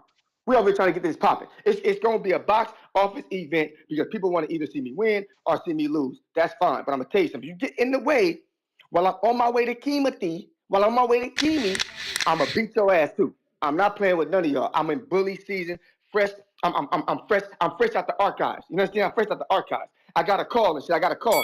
Somebody said that Keem is going to go down so many times. He's going to hit the canvas, get back up. Hit the canvas, get back up. He going to go down so many times back and forth. Marty McFly go put it in the almanac. Because that's how many times we have to go back to get this nigga, back to get this nigga, back to get this nigga, back to get this nigga. Because all y'all done made a mistake picking this nigga. We'll go back to the future to save this nigga. That's what we going to do. Because Keemy with his Puerto Rican knee ass, or Cuban knee ass, or African knee ass, and we taking a whole bunch of knees because he can't fuck with me. I don't give a shit what y'all say next. We can go all day. You know I got the bread. But it's bully season. I swear to you, I got all day. I ain't going nowhere. Nowhere. This is the era of CYP. Y'all know that shit. I don't give a fuck if you admit it or not. I have entertained y'all for 6 years. You gonna give me my motherfucking credit, or I'm gonna take it from your bitch asses. CYP out. Say what? Damn. We need that Vega CYP squabble at a catchweight, man. Yo, that right there, hands down, made the call of the year, right? He ain't no comeback for that. Vega is too small. He's 68, and he's trying to go down even further. Damn, man, because I seen Vega whooping nigga ass on Thanksgiving, man. We need that squabble. Yo, what's CYP weight? 185, 200. And Keem? I thought Keem was small too. 197, 189. I keep saying the wrong numbers. 189. And what they fighting at? I thought Keem was like Keem moving slim. up. Keem moving up. Moving up. He going back to the Marvin weight. He moving up to get mauled, bro. Oh. We got James Benitez with the fat $20 dub. Dub. And he when said, you up with the dub. He said, CYP counterpunch, let him cook today. We also got some more super chats here from RRT Boxing with Mr. A. That's another fight. Canelo versus Nelson is Rocky 4 for Crawford, #Hardin. Oh my God. So does Canelo hospitalize Nelson to make Bud want to fight Canelo? We don't even need that because Bud already wants to fight Canelo. He just needs Nelson though? Oh shit. You ain't shit. I'm dead serious. Stay tuned. I'm having him on the show. Man. I would have sent them the link today, but somehow, when I had Brian Norman on, it kept ringing after he hung up. So I was like, oh, let me shut down the interview mode. Now the fucking button is gone. And I'm like, fuck, I'm going to have to restart. And I can't because I'm live. But, yeah, we'll get Norman on in this afternoon show to talk about his opportunity with Pacheco. Tough fight for Nelson, man. Nelson versus Canelo. Everybody on this platform has picked Pacheco to stop him. Not us as hosts, but the callers that called in today have picked, Pacheco to stop Nelson, which is wow. Yeah. Because did he stop McCallum? He stopped Selecki. He ain't stopped McCallum, I don't know if he stopped McCallum. I don't think so. He ain't stopped McCallum. I don't believe so. Matt, $5. What up, TBV? And everyone on the panel, I need that book. Well, we got 7 out of 10, so we only need 3 more. We got Jerry Soriano, Ness, sent you a vid of Bozy caught in 4K. Dead emoji, looking emoji. We played it, Champy Champ. Appreciate you for the help. Pristine Sports, $2. If it rains, two-tone bid will wash away. #Beijing. What the fuck? Oh, that's wild. Yo, Two Tone, how you feel about that? Yo, you can't be in the rain trying to get the Is that true though, or is Amazonians. that just jokes? I don't know, man. It was some nice vintage coochie last night, and it didn't go nowhere. Okay, It didn't Oh, go, okay. it it didn't ain't go go nowhere. nowhere. He went diving. He Yeah. went scuba So diving. it, Hey, it's a C strong Dub. Beijing. C Dub, you got this counterpunch from DC Trey. And Suleiman the Scholar, you got a counterpunch too that someone sent you. I think it was DC3 as well. We got James Benitez, $2. Xander beat a former 154-pound champ, unlike Boots Emoji or Virgil. And he's talking about Patrick Teixeira from Brazil. Matt Viana, $2. Book, like I explained, Matt, it's $5. Malcolm Flex, $2. Yo, Ness, when you sending out those Kenichi bears? I believe I did already. I'm going to check with the wifey, Malcolm. We got Matt Vieta, $2. The rest for the book. It don't work like that, champ. It don't work like that. Plus, you still $1 short. Leonard Sterling, 2-pounder. I think Virgil pass on Zayas. Not big enough fight? I'm No! That better mean that Bud. Honestly, this better that not. that better mean Bud for real. Yeah, what Yeah. else is Yeah. there? Singer? Allegedly, according to Leonard Sterling, but he's usually right with his super chats. Who's Fundura fighting next? He got a fight lined up? Allegedly, he's fighting Earl. Oh, that's right. In February, right? Bro, just feed Bakram to Virgil. I mean, Virgil to Bakram, Bakram to Virgil. Either or, bro. Counterpunch. Let him cook Jerry Soriano. Jerry. Faint season. Welcome to the prospect level. Lender for life. Yo, Xander is ranked high on WBO's ranking as Yeah. well as IBF He's ready. and WBC. But remember, that's So- number that's a one Puerto in Rican WBO? sanctioning, though, so he's going to be ranked high. That's like Mexico ranking somebody, Suleiman ranking somebody in his WBC like a Oscar Valdez and a Canelito. They rank yeah, but those boys Virgil ain't high. even in there. Like, check out my man Picasso. People ain't even see him fight yet. Like, you got to be a hardcore, like my man Tank and myself and a couple of others that seen Picasso fight. He's already number one. Picasso. Yo, Shit. What up, Tippy? yeah, man. Before I was interrupted, bro, I was moving through the damn warehouse. Yeah, man. Shout out to Vega, man. You know what I'm saying? Like I was saying, end of the year, Vega gotta, put his name on the map, but even though it's too late. So, he got a campaign for his boy, Brandon Maurice, man.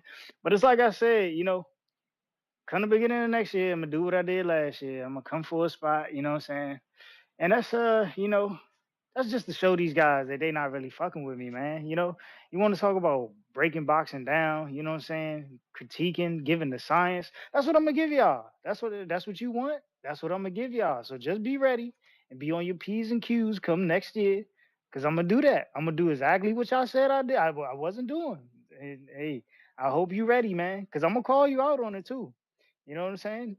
I'm coming. Troy, aka Hamza, I'm coming, bro. So be on your P's and Q's.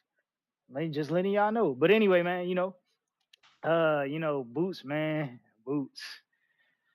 I just don't know what to say, man. I told y'all the boy gonna be on the Euro tour when he go over there to Matchroom.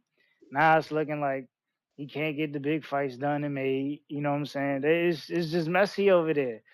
You know, it's just messy. It's crazy how nobody's calling for Boots versus Conor Ben. You know what I'm saying? I go for two dudes on the same side of the street, and nobody, not a single caller, not a fan, has been calling for Boots versus Conor Ben. It's just weird and messy out here in these boxing streets, man. Honestly, but it's like I've been saying. Eddie Hearn wants to make a fight versus a Mexican, with a UK fighter. We'll easily take care of that over at the PBC, man. Think Barrio Sweet all you want, you know what I'm saying? Ben gonna be a poster boy, an example of you fucked up, you know what I'm saying? You made the wrong move.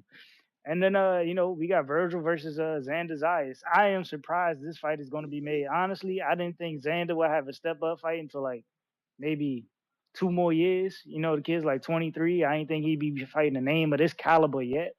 But hey, man, he has the chance to win this fight. You know what I'm saying? Virgil's been through like 3 different weight classes, ain't fought for a title yet. You know what I'm saying? He's aging, man.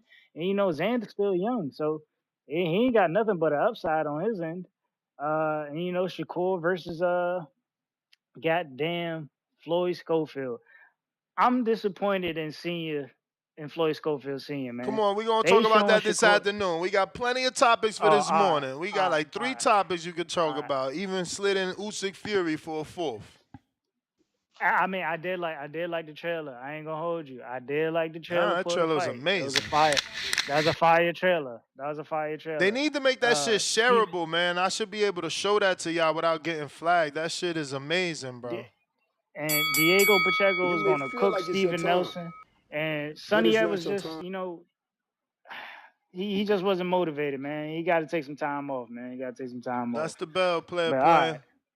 You the man, though. Looking like big face. So who you guys got winning between Usyk and Fury? I already said I'm going Fury, bro. Fury for the Fury. Fury. Damn, then that'll lead to a trilogy, no? Yeah. Yeah. And Fury got 3 of those already. We built for these, man. We got a trilogy with Derek. We got a trilogy with Wilder. And we about to give the world a trilogy with Usyk, man. And then he probably gonna retire after that because that's some big paydays he Yeah, had. nah, it's over. It's over. Sunset. You know. Nah, he still want the AJ squabble. What's that? What's the word? What's that beach out there? Marbella? It's over, man. Chilling. Yo, AJ and Barry, go ahead. Yo, What up, big face? can you hear Big me? face. Can you hear me? Yes, sir. Got a question. So Boots said he don't want to fight Virgil. Is what y'all saying? Boots saying he don't want to fight Virgil. Yes, we're saying that he's moved on. They ain't fighting Virgil. Why wouldn't he want to fight the biggest name that'll be bigger than any name that he has on his resume thus far, and it being backed by Cause it's Big at Turkey? 54. Why It's at wouldn't he want to? 54. Cause it's at 54, and But he said that he was going to move up to 54 after the last fight I mean, anyway. that What the was fuck? That makes no sense. immediately after I was getting punched in my head. Do I not have the right to go home and think, talk to my lady, talk to my father, my manager, decide, make a decision, Yeah, or you got the why am I being held right to do accountable whatever for the you want shit to I do said immediately after I was because being punched in the we head? want to see Boots. I We was want to punched see in the Boots and head. Virgil. That's why. I was speaking Yeah, off we want to see adrenaline. Virgil punch you in Exactly, the head some more. emotion. I was working off emotion. I was punched But in the now I head. know I ain't ready at 154 for Virgil. If I ain't knocking out Karen, that's I what ain't it ready. is. If I ain't knocking out Karen, Yeah. what I'm going up there for? Well, Virgil looked a little shaky in his last fight anyway, so they both might need each other to see which one because both of them look suspect in both of their last performances, if you ask me. So That's what got shit. Xander hype, if you ask me. But that's my call. I'm about to pull up to my damn pickup. You always do this to me, man. When I'm about to pick up, you click on me. I pick on you. I go to you, champ, because you the caller of the month, caller of the year, caller of the year. Hold up. Pull up. Actually, we gotta drop a little gemmy gem. Hold up. What we got here? Let's hear that. What's that? A goat. You know it. You know I'm the GOAT. Nah, that wasn't what I was looking for. I'm actually about to drop a new one. Go ahead. A new one.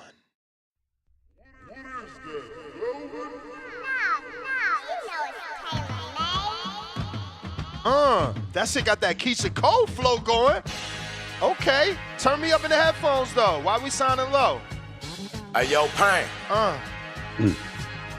Yo, let's do it like we did in the tunnel. The Boxing Boy. It's the voice of the people. The Boxing Boy. Voice.com. The Boxing Boy.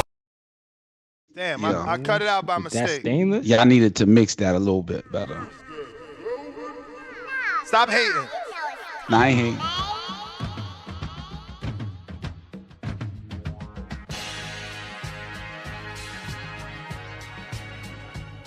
Hey, yo, Pain.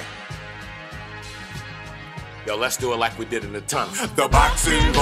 It's the voice of the people. The boxing boys. BoxingVoice.com. The boxing boys. It's the voice of the people. The boxing boys. BoxingVoice.com. We number one. It's the voice of the people. The boxing boys. BoxingVoice.com. The boxing boys. It's the voice of the people. The boxing boys. BoxingVoice.com. We number one. You catching the vibe? Go on, like and subscribe so you can be alerted when that's about to go live. Solo dolo, no manolo, we here more in the dark.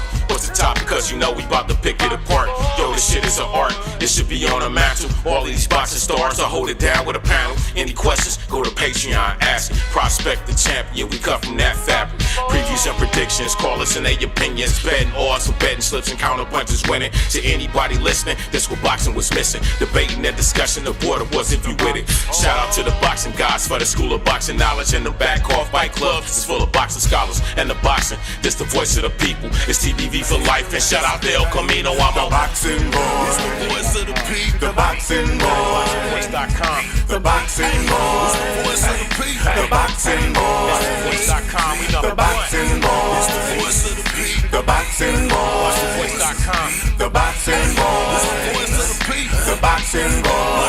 BoxingVoice.com. Top of the morning, got to notice something bubbly. I click the link. What's the topic of discussion? Study the science, don't think my position weak or sweet. I apply the pressure, make you feel heat in your seat. Let me get my point across while I still got time.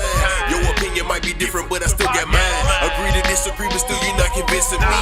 Sitting down for extra time, don't interrupt me, please. This the boxing voice, the dopest in the galaxy. The rock from the sun, the illest, trillest CBV. This James Payne lethal on the beat, the best from Tennessee. Riding with stainless from the D, we heavy in these streets. You on the struggle bus, but still you're trying to prove a point. Welcome to the Thunderdome, a boxing verbal sport. Hit the like button, you need to go subscribe. The boxing voice, the people's choice, yo, welcome to the tribe. The boxing boy. The boxing boy. BoxingVoice.com. The boxing boy. It's the voice of the people. The boxing boy. BoxingVoice.com. The boxing boy. It's the voice of the people. The boxing boy. BoxingVoice.com. The boxing boy. It's the voice of the people. The boxing boy. BoxingVoice.com.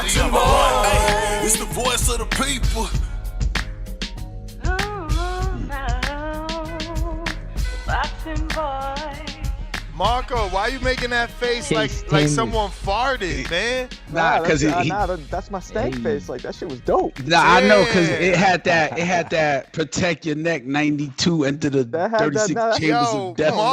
Marco's giving a somebody farted in the room. I was face. like, funky. I don't know. Tone looked like he's trying to hold back his real thoughts. Look at him. Wait. Hatrix. I saw Tone the whole time. Hatrix. Can we hear something from the Hatrix podcast? I wanted to be like, yo, Chichi, get the yayo and the blails, the tails, and the motel, Tony Montana. The hook ain't it. That hook. The boxing boys. Yeah, that hook was trash. The beat was trash too. Lyrics was cool. But yeah, needs a new beat and a new hook. Damn, a new beat and that's a whole new song. It did sound like a rough draft though.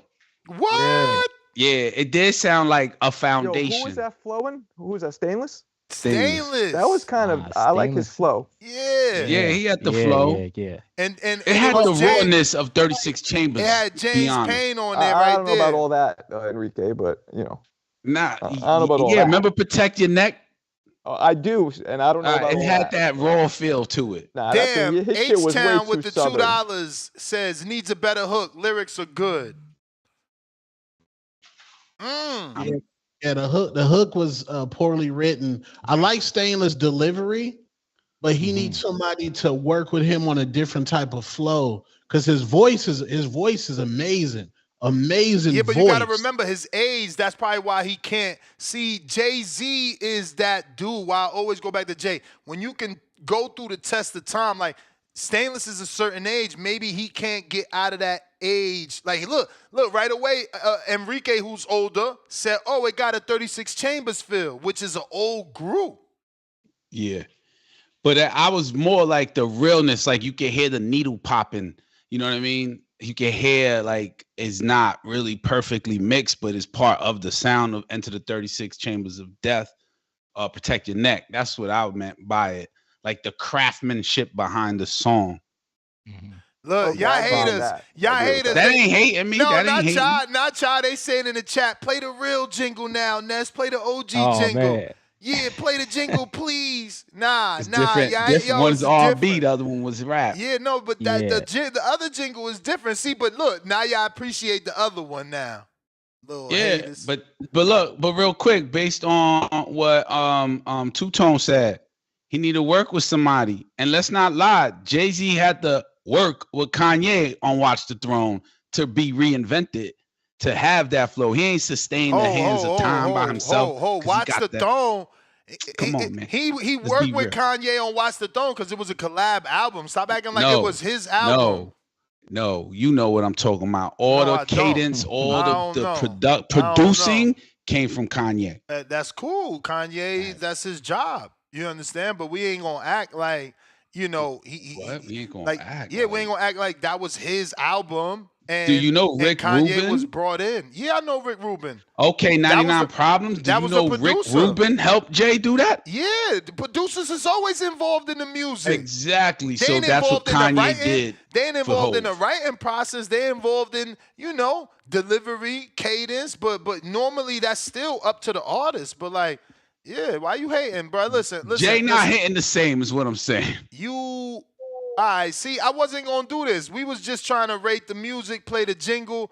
But now Go ahead, you we did gonna do this. You did this. You did this. I did that. You did Drop this. that. Let me hear you. You Go ahead. did it. Recite some Hov lyrics. Nah, Go ahead. I'm not gonna recite a whole lyric. I'm gonna just hit y'all with the fackies, man. Forbes Okay, fackies. 50 greatest rappers of all time. Number 1 is Hov the God. Hov, Jay Hova. Erroneous. Jay the God. Hov the MC. Me, Jay Hova. Hey, little soldier, you ain't ready for war, huh? All C too strong for y'all. Come on, man. Everybody his son, man.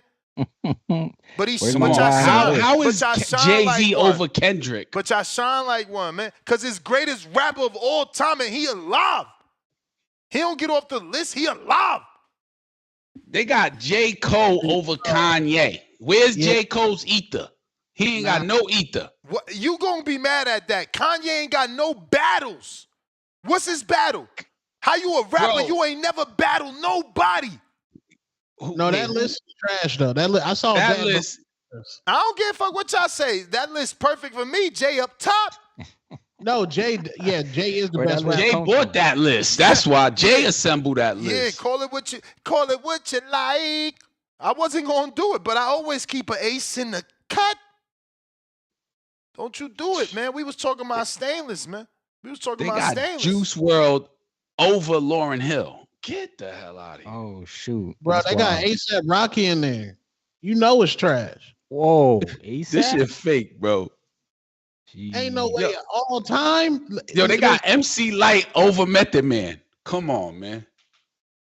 Yeah. That's a Hey, yo, horrible. It's a and horrible. I also want to horrible- say this. I also want to say, let's not forget it was a jingle challenge. So we ain't about to down people that actually lived up to the challenge.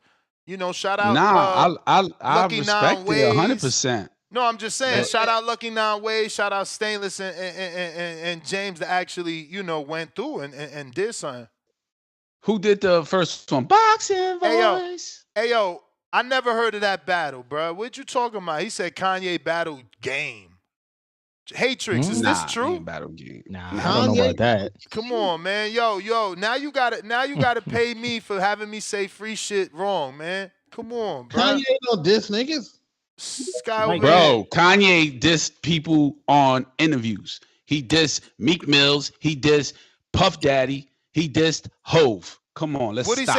he say about Puff? Did he tell the future like Cat Bro, Williams? Puff was hired. See, I don't even know I should be repeating this shit. To calm Kanye down. Meek Mills Not on the show. and the man. jail reform. I don't want to go verbatim on it, but you know, Two Tone know what I'm speaking about. Yeah. On that Drink Champ interview with Kanye that they took Yeah, down. Kanye are talking like this, but he's not like that's not his lane. Like Because I he don't make music. Yeah, Kanye's like Dr. Dre to me for real. I don't look at him as a rapper. Like niggas Bro, rap for him. Donda, first Donda album. He's a You rapper close your for eyes, you sure. see the album cover. Nah, I ain't No, never like, even heard yeah, like- Donda. I ain't never even like- heard Donda. I ain't never even give that shit a try. You played yourself. Kanye- And Hov was on there. It don't matter. Yeah. But you know, It don't you matter. got to be careful, man. Them Diddy topics on the show, man. You got to be. We're trying to monetize. You terrible. Shout out C TBV, Dub. man. Smash that like button C-Dub. for free. Do something with yourself. You know, shout out Enrique Church to the panel, man. Hey, don't forget me, Marco. When you said that rabbit got the gun, don't forget me on that little cut. You know what I'm saying? You can send it to I'm my not gonna folks, send it to forget my you, people. man. That's dope. Hey, yo, who sent that CP, Ness? You know? DC Tree. Shout out DC3. Real caller right there. You know, salute to him. Get burned with Herm. It was all good just a week ago. Damn. Boo should have went to PBC, man. Yeah, Y'all gotta right. chill with all that. Two-Tone, I heard you with that foolishness. Talking about the money ain't there. Like Boots and Barrios couldn't have been on the February card with the Mexican Monster versus the Cubano Beast. Like Boots and Barrios couldn't have Hell been on no, the ain't no on one budget of the for that. Ain't no budget for like he that. couldn't have been on. Come on, man. It's the budget is there. You know, the rollout could For a double Don't let it- main event, because that's what you're saying. Boots and Barrios, which is a main event on Matchroom, is gonna be a co-main on David. Get the fuck out of here. No way. That's where it was going to be. Don't act like they haven't did double headers before. Not like Shout that. out PBC. Not like Thank that. you, Al Haney. Remember, Boots fought Villa. He ain't as expensive as Barrios. Exactly. Exactly. And I'm glad you went there.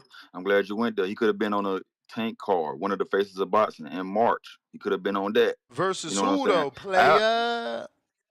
Against Barrios and Boots. Man, again, Al, why you copping? Tank never had that big of a co-main. Like what? Where? Like you gotta act like you gotta remember budget exists. David wasn't a co-main on Tank card versus Vazdeck coming off of 3 years and 3 tune-ups. Come on, that ain't the same money. Come on, you know that. Man. It would have been, he could have got a kid to him. Barrios is a bigger name. Who needed the opportunity? Did David need the opportunity or did Vazdeck? Vazdeck. Vazdeck was coming back. So that means he's cheaper. Come on, player. You know this, but you know this. You see Dub. But Barrios is one of the guys. Listen. I'm gonna let you try again. Can you try to be realistic? I'm gonna let you try it again. Oh, well, shit. Give them their own card then. The rollout continues. It could have been on the card in April. The rollout continues, man. You see the cards are here. Is happening for the new year. February, March. Just put on another card the month after that. Then, you know, because Barrios is a bigger name. He is a bigger name than Virgil Ortiz. He's a bigger name than Norman Jr. You know, the only people that know Norman Jr. is James Benitez. Shout out to him. You know what I'm saying? Barrios been in the ring with Keith Thurman, Ugas, Tank. He's a champion. You know, not to mention if Boots want to play that game and that 154 game, the stable that PBC has at 154 are the names. You know, they got all the names over there except Bud at 154. Hint, hint. Bud, you know what you need to do. you know what you need to do, Bud. People been whispering at the water cooler about Boots and Boo Boo look. They starting to look alike. And I knew what they meant. I knew they wasn't talking about in face. I knew they were talking about the career. See, Ed had been looking out for his UK guys on Matchroom. Yes, promoters are supposed to look out for their stable, but it's a second layer to that. He's looking out for people on their stable that's in the UK. His countryman. Andrade didn't get the fight. Exactly. AJ, his countryman. I'm not about to let you go out there and get knocked out the Wilder statue shit. We still got to build. We still got to get this money. I hate to interrupt you, man. You gotta patent that IVS. He said boo boots. Boo boots.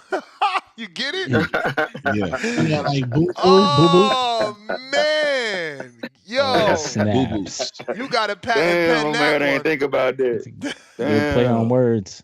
Damn. Fire. But yo, hey. See, but you know, Wilder didn't get the AJ fight, you know, statue shit.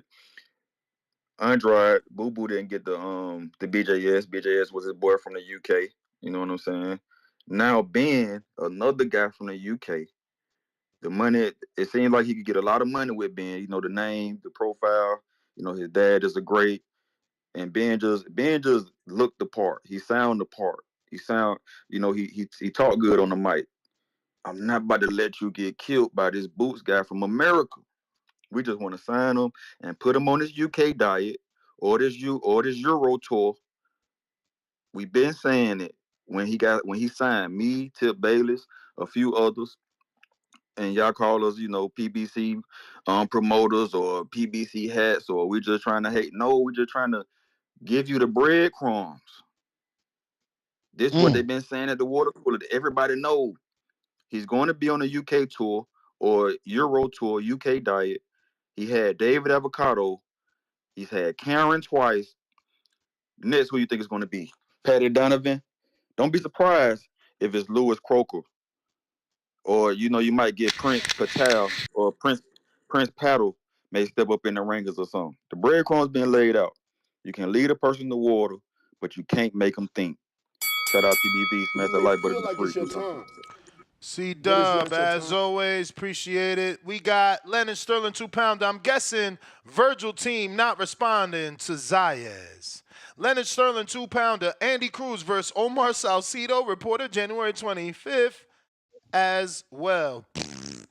Omar Salcido. This is what I'm trying to tell y'all. Like, he's still fighting journeyman. Like, yeah, Omar Salcido had a good couple fights on Pro Box. You Didn't know, he beat Colbert just he's now? he's a decent guy. But again, you Andy Cruz. Loma fought Gary and Solido, third and fourth fight, right? Or second Yeah, he and had third. title by now. Like, A yo, real what's title. going on, bro? Like, you Yeah. got all these gold medals. You Keyshawn Daddy. You know what I'm saying? When you gonna show us you Keyshawn Daddy? You living off that Keyshawn fucking name and all you zombies, man. I found my soundbite, you damn sheep. Bunch of This a step back, Ness, from Moran. Of course this a fucking step back. Of course this a step back. Moran was way better than this. that. A hold up. You almost got knocked the fuck out, like that loudmouth Dominican say over there on that boxing voice. We gotta pump these brakes with this Andy Cruz hype. Fuck out of here, man. DC3 counter. Houston. And again, Omar Salcido's a good fight, but it ain't the type that, you know, we like. Come on, we expecting a name. This dude keep calling out Keyshawn, posting about Keyshawn, but why you ain't posting this? Did you find Salcido? DC, what day is that? What's the deal, family? Everybody good? Yep. Good. Sir. Good DC3. I just want to. What's the deal? I just want to use my call to thank Chip Bayless and C-Dub. They've been calling this for the whole year. And, you know, I would see people go at them and say that, you know, they didn't know what the fuck they was talking about. You know, Eddie the best promoter. You know, and you know, Tip would make me mad because I was like, damn, I don't see it. You know, Eddie on the front line. You know, Eddie looking good in these interviews and all that. But, you know, you got to give them their credit, man. They were saying it. Tip always bring up Boo Boo Andre going to Matchroom and how Eddie did them. And, you know, everybody would say Tip for Eddie Hearn haters. Even C-Dub. So I just want to congratulate them, you know. And I want to Toledo Trees too. When he was begging Devin tonight, Toledo Trees is the only person calling in begging Devin, don't take the fight. That's not a good fight. Let's stay on. Let's go get these belts. That's a waste of our time, and we're gonna get that money eventually. So I just want to, you know, give them guys a shout out, man, because you know that's what they do. And we gotta call it a Douglas, and Two Tone and everybody on the panel. Who else up there? Ryan, Enrique. We gotta call it a Duck by Boots because. You know, nobody wants to fight you at 47, bro. Nobody wants to fight you. You see the Normans, which I understand, but you know, every boxer paying taxes. Everybody paying taxes, bro. You know what I'm saying? We can't I drive and I know they not taking over near as what my checks they taking out of y'all's, but like we gotta think that was a Doug Norman. You know what I'm saying? He calling in here and he hating on it's like Norman, you had a chance, you talking about he don't have power and all that, you had a chance to fight the guy. That probably would have been the win, how vulnerable he looked and all that. And we saying Boots look bad. I mean, shit, he was trying to me, it looked like bro was just trying to put on a show in front of his fans and get the knockout for his fans. I don't think if he fights somebody else somewhere else, he gonna come out there looking like that, willing to take a couple licks to get the knockout. I don't think we gonna see that again. And we gotta start bringing up this. We gotta start talking about this IBF hydration clause a little more. I think that's playing a role in maybe how he was looking, bro. You can't even rehydrate over a certain amount. So it's crazy that people want that belt. Why would I want that belt? And I seen Boost in person, bro. He walk around at probably 180, bro. Bro, big, bro. He's a big dude, bro. Pause. You know what I'm saying? So it's time to start bringing up that clause, bro. That belt, it's a little weird. You know, if you like that belt, it's a little weird, bro. And the IBF don't play, so I understand it. But yo, we gotta call Booster Duck, man. You in the interview, you clearly said, you know, it's time to move. When you gonna start fighting the real names, Boots? Cause we get on Tank for it. You know what I'm saying? You got more fights than Tank, I think, and you still ain't got that fight yet. You didn't made all the money. You got what, probably 6-7 million fighting back home. Man, go ahead and fight. Go up, fight them. Come back down and undisputed. I'm out, man. You may feel like it's your time, but it's not your time. Yeah, I agree with DC3, man. I felt like he should have went up, asked the IBF for that fight and come back down.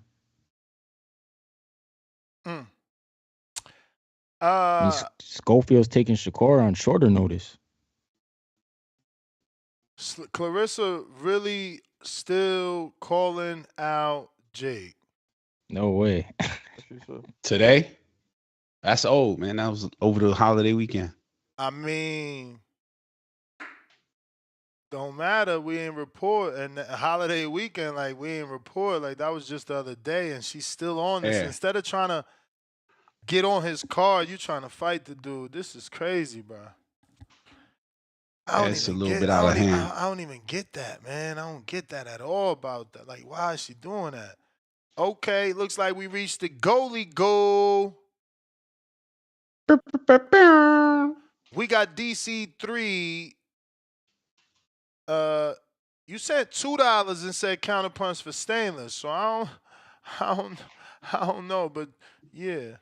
DC3, $5. We got to your counter. We got John LG, $2. No Ness. That ish sound whack. Like CYP. Damn, y'all hating on the stainless jingle.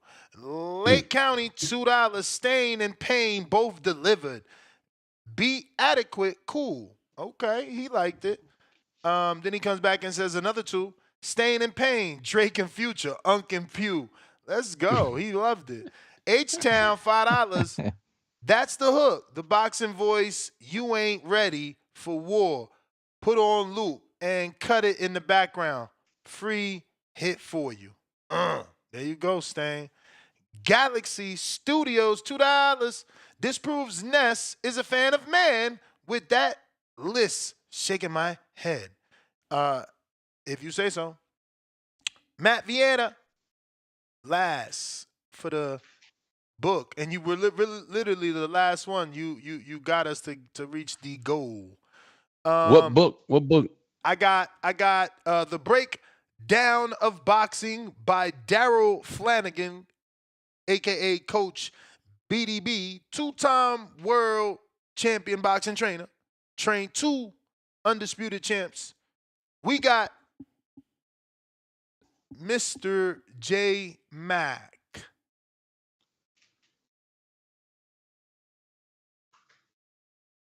Mr. J Mac. Mr. J Mac. Y'all hear me? We hear you. Yeah, good morning to you. What's good? Hey, who I got on the panel? Marco Ryan, myself. Speaking of Marco, you seen that bag work I just sent you from Dame Dash? What? He out here looking better than Marco's bag work. He out here looking better than Marco's bag work. Shout out to Dave Dash, man. Who? Oh, damn. Oh, he do. He do. I mean, nah, I'm fucking around, man. Marco, that's crazy. Nah, Hold Dame on. Dash can punch though. Dame Dash can fight. He had some amateur fights, I believe. Yeah. You called one fight with Dame Dash, and now you copping please. Nah, let me get to these topics, man. Okay. Man, they got a lot of awards going on. When it comes down to these awards, I'm gonna stay neutral. Shit. Let me start with the Edwards. Edwards had a moment, man, and I heard Nah, fighters like you. Mike Tyson. Why I'm echoing, bro? Like that's just on Discord. I believe we don't hear nothing.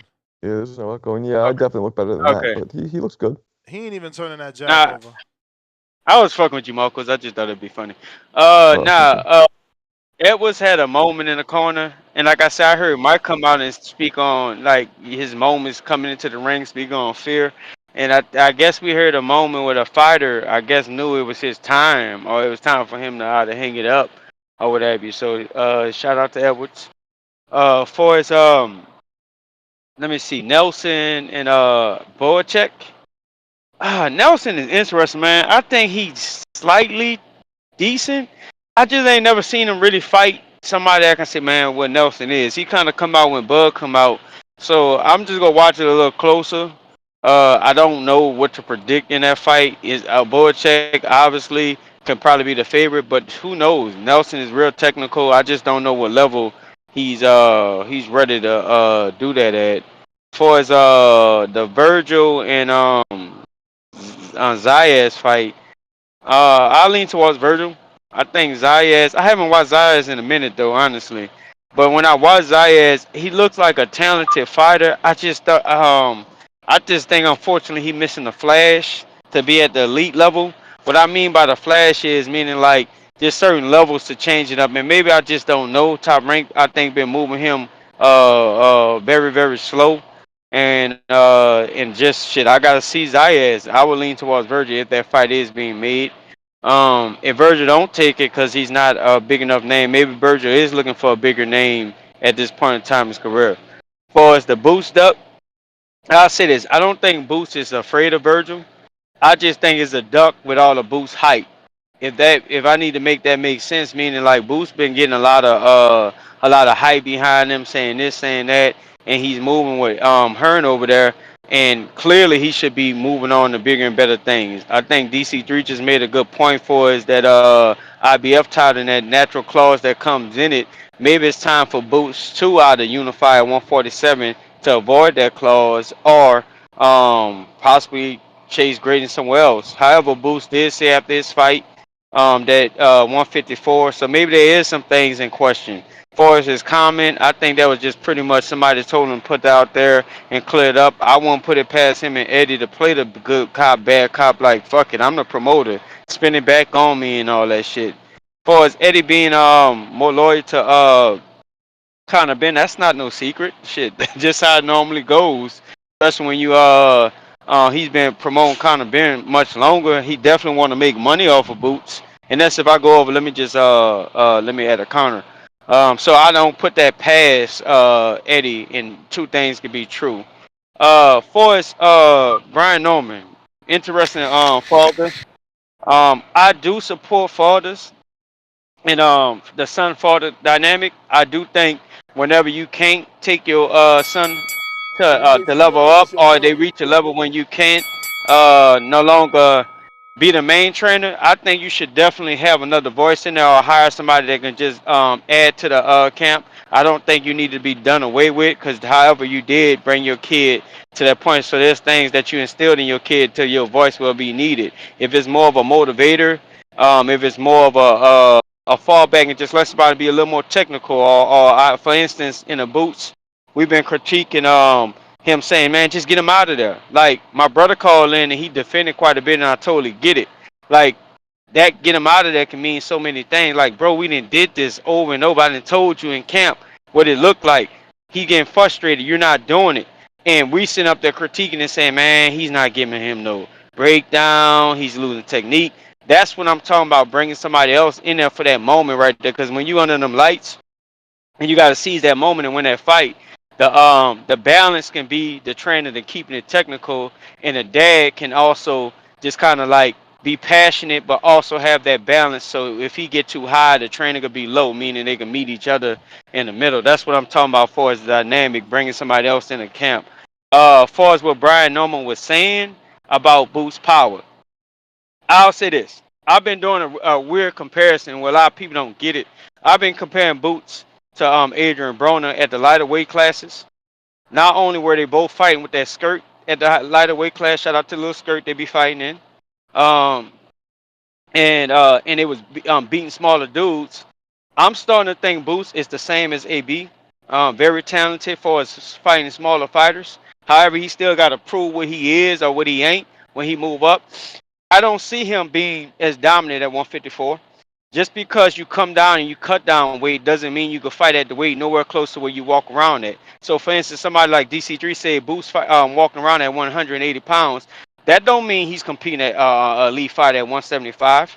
If you haven't noticed in today's boxing, uh, a lot of fighters cut weight. What they found out from yesterday boxing, they used to have a few fighters that was exceptional at cutting and manipulating water weight, and then they used to come down and they became the weight bully. Now everybody's weight bullying. Everybody try to use it as an advantage to create pretty much a disadvantage for the opponent, but everybody's doing it. You got Keith Thurman who was coming down for 180 pounds. You got all these fighters cutting a lot of weight, so it's a norm, is a common thing for elite fighters to do it. It's just water manipulation, and they just try to suck all the water out so they can have the advantage, and everybody's doing it. Boost still got to prove to me he can move up and be very powerful at 154. Brian Norman said Boost not a puncher. I kind of agree with him in this sense, only because I think Boost get guys out there that stands in front of him that he can bombard them with a volume. You may feel The like it's minute your he time, moves up to junior but it's not middleweight your and he's time. fighting guys that's cutting the same weight or maybe the same size for his fighter, I don't know if Boots showed me that level to where he got the ability to box. Now, when y'all say, "Damn, what do you mean? What you been watching?" All the Matrix shit. That's against level of talent when he's in at a bigger guy. And I think it's in Boots' favor right now to be at a 147 cutting that weight, actually, and fighting the smaller guys. That's why I'm comparing him to the AB. When AB moved up, all that knocking out shit, all that what you call it, just went out the window. Boots, to me, if defensively is very mediocre.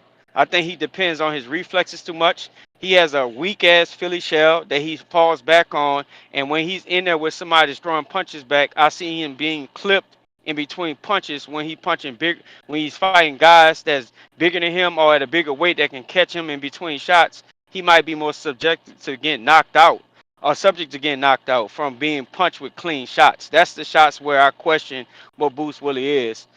Boost right now look like a guy that's gaining a lot of success at 147 because he's cutting the weight and he is bigger than most of the guys at 147 and able to be stronger than those guys. When he moved up to 154, that weight advantage and that water cut, it may not be to his advantage. And I don't think he showed me he can box well enough on the back foot to just become a elite boxer. For as that, I wanted anything else? Did I cover everything else? I think so. You Yes. touched on Pacheco Nelson? Hey, J Mac. Yeah, Pacheco you Nelson. did. I did. I said that Yeah. I just got to see more Nelson. I don't know where he is. I know he got a good skill set. I just don't know if it's at the elite level yet. Cause he be looking good on Bud undercards. I just don't know what Nelson can do because he only pop out with Bud and then Bud always still a show. I do want a couple one more thing. You got some of these PVC delusionists out here, man. You know they still waving the flags like Don King and shit like that. PBC is a what you call them, a pyramid scheme company, like they just recycling money that they don't have no more. So anybody saying you should sign with PBC to get a fight, man, they're not even guaranteed to make pay you your money over there because they're still paying people monopoly money, IOU. So all this signing with PBC guarantee your fight, it guarantees you nothing. It's not even guaranteed to go over there and get a fight for one. And second of all, get the fight that you went over there to sign with them for. Shout out to Regis, and I do believe it. Leonard Ellaby is a liar, and he's clearly gonna lie and put up that defense wall for Tank and say anything to make Tank come off like the true duck he is. Y'all know I got to get my Tank troop for every show. A lot of y'all call it haters. Y'all just a man fan and y'all in love with Tank. Y'all just can't see, but I see it clear. The minute Tank get in there with a You fighter may feel that can like it's your out time, strategize him, he's but gonna it's get not your time. exposed to that elite level of boxing that he's really not, and just become a knockout puncher that's all he can do. You had anything else? Somebody had a question? Yeah. I was gonna ask you, do you think Eddie Hearn's confident in Boots moving up to 54? Because he said 47 for Virgil Ortiz, and we know Ortiz can't make that. Think this what it is, and I hope this answers your question. I think after the last performance, a lot of questions is out there on Boots. So team management, Eddie Hearn, promotion, they're probably wondering what Boots really is. And maybe that's why Boots got stagnant with the move up to 154 against Virgil, because maybe they feel like they got to take a step back and make him look good, or put him in the right fight matchups to make him look better. So maybe Eddie Hearns might need to find out, maybe Boots and their team might need to fuck around and find out. So I think they both and like, man, we got to make this shit. We got to fix this shit because that's not right. Or maybe get Boots in there more comfortable in there with boxers. Because when he move up, he's gonna need to be able to box. He's not gonna be able to just walk guys down, and he damn sure ain't gonna be able to stand up in the corner for 12 rounds and not sit down and take that stay. He damn sure ain't gonna be doing that Matrix bullshit. But I mean, that's all I got. Ness, tell me what I owe you. I forgot. Did I address Tank ducking ass ways? I think I did. I did do that, right? All right, that's my call. All right, thank you. All right, we got N.O. What up, New Orleans? Shoot, Louisiana. Isn't that where J Max from too? Yes, sir. Okay. Ooh.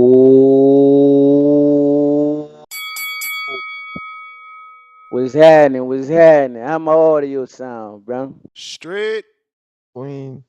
Good NO. See, what's happening? What's happening? But see, bro, we gotta find that original intro I had, and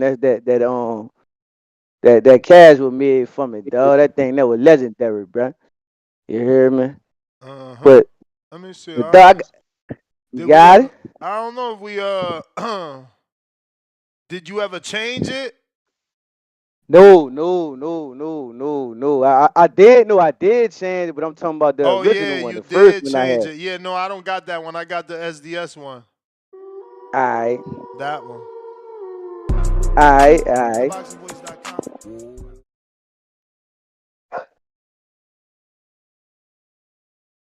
You there? Yeah. I don't know what happened. That bitch went dead right quick. Oh, I but didn't know look, if you man. wanted me to play the whole thing. I was just reminding you that's the one I got. Oh, all right. Nah, we good on it. We good on it, you dig? But I'm glad I heard a call it earlier, bro. He touched on like matter of fact, it wasn't even a call. I think you had mentioned it. You know what I'm saying? Like you calling these fighters out on getting these gold medals and all this and that, but they're not really stepping up. They talking the talk, but they're not walking the walk. Lomachenko in his second fight, he in there with a champ. You know what I'm saying? So you can't compare these different fighters. They like, man, he privileged. He getting all type of handouts and all. Andy Cruz is privileged. Andy Cruz is with Matchroom. They talk about him like he a star. They pump fake like he ready for Shakur. He called out Shakur in his last post fight. You know what I'm saying? So yeah, we gotta hold him to the fire. But when they gonna put him in there? I mean, he's supposed to be the goods, right? He beat Keyshawn. That's my point. We know what Keyshawn That's is. my point. I'm out to expose the Andy Cruz myth and the fucking shirt tail. What's it called when you ride someone's shirt tail? Shirt tail and a fucking Keyshawn name. He riding his coattail. Everything Keyshawn do, he want to get. Look, Keyshawn got to win over Gustav. He gonna pose. Oh, I'm your daddy. Like, shut your ass up and fight somebody we care about.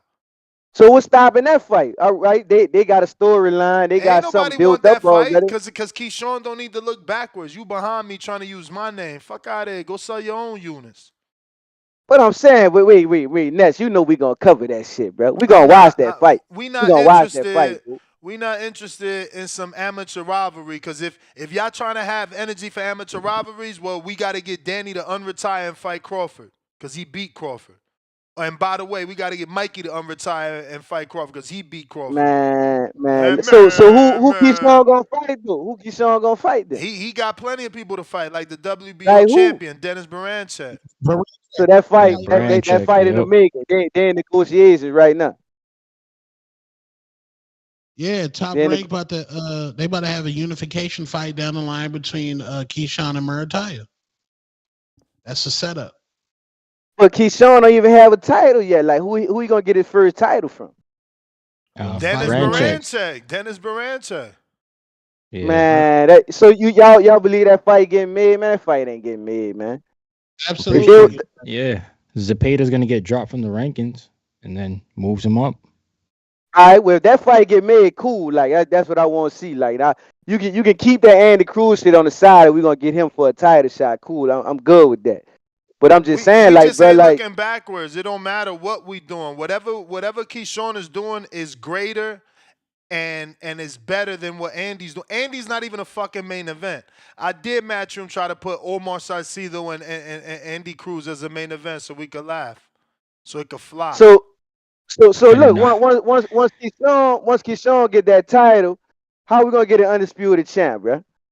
We It's gonna like, cross all that bridge. right, We gonna cross that Ain't bridge gonna when we be get none. there. We gonna cross that bridge when we we, get we there. two brothers gonna fight. Like, I what mean, is we gonna? when once one Shakur fights and or loses to Tank, then we worry about that. But right now, we don't You may know feel like it's if your Tank time, gonna fight but it's Shakur and not your beat time. him, and then Keyshawn get to fight him. Y'all making it about Keyshawn having to fight his brother Shakur because y'all toxic. Y'all He want got that. a belt. That's He the got a bell. belt, man. That's the It's bell. only room for Charles, what one. up? That ain't toxic for them to want in the fight anyway. It's not yo, toxic. how's Lomachenko still holding on that IBF? Charles, he Ness. chilling. He He is. chilling. He got 12 months, and he ain't got no promoter capping He to the got to the media. damn. What? What's up? Can y'all hear me? Yep. It's good. What's going on, fellas? Man, great show. Ness, I just wanted to point out, and I'm confused about this, and maybe you guys talked about it, but I am confused because, and I'm talking about the topic. Um, I told you the whole thing that has me puzzled about Boots and Virgil. I'm all for Boots holding on to that belt because I do think he is an avoided fighter. But my question is, and you brought up a great point, Ness. Um, why wouldn't Boots tell, or maybe he did, why wouldn't Boots ask for the Barrios fight? If he gonna stay at 147, why would they even talk about 154? Because here's the thing, Connor Ben, unless Eddie, from the promotional standpoint, I'm talking about Matchroom, unless Eddie thinks, unless Eddie's trying to take over the welterweight division, I mean, maybe he thinks Conor Ben could beat Barrios. I don't think Conor Ben could beat Barrios. I'm not high on Conor Ben. And again, I'm American. I'm not looking through the lens of, Eddie Hearn. Maybe he feels like Conor Ben could beat Barrios, but I don't see that happening. Shit, I didn't think I barely thought Ben beat fucking Dobson. I I don't understand what Eddie is trying to prove unless he thinks Conor Ben can take that WBC from Barrios, and then he's got two champions at 147. Whether it be Boots, if Boots stays at 47 Yeah, with but that but in the IBF. meantime, what is Boots supposed to do? You trying to get him to go up or not go up. But you making all Conor the Ben versus you making all Boots the is the big fight to fights. make. Everybody else got the big fights. Stanionis is fighting Matchroom's other welterweight and Giasov, and they trying to set up Barrios with Conor. They left Boots with nothing. But then when Blair the Flair goes to the press conference, he says, "No, you're not a name. We want to give Boots a bigger name." Where the fuck is the name at?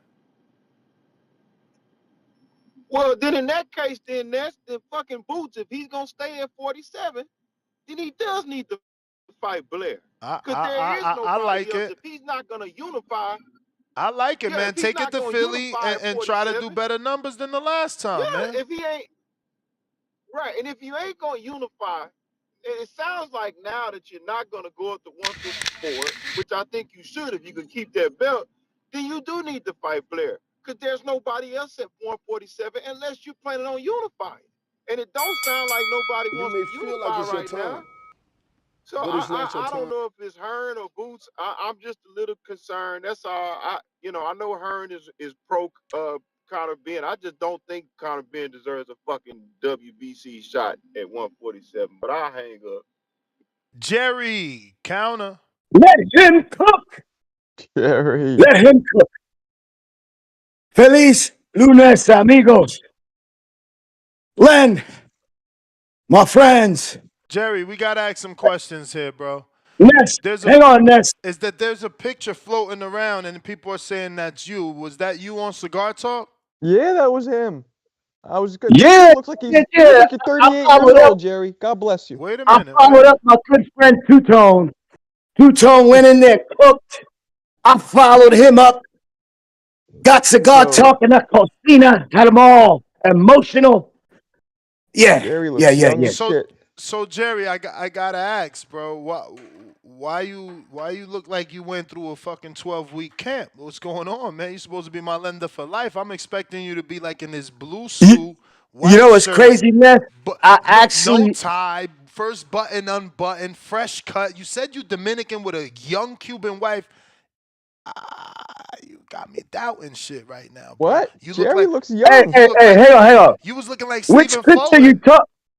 Which picture you talking about, man?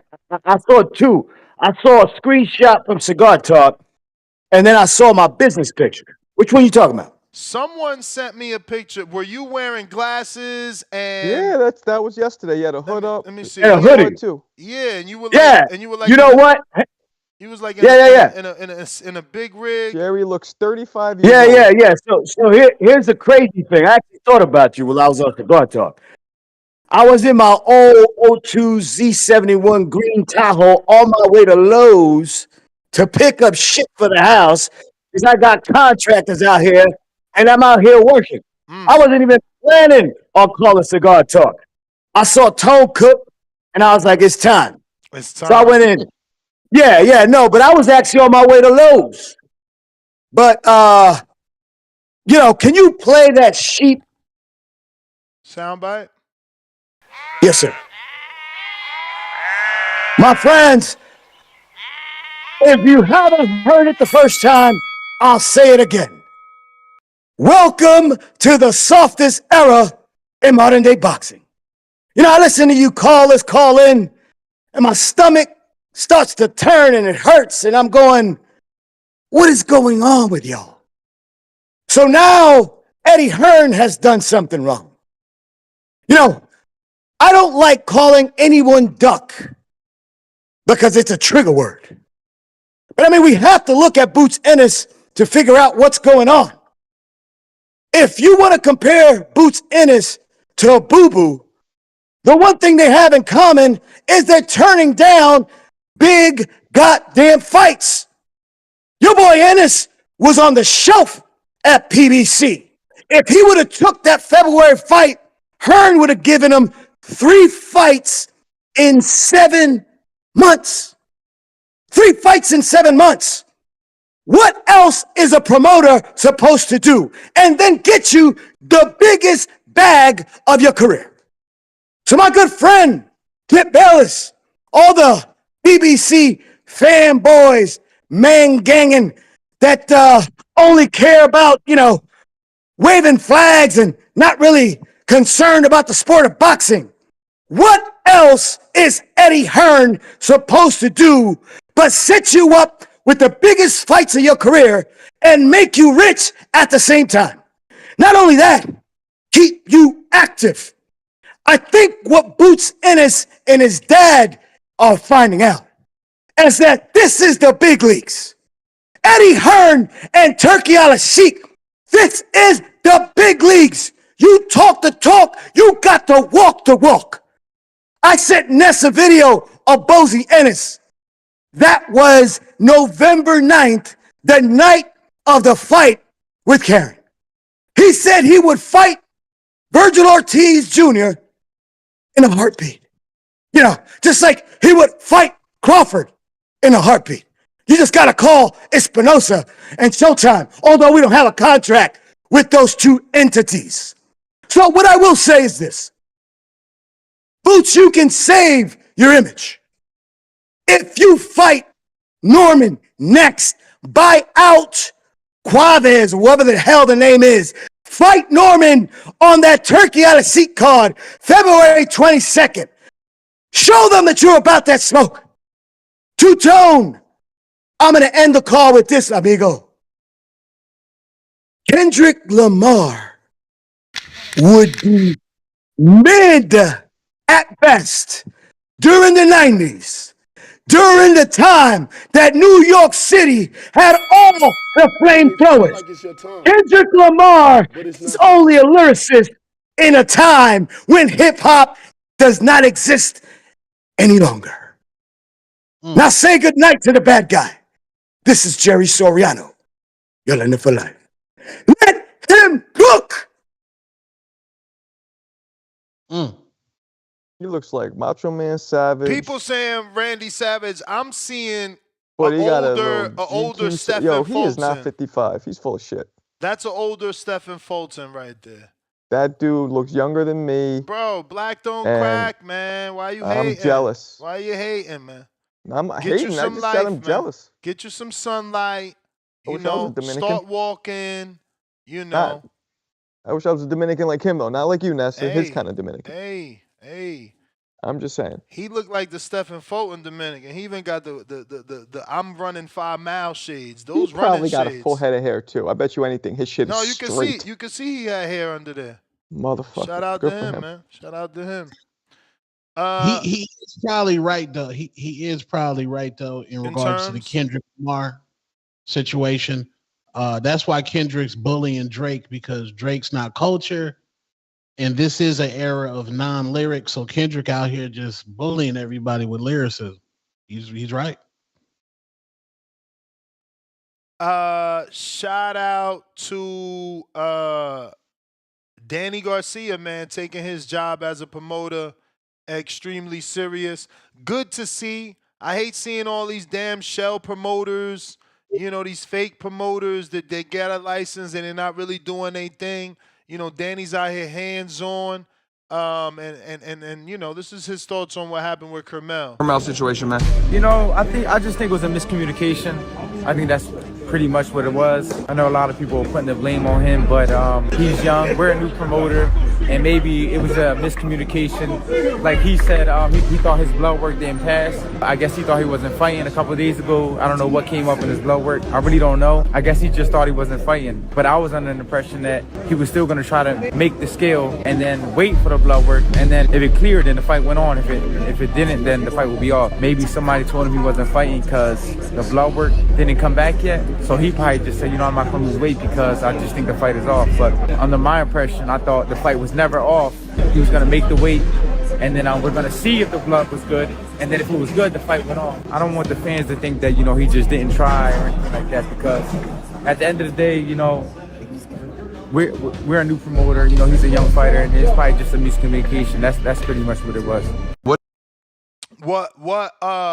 Remember I told y'all that I had been told it was blood work issues too. So very, very, very proud of Danny stepping up. It's too late. Obviously, this was said the day of, you can see, but it's too late. People have already fat shamed Carmel and made memes of him in the body of the fat bastard. You know, Did you fat shame him? You are a fat shamer. Did you fat shame him? Of course not. I mean, he looked phenomenal at 148. So we picking and choosing our fat shaming. No. Only We talking women. about body Fat shaming fat. women. We talking about body fat. Like, you seen body fat on that boy? Nah, he didn't look fat at all. You gonna call that in fucking shape. Exactly, like that. You can't get mad at what he was looking like. All I'm saying is I'm happy that Danny is not only being a real promoter, being hands-on, actually being there, promoting, using his platform to promote, but he stepped up to the plate and took the bullet for Carmel, because you can hear clearly there. He never finished that statement with, had he made weight, we would have had a fight. He still kept saying we needed to see the blood work, which means they don't even know till this day if his blood work passed or not. So why did they make him get on the scale? That's what I don't get. Again, you heard Danny. It was under his impression that he was going to still try to make the weight and wait and see if the results of the blood test allow him to fight. But he Carmel clearly wasn't was trying to told, make the weight. because Carmel was told you didn't pass, you're not going to pass. So what the fuck I'm going to keep making weight for? He found out 3 days ago. I'm just glad, it came out. They told me I just couldn't say nothing as much as I could say, but like, you know what I'm saying? Y'all can't blame him. And Danny stepping up. We a small promoter, miscommunication. They fucked up. First of all, blood work's supposed to be approved before the weigh-in. What we still waiting on blood work for? Like, what fighter wants to struggle to make weight, to only hit? Damn, yo, your blood work ain't get approved. Come on, bro. Shit ain't no game shit. I'm mad, even though I hate what happened, because now it's a stain on my man's resume, and he didn't get a fight. Wasted a whole camp. I mean, he fighting on the Ryan It's Garcia not a card. stain on his resume. Of course it's a stain. These haters going to be bringing up for the rest of his life that he missed weight, just like they bring up Tank missing weight. Oh, you mean his figurative resume, not his literal resume. Ahmed, what up? Ahmed, what up? Was he weight bullying? Is he time for him to move to 140? Here we go. Yeah, that's a lot Here of weight. We go. Ain't no weight bullying. If you can make the weight, you can make the weight. And I'm so proud that I never had an issue with Julio Cesar Chavez weighing 188 or 82 pounds in 160-pound fights, because that was 10, 20 years ago. And I'm still the same person. If you can make the weight, do your thing. Yeah, because it does drain you. You're at a disadvantage doing all that too. Exactly. That's your sacrifice. And that's also your skill. Two-Tone ain't as skilled as me in losing weight. So, of course, he want to fight at the next weight. This is my skill, to cut weight. Crawford was fucking wrapping himself up in blankets and hoodies like a burrito. But he got to be a champ at 135. It's called sacrifice. This sport is built on sacrifice. You sacrifice your sex life. You sacrifice your family. You sacrifice your body. The problem is, Ness, when you sacrifice weight, you diminish the fluids around your skull, which stop your skull. Again, my which brother. make it more likely His to get brain injuries. sacrifice. It's that fighter's sacrifice. He believes by cutting down, I'm going to have a weight advantage on fight night.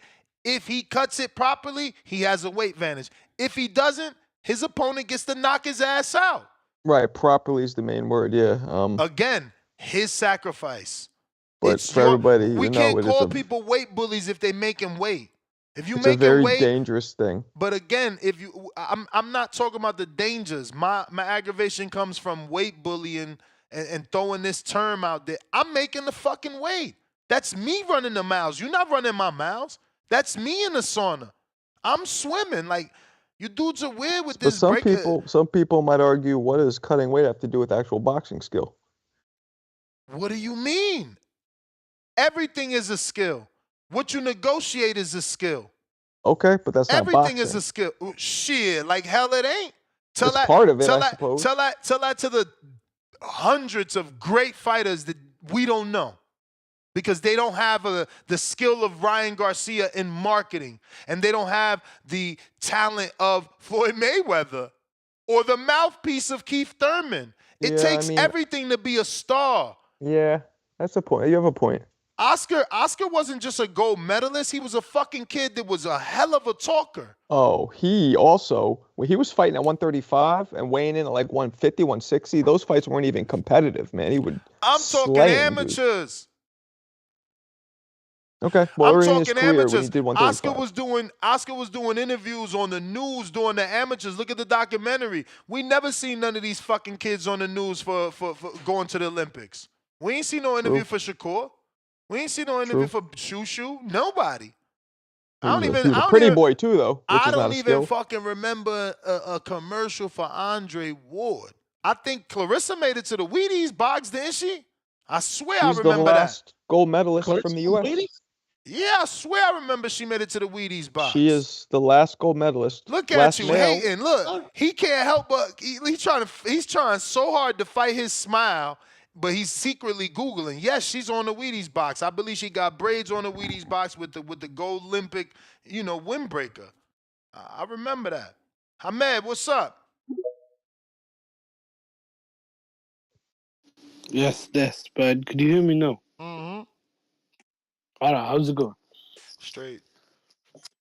All right, regarding Boots, I had no problem with him staying at welterweight and fighting the other champions, even though I agree with you, and I think a lot of probably people I've mentioned this. It don't look like he's gonna be able to unify in April or whatever they're saying. But if he said that from the get go, then maybe they could have had another, I don't know, chewed up or a whatever, a stay busy fight and then try and get or entice Mario Barrios or whether that's Stanionis or even I don't think the Norman fight will happen. But even Norman, safe they were to maybe renegotiate. But the problem is he's been calling out the guys at 54. He was saying Terrence Bud didn't want to fight him, even though he turned down the fight. I think was it 2 or 3 years ago.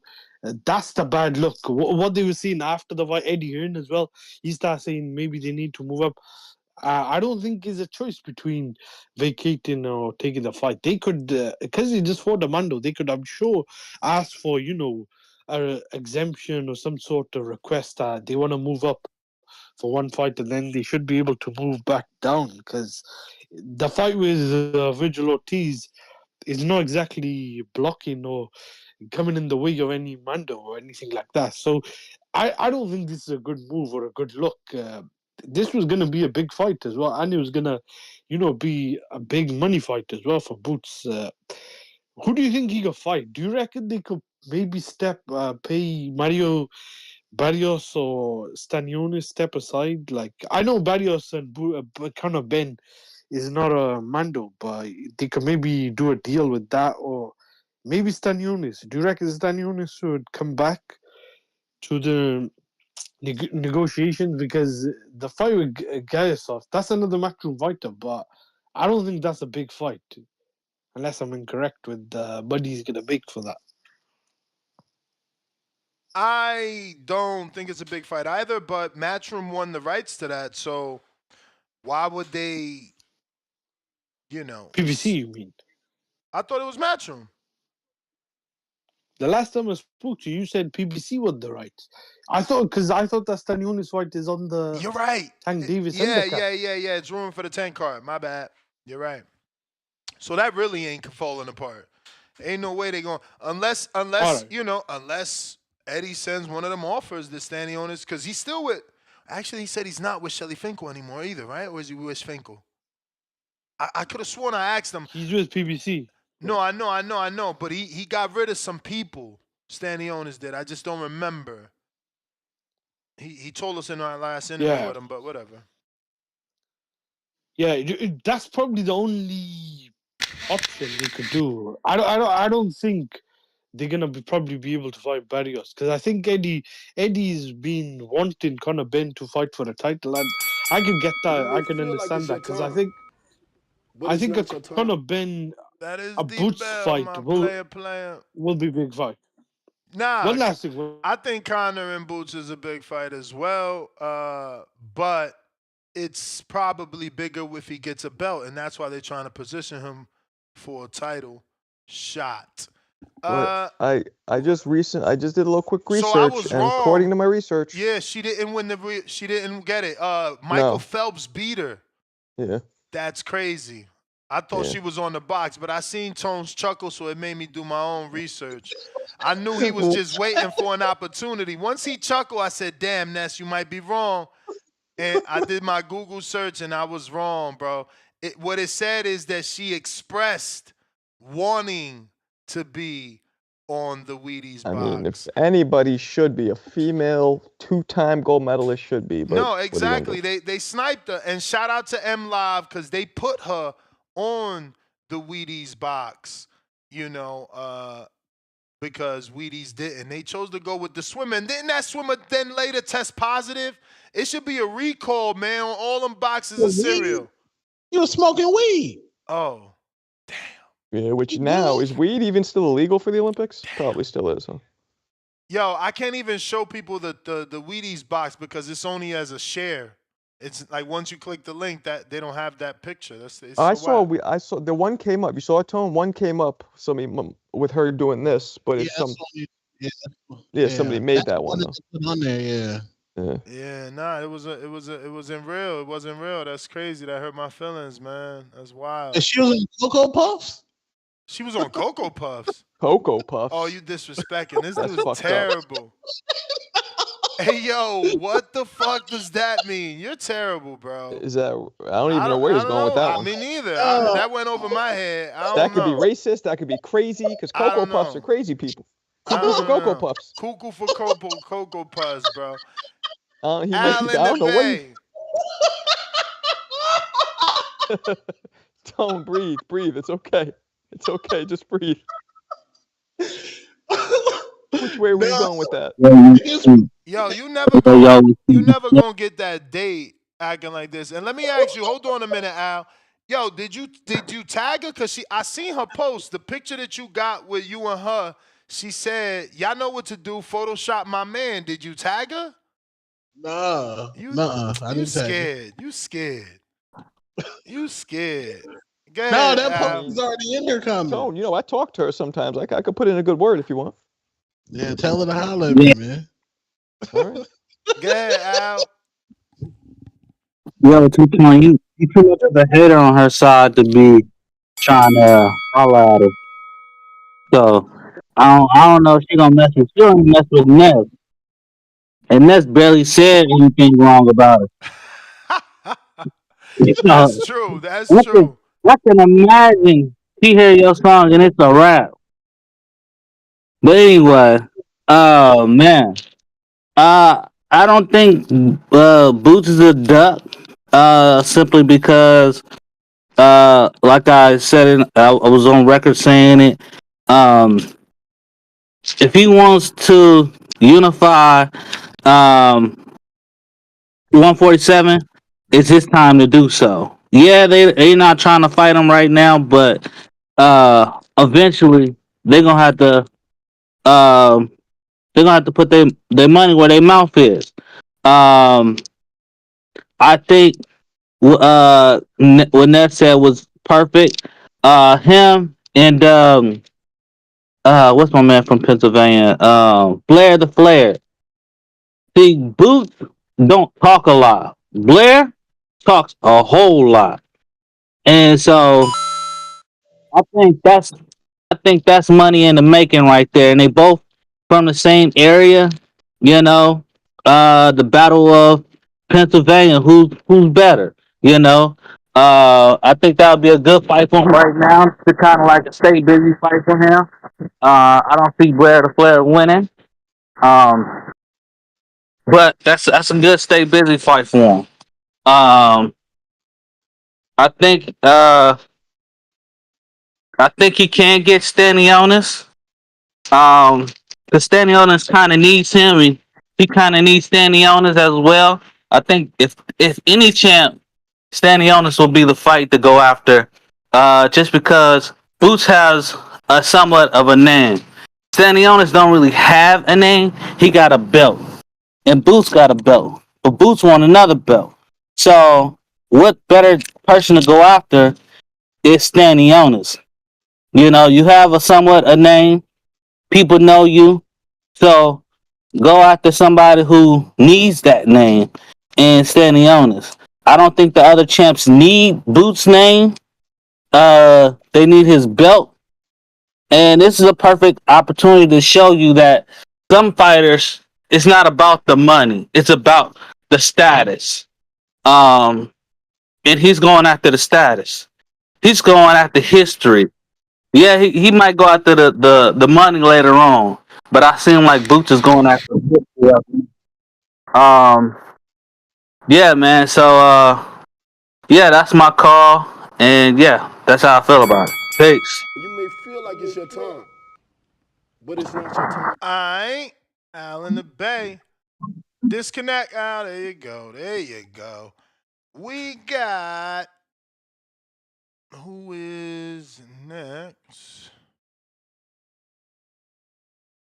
All right. Actually, let's go ahead and get us a winner. Winner. Chicken. Chicken dinner. Damn, am I gonna be able to do this right now? Let's see. Okay, that worked. Yeah.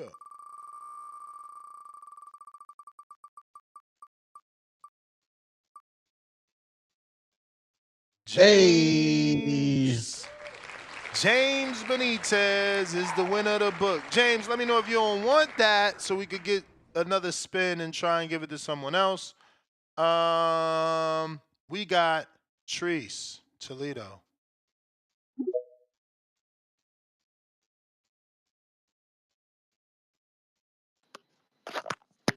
Yow. Yo. What up, though? What up, though? What up? Damn it, man. What's good, man? What's good? Damn it, man.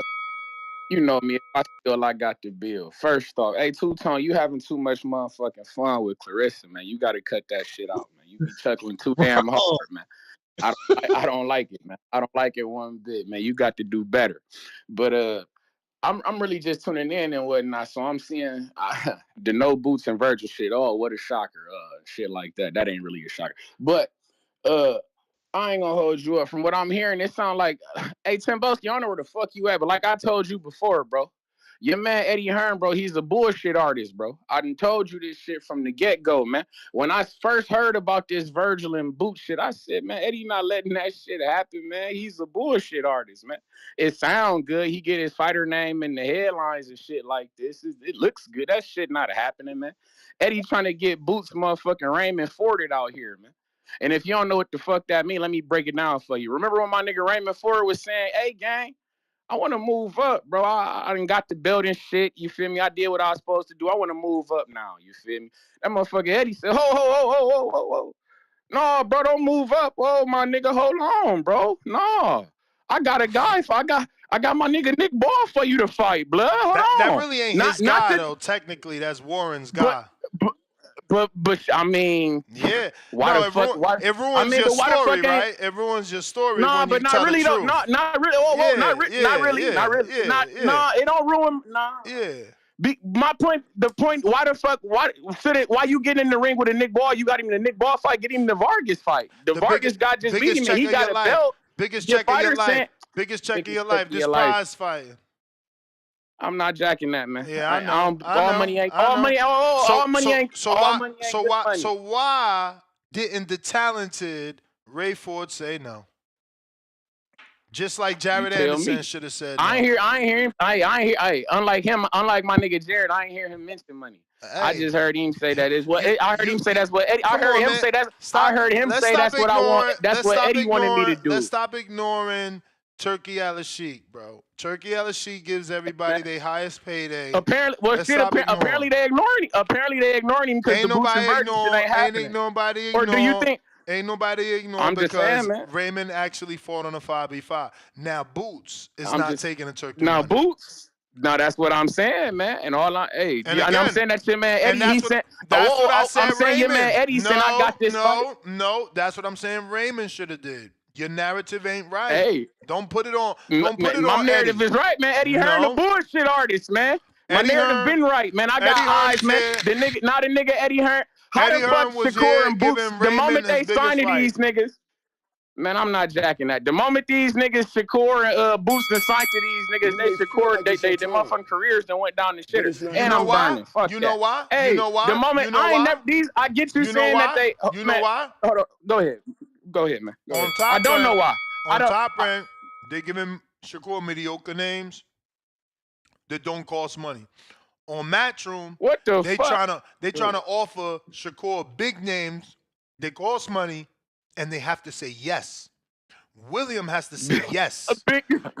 What? Big name like who, man? Come on, man. We talk about what's the big name? No. We talk about William Cepeda. No, since my niggas Shakur and psyched the motherfucking Matchroom, what's the big name that we done heard? What's the big name they trying to put him in the ring? We talk about William Cepeda on this show every day. He's the number one on 3 or 4 sanctioning bodies. We talk about Schofield every day. Hey, that's what the fuck we gonna do, man.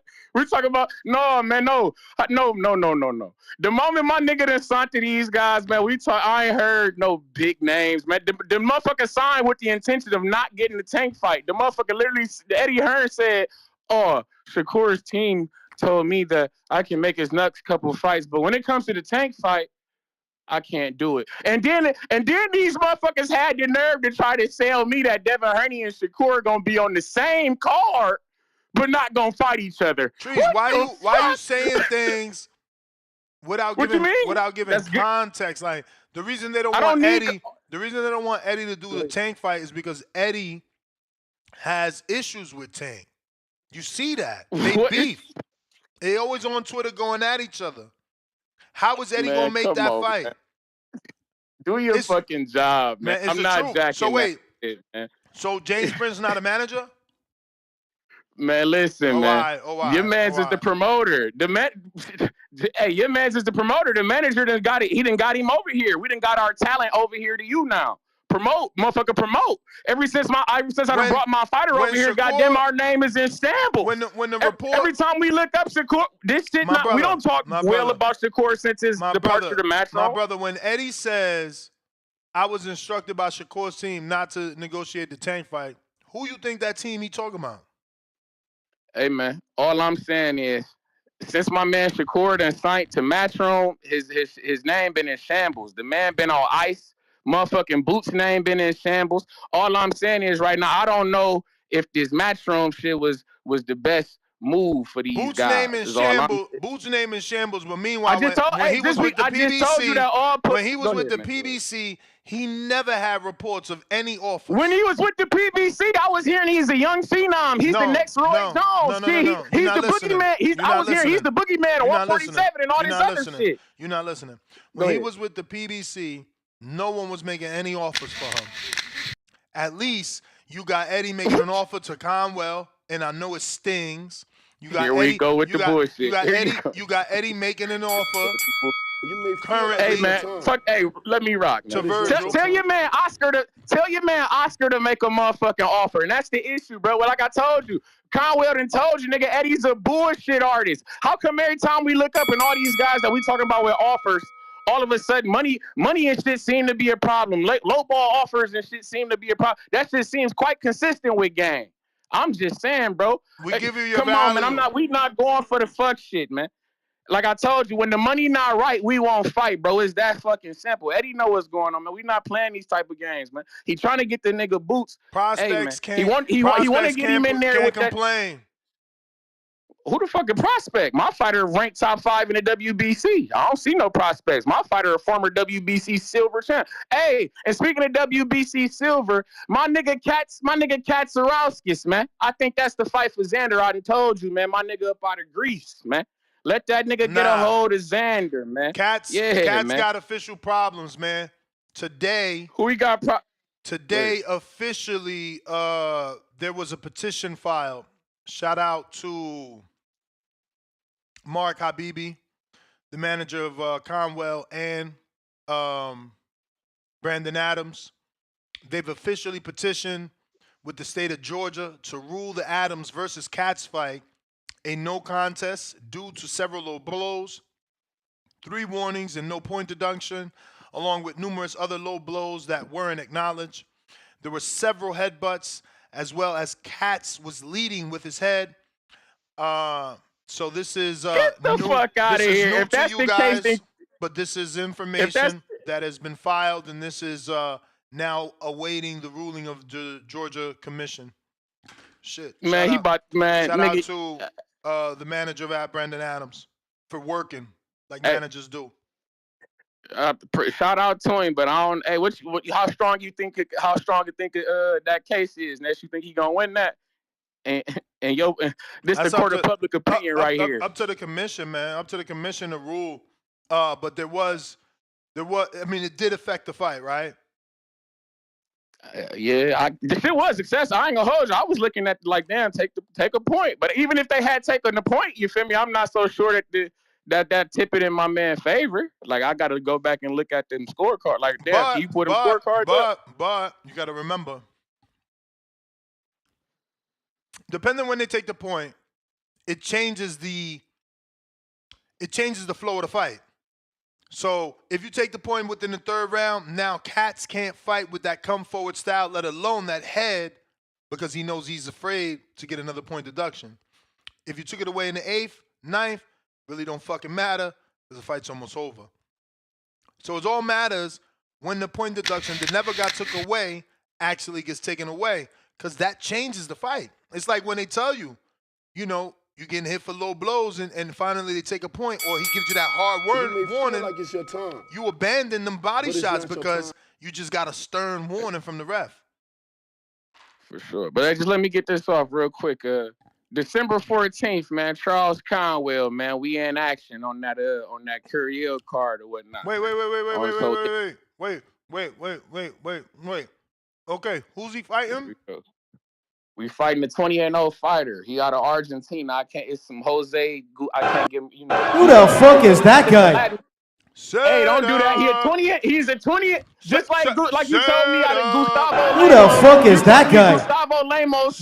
You told me Gustavo. Who the fuck is that guy? Argentina was a good fighter. Why can't this guy be a good fighter? He 20-0. Why can't he be a good fighter? Ness, you pulled that bullshit with Lemos. He out of Argentina. He undefeated. He a scrappy fighter. This guy 20-0. Why can't my guy be scrappy? Gang? We seen Lemos, remember? We seen him with Well, Selby. now you about to watch this guy. Hey, man, you gotta watch him till you gotta watch him. Chill. He fighting Conwell. Chill. He fighting my boy. Now you gotta watch this guy. Hey, man, he's 20-0, gang. Don't do that. 13 knockouts. He seemed dangerous to me, man. This our fourth undefeated fighter. What's your fighter doing? Just say but what shout out Conwell. TBV. Just say what Conwell already told us. I want 2 tune-ups this year, and then I'm coming next Here year we with go. some fury. Hey, man, 20-0 20-0 fighter. You feel me? Out of Argentina, who I hear guys tell me these Latin guys are tough. They rugged. You feel me? They come in to swang and bang. You feel me? Hey, it seemed like, hey, that's something we need to be prepared for. I got. Hey, man, you gotta watch. Hey. Keep your eyes open. December 14th, Charles Conwell, man. Shout out TBV. Shout out Toledo, Ohio, man. Y'all be cool. Trees be all right capping for his team. Midwest Mafia. Word. Quest, what up?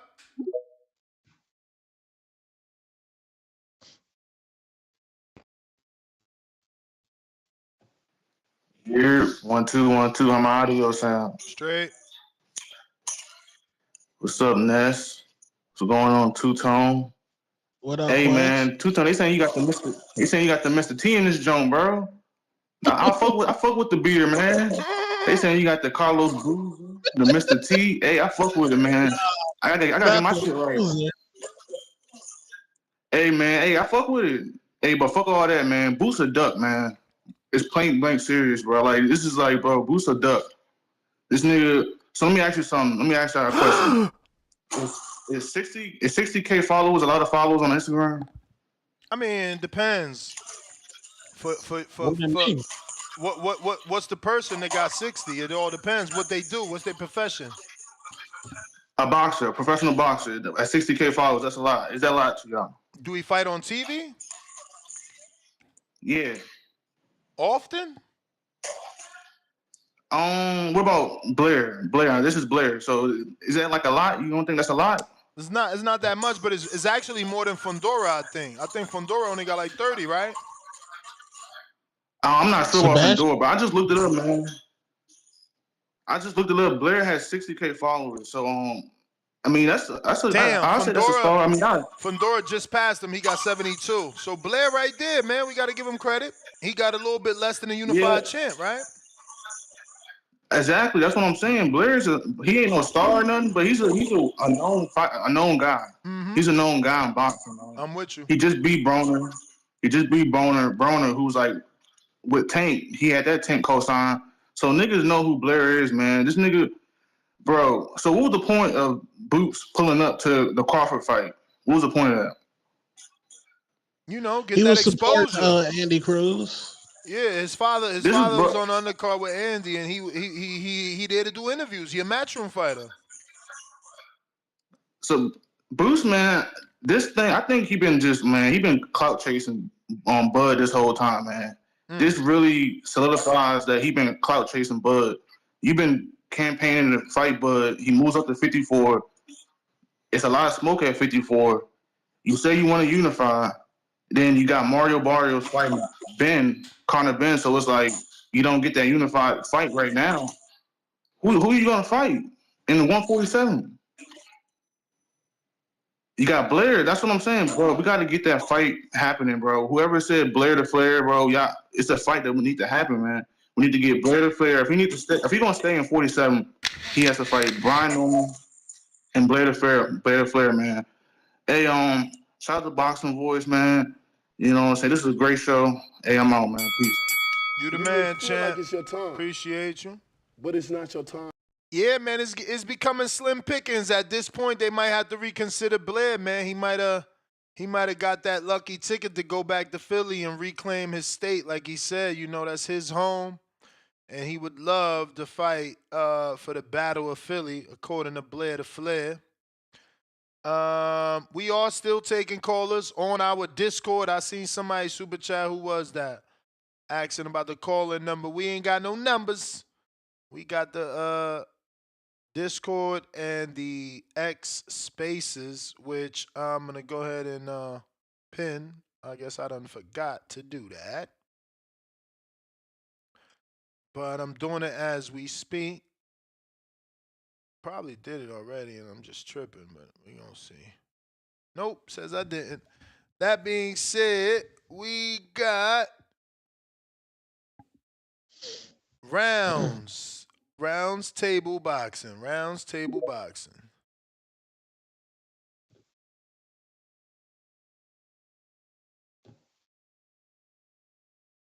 Yo. Yo, you there? Yes, you are. Yo, what up, Ness? What up? Yo, how we doing, bro? This is El Cucuy del Barrio. You know what we doing. Shit. I might be going off topic, but I haven't been able to get on. I'm pretty sure y'all have talked about the subject of Shakur versus Floyd. Nah, we Schofield. actually gonna touch on that this afternoon, second show. We talking Steven All right, Nelson and bet. Pacheco. We talking the weekend's fights with Yafai and Edwards, and we're talking Boots, Virgil not happening, and Zayas stepping in. Okay. You want me to save that for later then? Yeah, Because I can go off on Boots and Virgil. Yeah, you All can right, go bet. Boots, Virgil. All right, so look, check this out, bro. It's crazy how like I at least I haven't heard anyone talk about how we were just shitting or people were shitting on Crawford for supposedly ducking Boots, but how are we getting no one talking about like about that, you know, like if you think that Boots, you know, no, my bad. If you think Crawford is ducking Boots, but Boots is ducking Virgil, like why isn't nobody talking about that shit? You know, like am I making sense or that? No, I hear you, but I mean that's the whole point of the show. People are calling in to say that Boots is ducking Virgil, and obviously we talking, you know, Zayas stepping in. Yeah, but like what I'm saying is how nobody's mentioning the fact that we were saying or that people were saying that Crawford was ducking Boots supposedly, but I mean, is that even a, like something to question or something to subject to bring up? Because a lot of people were shitting on Crawford for supposedly ducking Boots. I mean, so is that still the narrative? There was a time where he could have fought Boots, yes or no? So what do we say now? Like if Boots is afraid to fight Virgil, nah, man, we certainly don't use your triangle theories of fights not needing to happen. No. Just because Boots avoided a fight 2 years later has nothing to do with Crawford. We still wanted the Crawford Boots fight. So what does all this say about Golden Boy and Golden Boy actually being about the smoke? Because Oscar De La Hoya just approved Floyd to fight, you know, Shakur, and he was willing to make the fight for Virgil and Boots. You know, like a lot of people shit on Golden Boy, but Fight by fight, though. Remember, he was trying to swerve the Schofield fight. Schofield's really had to put their foot down. Let's stop acting like it's a beautiful story over there. yeah, I mean, honestly, I respect it though. You could tell Oscar was hesitant to make the fight, but shit, he still made it. Honestly, I was gonna go off about that. Beyond hesitant. Beyond hesitant. He called his own fighter a prospect and damaged his brand. You may feel like it's your time. Yeah, all right, well, look, I'm gonna call back for later because my call was really about that, but I'll call back later. All right. All right.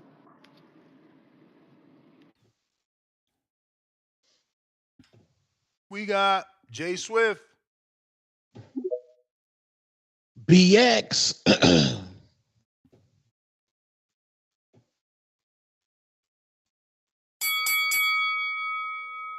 Got to unmute, Jay.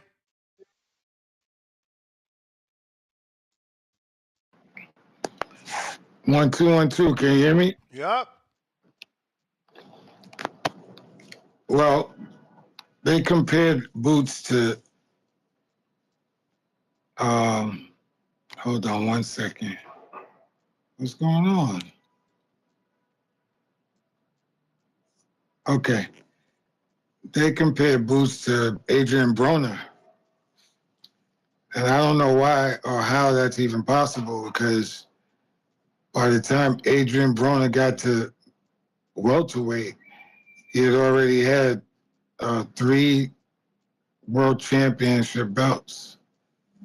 I think he was 3-time or 4-time world champion when he lost to Madonna. And then he went back to fight Garcia and lost to Mikey Garcia. And Boots has none of those accolades. They're not the same. They're not even the same. Also, I don't know. I think we all, when I look at most of the boxing, the current attitude of boxing, a lot of these guys just don't want to fight unless they're getting a big check and they don't want to lose their O. A lot of these fighters are just like that. Also, I love that fucking beat, Ness. You heard me? What beat? The stainless one? Yeah, man. That shit was fucking murder. I was just lying in bed, and when that shit came on, my TV was loud, and it made me sit up. And then I started rapping to it. I was like, oh, shit. The beat was fucking dope. You can't really tell the dynamics of it because it's probably done on a computer. Then you going from your computer to the TVs, and from your TV to my TV. You know, a lot is lost in transition. You know what I mean? But I could tell that just that beat alone, if you didn't have anything to rap on it, that shit would move. That shit was like, I was like, oh shit. So I was bugging out. I thought that shit was dope. Tone is a hater, but that's okay, because he's the hatred. But, but no, I mean, that's what it says. But yeah, I thought it was You dope. may feel like it's your It was time, really dope. but it's not All your right, time. I'm out. All right, Jay. We got DC3, $2. Jerry, you're yeller for life, Soriano. Rolling on the floor laughing. Galaxy Studios, $2. Damn, Nelson. Watch out, Marco. Got them hooks ready. Ace down, $2. Tone said she was on the kickbox. Damn. Remember the box of kicks? That's crazy. Lenny Sterling, 5-pounder. They came to a deal before bid. In my opinion, purse bid would have been $500,000. Not a good look for Stanionis dismissing Matchroom's $1.5 million offer for Boots fight to have taken $500,000 bid. You know, that's what I hate about the PBC, because you know they turn down big offers only to report that they getting paid a fraction. Shit crazy. Nasty. Because remember, you know, he said the offer that he got for Boots wasn't good enough. But now, you know, purse bid is $500,000. Right. Andre Bishop, $5. Where is the number if the landline is the wrong one on X? Yeah, so I got to change that on the X bio. But yeah, we're using Discord, and also we're using X Spaces. You can find a link right here pinned in our live chat.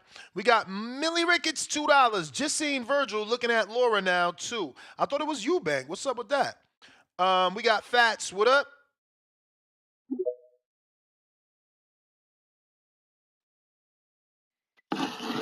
Yo, Yo, what it is, man. Yo, chillin'. boots a duck for that shit, yo. Whoa. You know what I'm saying? And at first I was saying, damn, maybe they should fight at 47 for a belt. But then I'm like, damn, you know what? Ortiz ain't fight there for a little minute for real. Then I forgot Boots did say that shit about he want to move up to fight the 154 dudes. He ready to fight him. You know, none of the other guys want to fight him. But it's just like, bro, like, it's like you want to fight Crawford, but then you don't fight Yo. Like, it just don't, some shit just don't make sense. I mean, I've been say he was clout chasing anyway. But yeah, that's crazy, man. I wonder who he gonna get for a unification. I really wonder who's gonna be, but I don't see him fighting that 147 too much longer. Maybe one more fight, maybe two more max. But I don't even think it'll be two. So you believe he had an issue making weight? Because he never said he had an issue making weight. He just said he think he need to move up because he'll have more power. Well, that's what it sound like. That's what it sound like when you start saying shit like that. Like the weight cut taken away from you. That's what it sound like. Like you struggling to make the weight. Like, you know what I mean, like it's a problem. So I mean, why make them comments if you feel like that you comfortable? You get what I'm saying? So, I nah, mean, I because think the he probably got. comments could be based off not getting a knockout, right? Like people was expecting him to knock Karen out the second time around. So basically, it's like, oh, I ain't get the knockout. Oh, maybe if I move up, I'll have more power. Then they went home and thought about it, Yeah, like, bro, we good. We just got, that was just a tough motherfucker. Could take a punch. yeah, but that's weak to sit there and blame it on that. You know what I mean? Because you didn't get the knockout. You know what I'm saying? But it's just the comments. Like you say one thing and then you end up doing another. But the Ortiz and what's his name? Zayas, Zayas. yeah.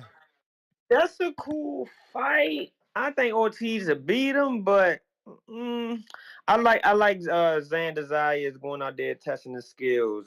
He do seem like he got the young Puerto Rican crowd behind him.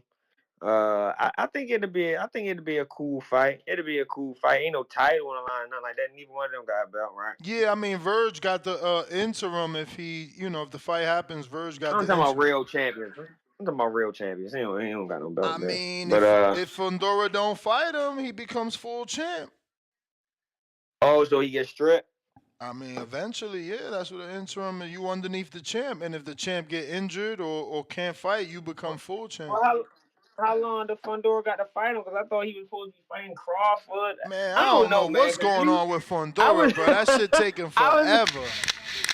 I was ready to say the same thing. He Like one fought minute one you hear he time fighting last year. Bud. Yeah, no, Yeah, we you hear probably one see him minute he next fighting year. Bud. Yeah, I don't know, man. But I It like may the feel fight. like it's your Oh, and I time, and I like Nelson in this but fight it's too, not your man. And, time. and, and Sonny Edwards, you a sucker, you a quitter. I'm out. Mm. We Damn. got Spider Rico.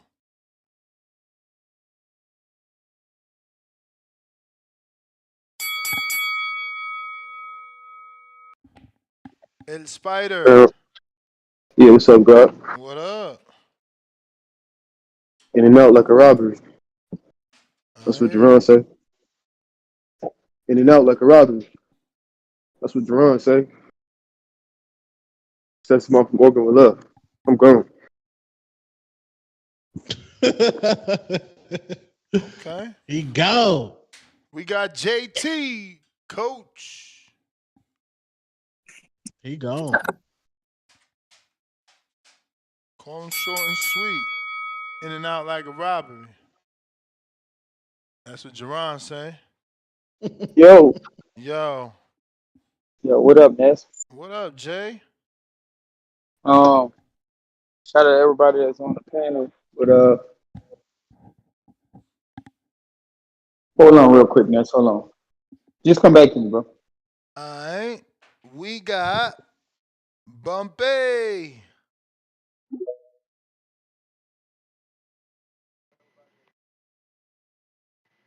Yo. Yo. What's good, y'all? I just wanted to say, man, I don't think Eddie believe in Boots like that for real. What make you say that? Cause how is it that if you think he next up, you don't want to, spend an extra little bread, go get that belt from Norman, right? Or spend an extra little bread, replace Giasov with and put him in with Stenionis. A few things like if you believe in him, if you really believe in somebody, you gonna put them, you gonna make that investment, you gonna leverage yourself if you really believe in somebody, and it pay out tenfold. Or he could go get Virgil, get that WBO, and then if he really like with the IBF, you know what I'm saying, he can invoke a mandatory with Bagram and move up. If you really believe in Boots, you know what I'm saying, get in the mix. And then now he got one belt. He got the interim belt with Fondora, unified with Fondora. Then who left? Crawford. That fight that you really wanted or say you wanted. You know what I'm saying? That's just me thinking ahead and me, being that like with that dog mentality. I don't know if Eddie really want to take that risk. What you think?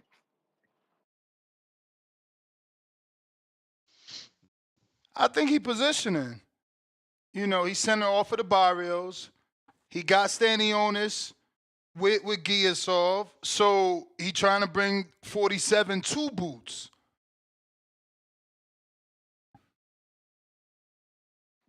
Okay, I see it from that perspective. Think about But it. what if Right Giasov now, lose? what is Boots' biggest fight at 47? Barrios or Ben? Because Exactly. I Barrios just fought on disagree. Netflix. I disagree. I think it's Conor Ben is bigger. Him going to the UK. I mean, Earl Spence did 30,000 people in Sheffield with Brooke. True. And Kell Brook doesn't have what do you call it? He doesn't have a son of a legend. He doesn't have pedigree. He's his own man. He became his own man. He did his own thing. He didn't need Eddie. I mean, he didn't need a father or anybody else's name. You know what I'm saying? Yeah. But like how I see it is like dude, and then also on like him saying that he don't know what's going on. Like, bro, do you not open up YouTube, Instagram, Twitter? None of that shit. like, bro, how do you not know what's going on? Word. And then hit us with the You may excuse feel talking like it's about your time, from now on, if but you it's don't not hear your from time. me. Like, bruh, beat it. That was But nasty that's it. Shout out work. He TDV. said that. Appreciate it. All right, Y'all champ. have a good one. You too. Yo, Ness, I'm ready. If you don't mind, sir. Nah, we good. Talk to me. Nah, man.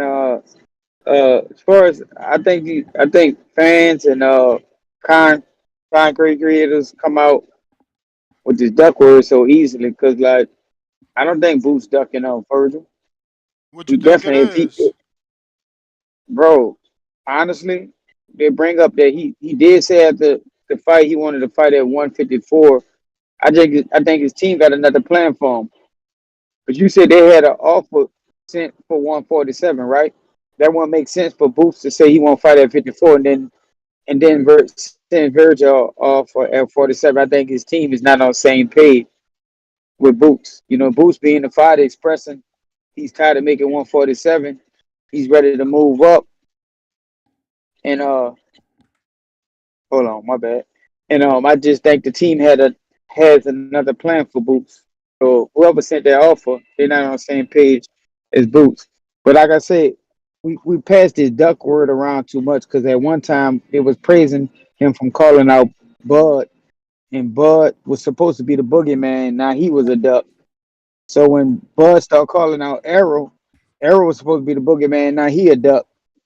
So when Arrow started calling out Keith Thurman, he's supposed to be the boogeyman at the time. He's a duck. Like we passed that duck word around so much, so easily, and I just think we're not in the room when these hard conversations are having to make these fights. So I'm not gonna say Boots a duck. I just think his team was on another page. And they directed him to go left. He was trying to go right. Hey, But champ, as far as since you think he was on yo, another page, so you believe the fact that he didn't know what was going on? I don't think fighters don't all know what go on. we as the fighter, you're a brand, but you got a team behind you that make all the big decision moves for you. Mm. Until I think to otherwise, then you got a few fighters that step in and say, "Nah, I want to take this fight." But normally, when you got a team around you, you trust your team to make the right business moves for your career. But as far as the Virgil and Xander fight, I like that fight, man. I hope that fight get made. I'm gonna root for Xander in that fight. Most definitely. Why? Nah, just I met him before. Oh, that's right. It's That's funny. right. It's funny how I met him, but I met him. Nah, man, and I just think it's his time. It come out party. He has more tools. He's not the puncher. He has a pop, but I think he has the tools to beat Virgil. But I'm looking. I hope that fight get made. That's a good replacement uh for Virgil. But Virgil is a hard puncher, bro. But I think Xander could get him. As far as the other topic, yo, can you still hear me? You may feel like it's your time, We hear you. That's just the bell, but it's though. not your time. Hold on, Ness. Let me. If I go over, let me get a counter punch. But as far as the boost and compared to Adrian Broner, I think that was J Mac that brought that up. Maybe he mean because remember when Broner was at the lower weight class, he was dominating dominating those weight class. But when he got in there with guys close to his size, also he did say that as well. He start the fight start being a little more difficult for him. So I I agree with him, but I disagree with him. Like if Boots walk around 180 pounds, I don't think he go struggle at 54. Maybe he'll struggle at maybe 60, 68 going up. But a lot of fighters are starting to cut weight for advantages in fights to be bigger, on to be actually bigger guy. But I heard Jay Swift call in and say that that hopefully that was the comparison between Boots and fucking Broner because they not comparison in fighters. Besides, they both wear the skirt thing. But ain't nothing wrong with that, man. Some fighters like to have that they don't like them, I guess, pants on them. These dudes that may have just sparring tights and shit like that, and they like their legs to be a little loose. But I'm not bringing that up. But the comparison about Boots Ennis and Adrian Brown is ridiculous in skills. But as far as the size, maybe Boots have a size advantage.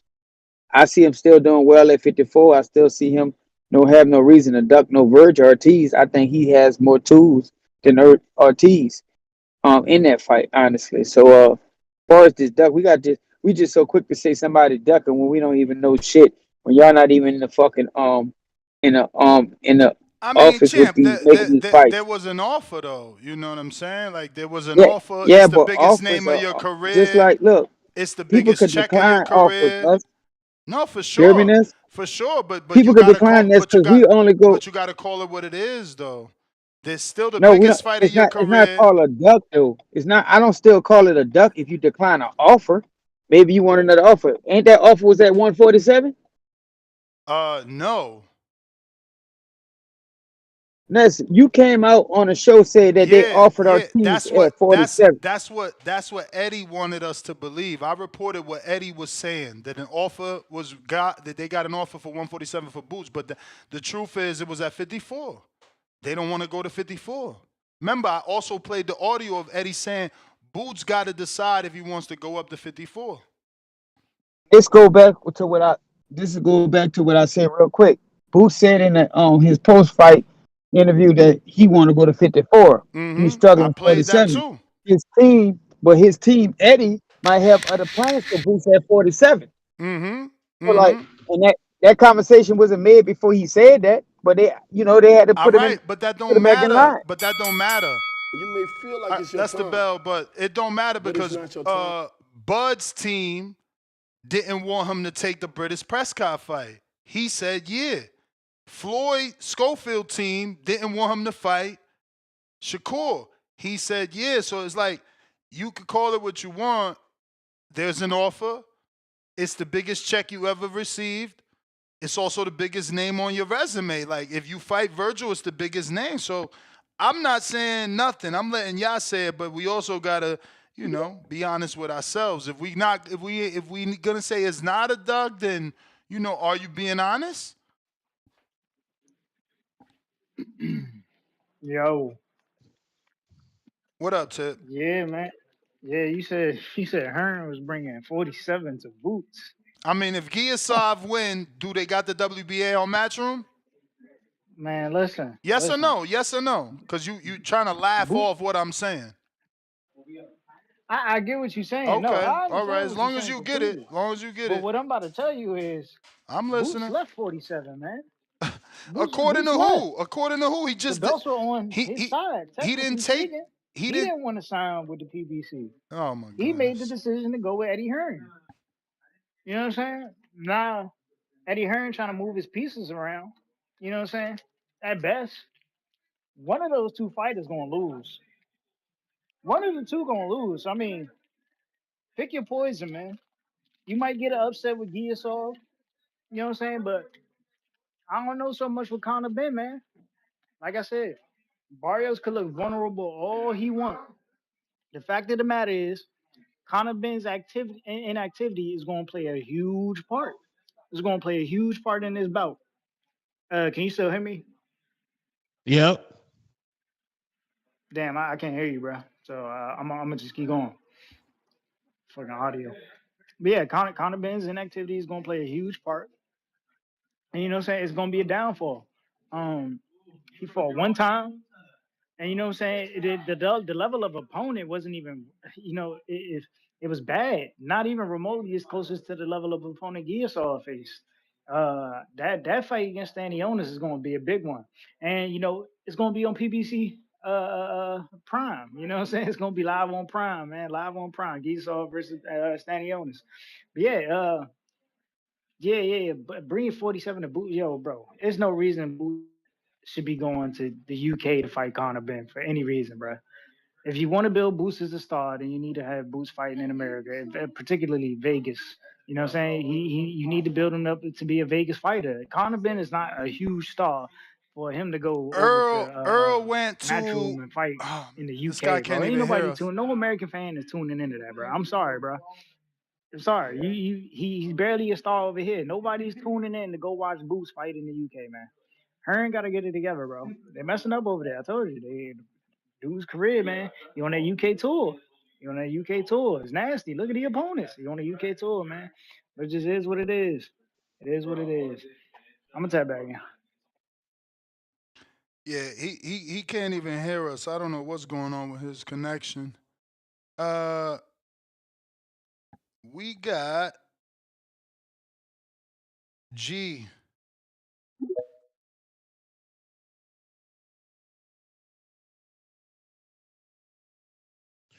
G.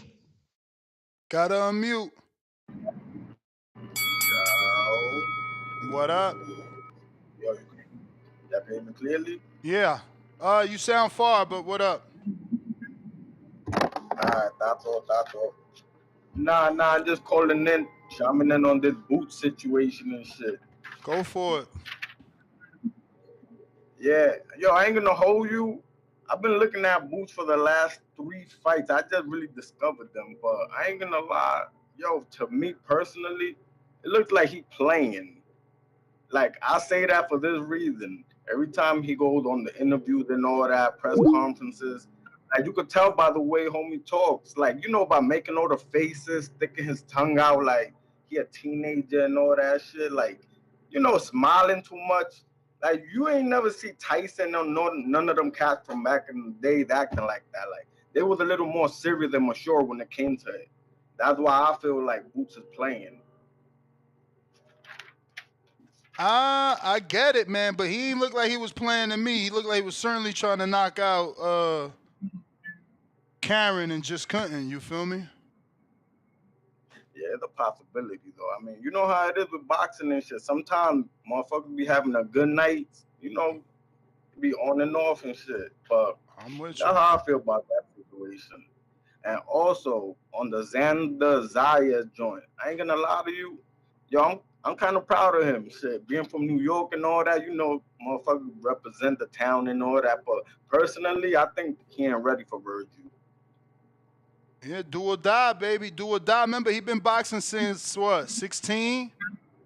He was signed, you Déjame know, ver. not boxing since, but he been signed since that long. So he was an amateur. I mean, you know, he's growing and he grew a lot. So he might be ready. No, eso verdad. Pero yo, bro, I was looking at the joint on Box Rec, and I noticed something. Yo, Virgil Ortiz, all his fights is by knockouts. Not And that yo, last you one, know, baby. Not that last one. I know about bullshit, right? I Yeah. think yeah, I seen that fight. That nigga got knocked down like twice or some shit. Yeah. Man, that was nasty. I remember actually Virgil got tight. He started doing something similar that Edgar Berlanga did when Canelo knocked him down. He got tight and started pounding on his gloves or some silly shit like that.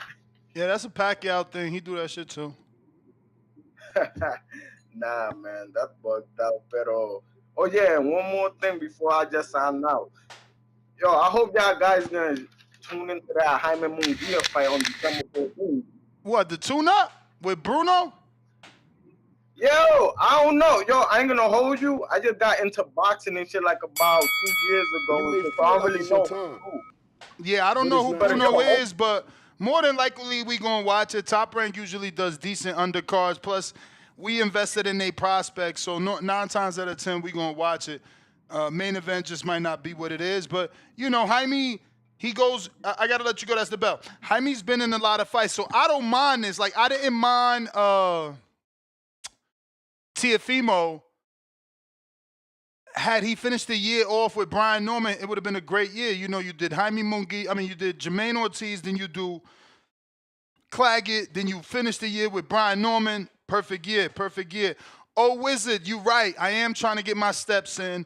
I'm actually looking at fucking walking pads, man, because I be on this show so many fucking hours. Then I got to go out late night to do my walks, and it got colder in Vegas, so I got to accommodate, bro. I got to accommodate. But looks like we got both Stainless and Payne on. But you was first, James. You was first. What up?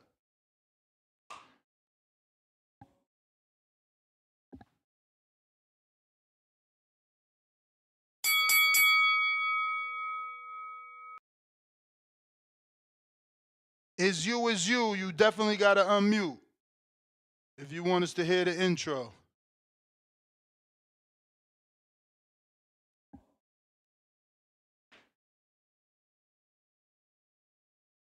Yeah, nah, but Seal, that's what I'm actually looking at. The walking pads, the little small treadmills, they be like $100 or less. I'll be seeing a million of them shits on TikTok and Amazon.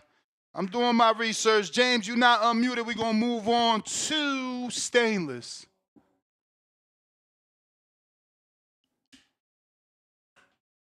In the meantime, you can walk in place. You feel me? Your Apple Watch counts that, and your phone in your pocket counts that. So, you know, a step is a step. You feel me? Hey, what up, man? What up? You What's can't up? give me What's up one with second. you? What's Okay. up with you? Calling you out. Seemed like you forgot about the push-up challenge all of a sudden. A lot of you dudes fell off. No You say what? consistency. You heard me. Nah, say it again. I said, look like you fell off the push-up challenge. A lot of you dudes ain't got no consistency like I knew. Yeah. Look, check this out, right? I just stopped putting my push-ups in, but I, trust me, I do. I start off my warm-up for the gym with 140 push-ups. I do 4 sets of 35. You know what I'm saying? 50 sit-ups and You all that. But still I start you putting it still back in doing for y'all, man. 35? Damn, old Yeah, man. yeah, man. I went up to 40, man. It was taking it out of me, so I went back to 30 because I started doing the weights and stuff. Just You know what I'm saying? yesterday, So I went. I raised my max set from 76 to 80. Whoo, you doing it, man. I'm proud of you. Like I say, I kept Oh, telling you if that I keep I doing this, only I'm did gonna it go once back though. to the gym. I done went back to the gym. I only did it once though. Yesterday was my first time doing 80. Before that, I did 76 was my max, and then before that was 75 was my max. Yo, I ain't even tried for my max, man. I might try that tomorrow. Yeah. But yeah, man, whoever calling me out, I accept that challenge. We'll get to it. New month started, so is it, you know what I'm saying? It's a new challenge. I'm with that. That's right. Cause you Yeah, fell that ain't off. gonna stop. You fell off. Yeah, I fell off with putting them in, but like I say, I'm still doing my push-ups. Y'all motivated and inspired me. Still, I reawaken that monster. So I'm at the gym every morning. You know what I'm Ah, saying? You know what that's I'm what's saying? up. Even when I went to Nashville for Thanksgiving Friday morning, I was at the gym. You know what I'm saying? Like Lethal met me out of, you know what I'm saying? We met up at the gym. You know what I'm saying? Dope. Like I stay with it, man. You know what I'm saying? Yo, I heard Two Tone saying my jingle I'm old and I need to go work with somebody. What Yeah. jingle? Yeah, he said you need Man, a rap coach. yeah, if I have feelings, they be hurt. It's You funny he feel said like it's your my time, bars are cool, but it's not your but time. the hook mean I need to go find a rap coach. But that's what's up, man. I respect that. You know what I'm saying? Either way, it was fun for me. I had a good time doing it with doing those recordings. I would say pause, but I ain't old enough for that. With Word. leak through this weekend. You know what I'm saying? So I had a blast, man. I got to reconnect with a lot of my homies, man. I told them how I tried to hit the dude up to collab with him, and he wanted to charge me for it. So you know what I'm saying? I definitely couldn't do that.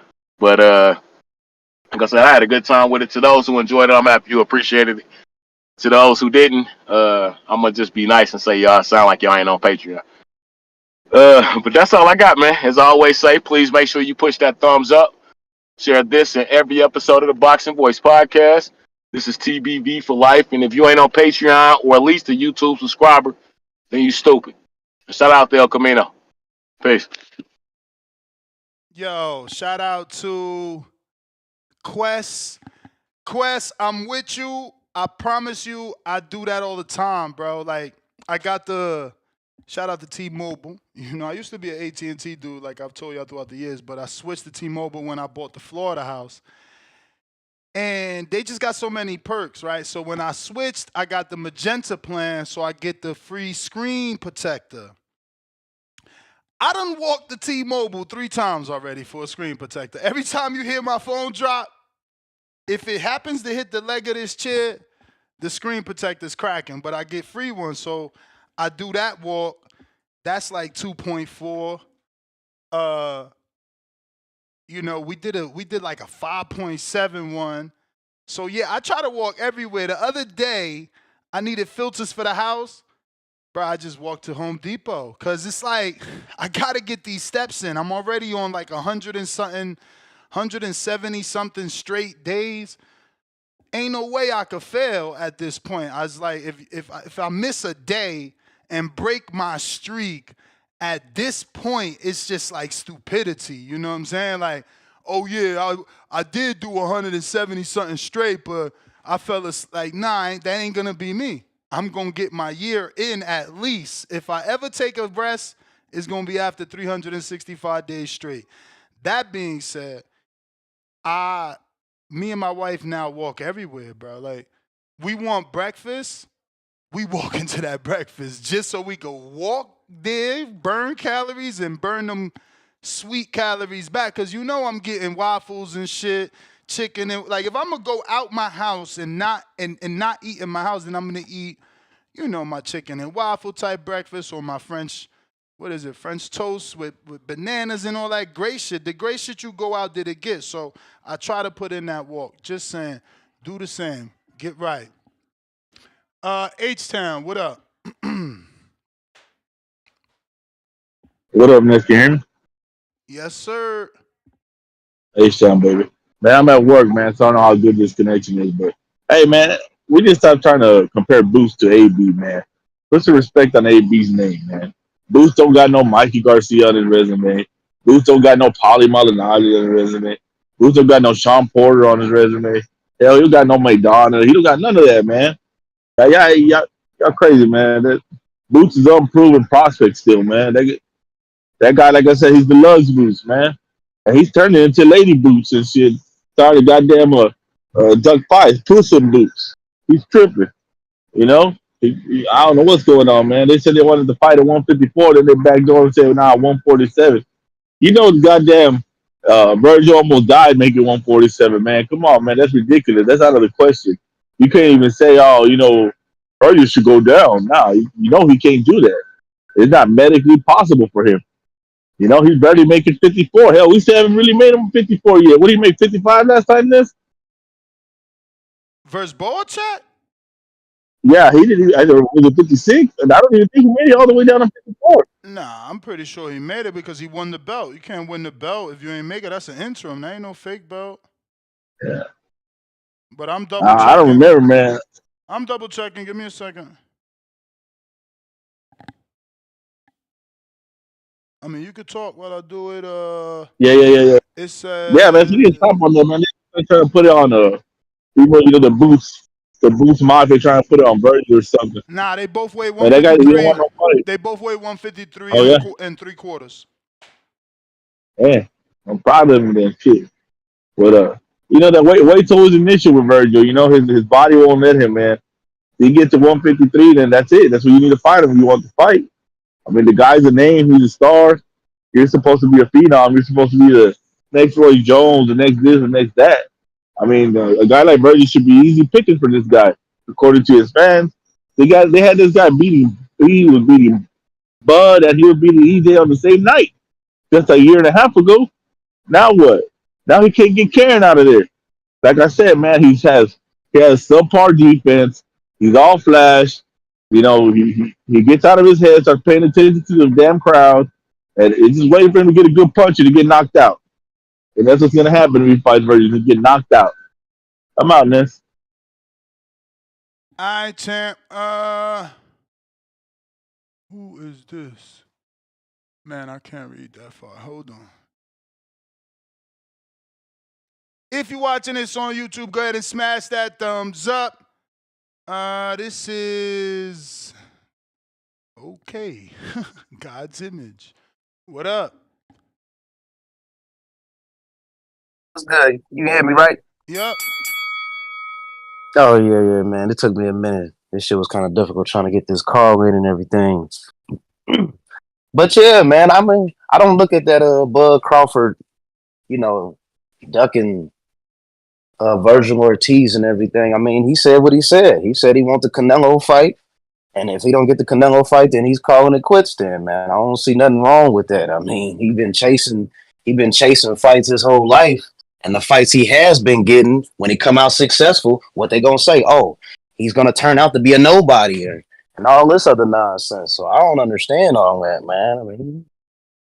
I mean, he done did what he done did, man. I mean, he pushing 40 and everything. So I mean, I ain't got no problem with none of that, man. If he don't want to fight Virgil, he ain't got to fight Virgil. I mean, is anybody going?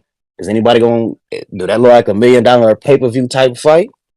No, I don't think so. So hey, Canelo or bust, as far as I'm concerned. You know what I'm saying? But that's all I got, though.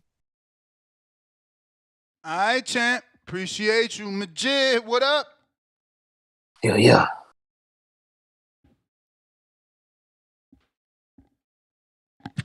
Yeah. What's good? Yeah, everybody needs to subscribe to the channel, join YouTube members and Patreon for something. Ness, I'm with you on this shit.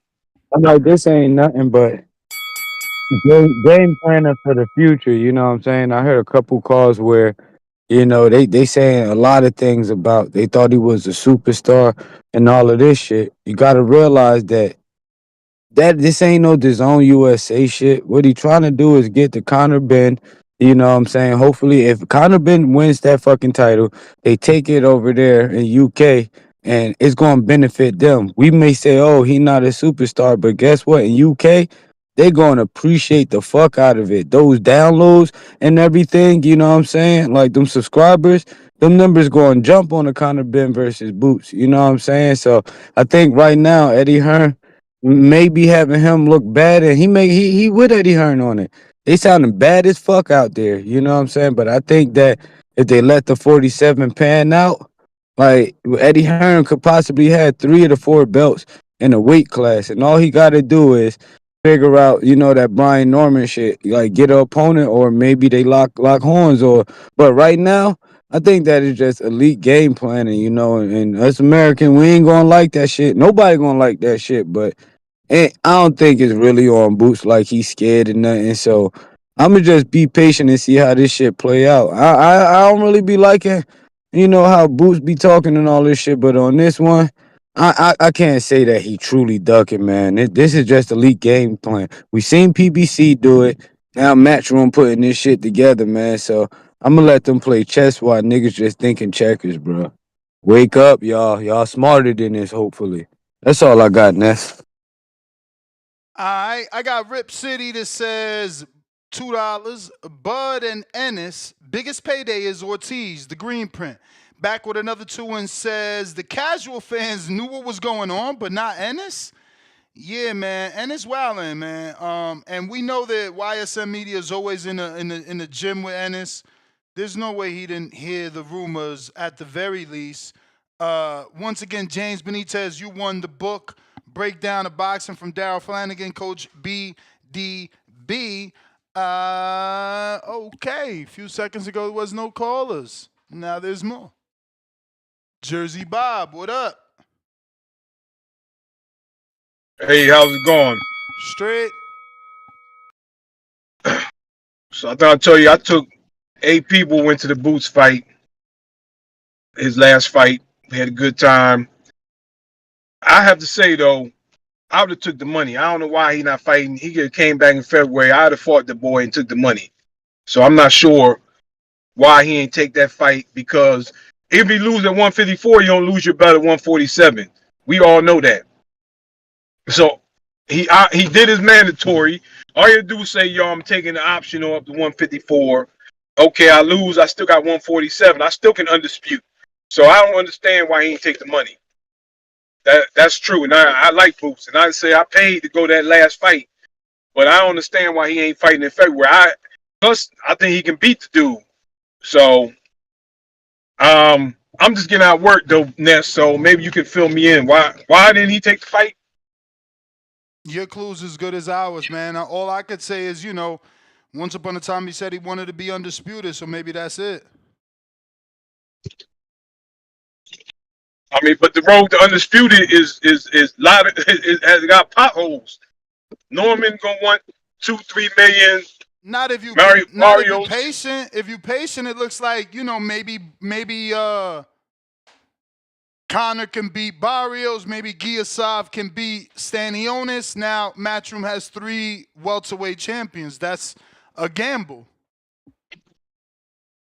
So when's the next time Boots gonna fight then?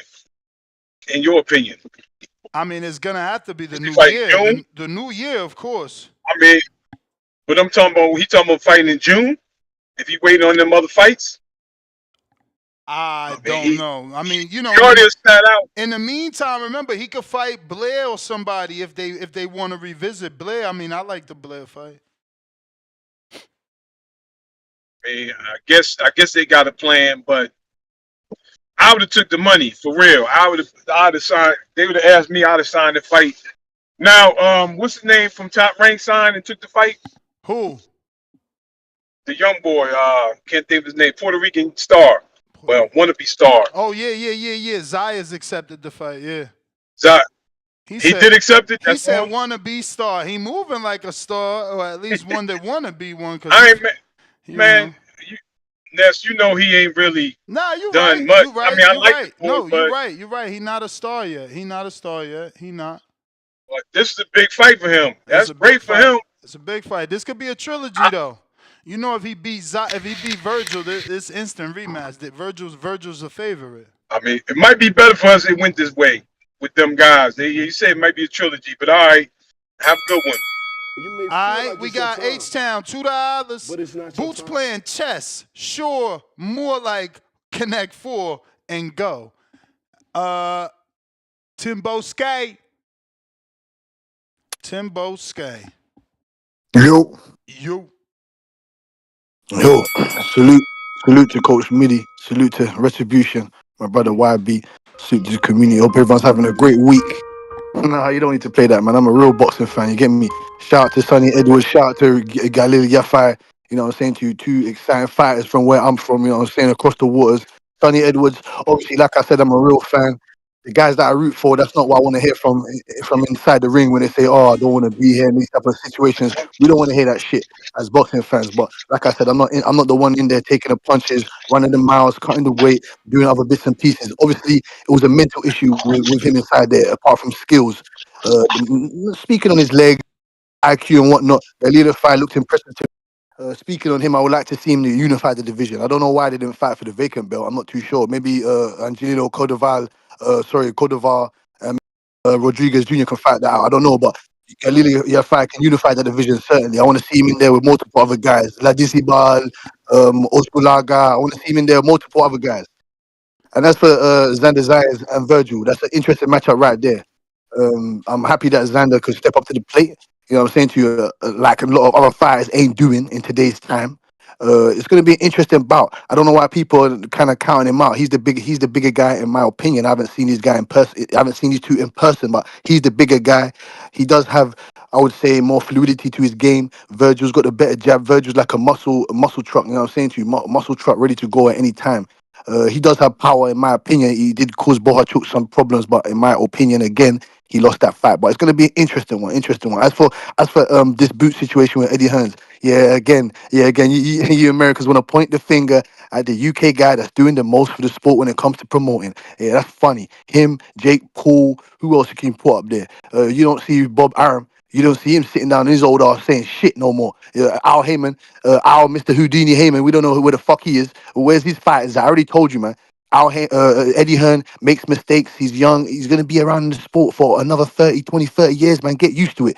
Conor Ben and Barrios, I told you already, we're going to destroy Barrios, get strapped up like Conor Ben should have been done years ago, and we're going to make that fight. Who do you haters call it? And please, keep hating. Please, I need you to keep hating. It fuels me. It fuels me to call in there and tell you what's going on. You understand what I'm saying to you? Conor Ben gonna get strapped up, unify the division. I don't want to hear you talk about, oh, Boots, there's no one for him at 47. It's because you guys don't sit down and watch the sport enough. Oh yeah, and next man, go ask YSM if I'm a Googler. Go ask multiple other platforms if I'm a Googler. No, I ain't. I sit down and watch boxing, unlike other people do. There's multiple guys. Suleiman Sissoko and Kavalasquez are fighting in Guinea for to see what's going on in the WBC. There's multiple names I When you want to feel see him like in it's there your with. turn? Stop making excuses, man, and get the When is it fights your Master on. turn? Bell, I got H Town. I got $2 from H Town. He says, I got Blair dropping boots. Watch. Look emoji. We got Indiana in the check-in. Khaled, what up?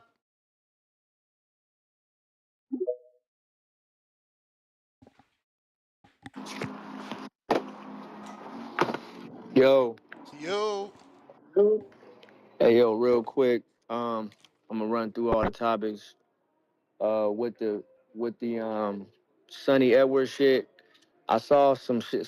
I like saw some shit with an interview that he was talking about Family Feud or some shit like that. So he might have some shit going on outside the ring. But Come on, if you man. want to let it Crawford. go, then Porter said the same shit in the Crawford fight, bro. We don't oh, want you to hear right, that all right, well, shit. yeah, all right, fuck it then. Fuck it then. Oh shit. With the Steven Nelson and the Diego Pacheco.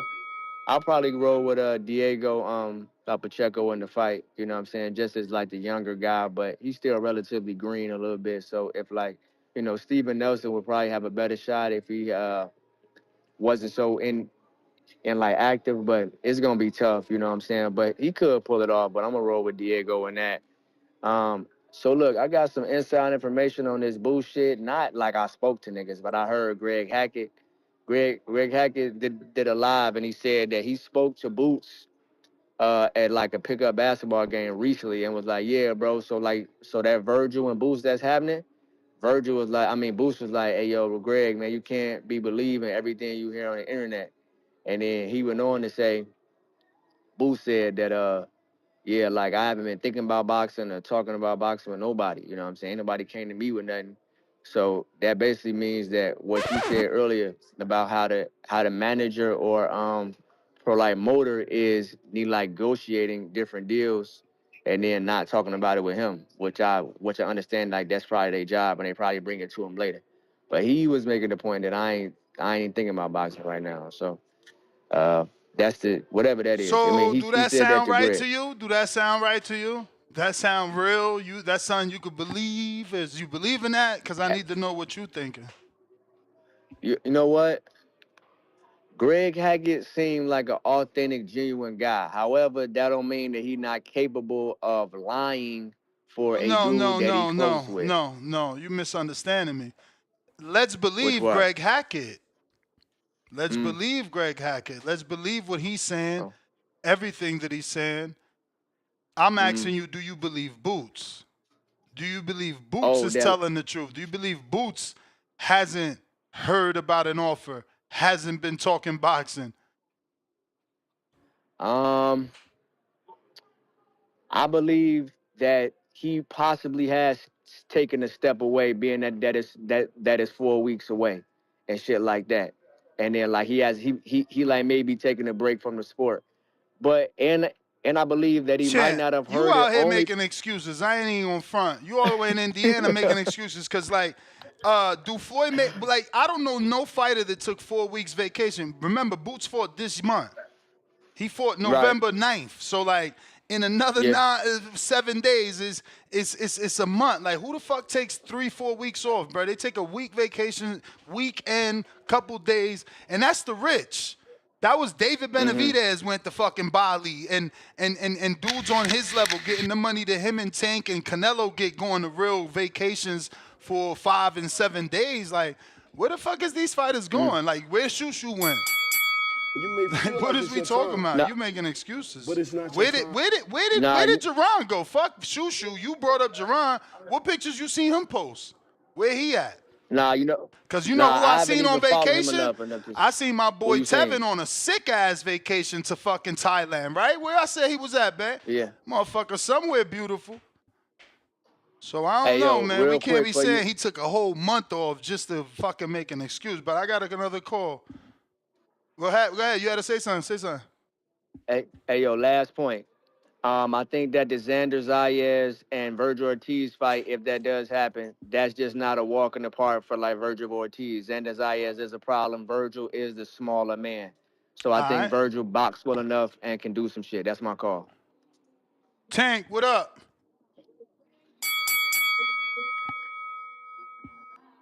Yo, what up, bro? Can you hear me? Yep. Loud and clear. What was that last caller talking about? Xander, a problem for Virgil? It's a dog shit fight.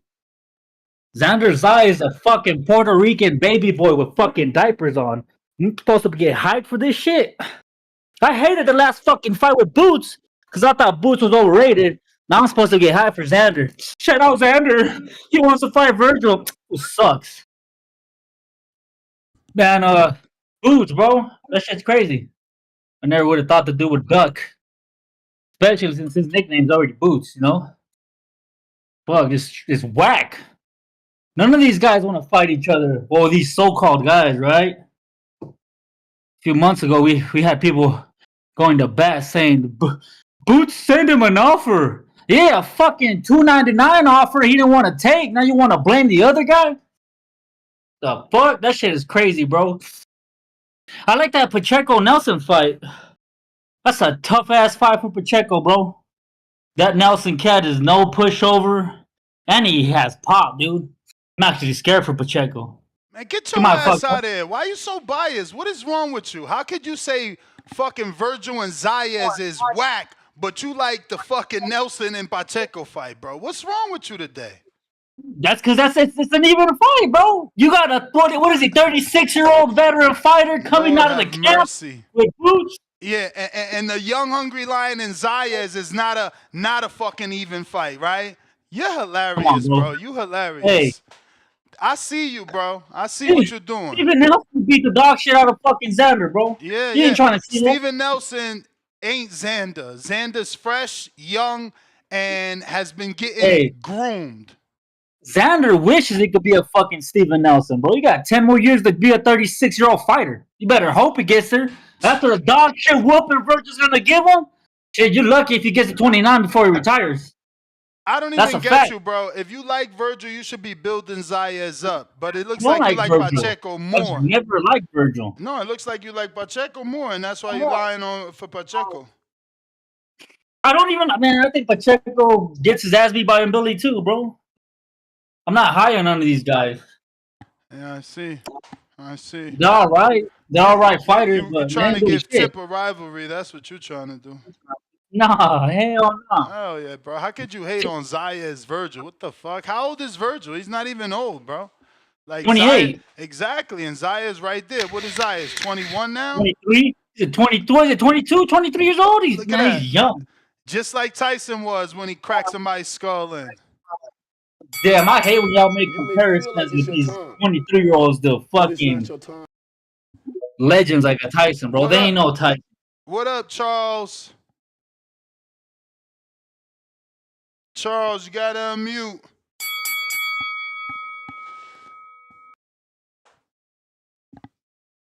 Wow, that's me. Wow. Okay. Yeah, that's what your Hey, screen. okay. That's what your screen name say, Charles. Yeah. Nah, no doubt, no doubt. It's been in here for mad long. I done worked the whole day.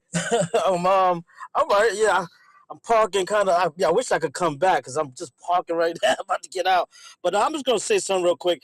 Um, Guys, man, yo, yeah. I mean, the boxing community is so crazy, man. Because I mean, just about a couple some months back, I guess maybe a year or so. I mean, how many fights that Virgil Ortiz kind of like duck or he's always getting sick and it's so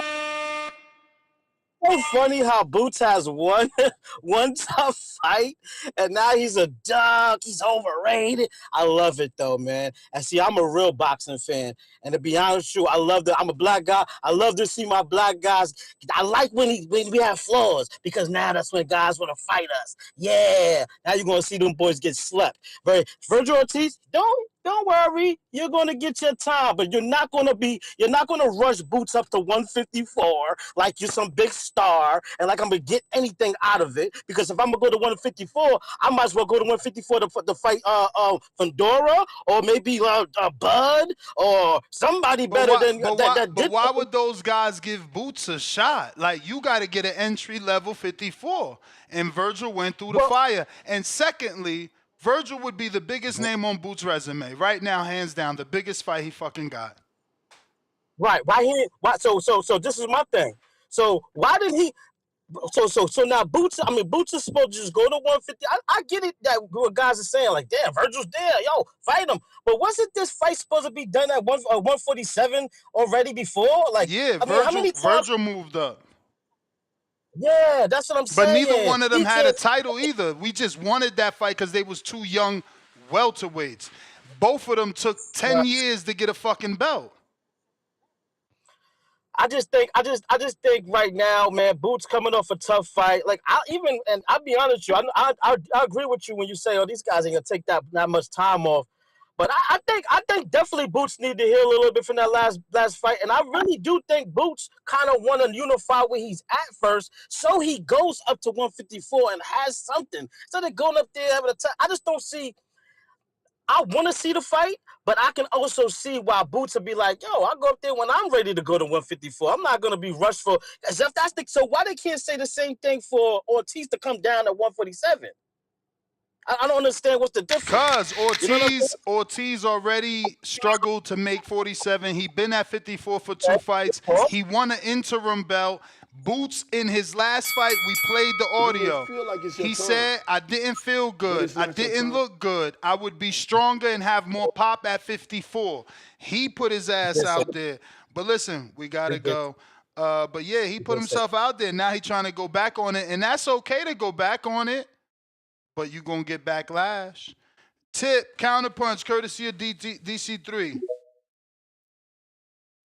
H-Town, $5. Boots out here playing pickup basketball. Damn. Wait, what is this?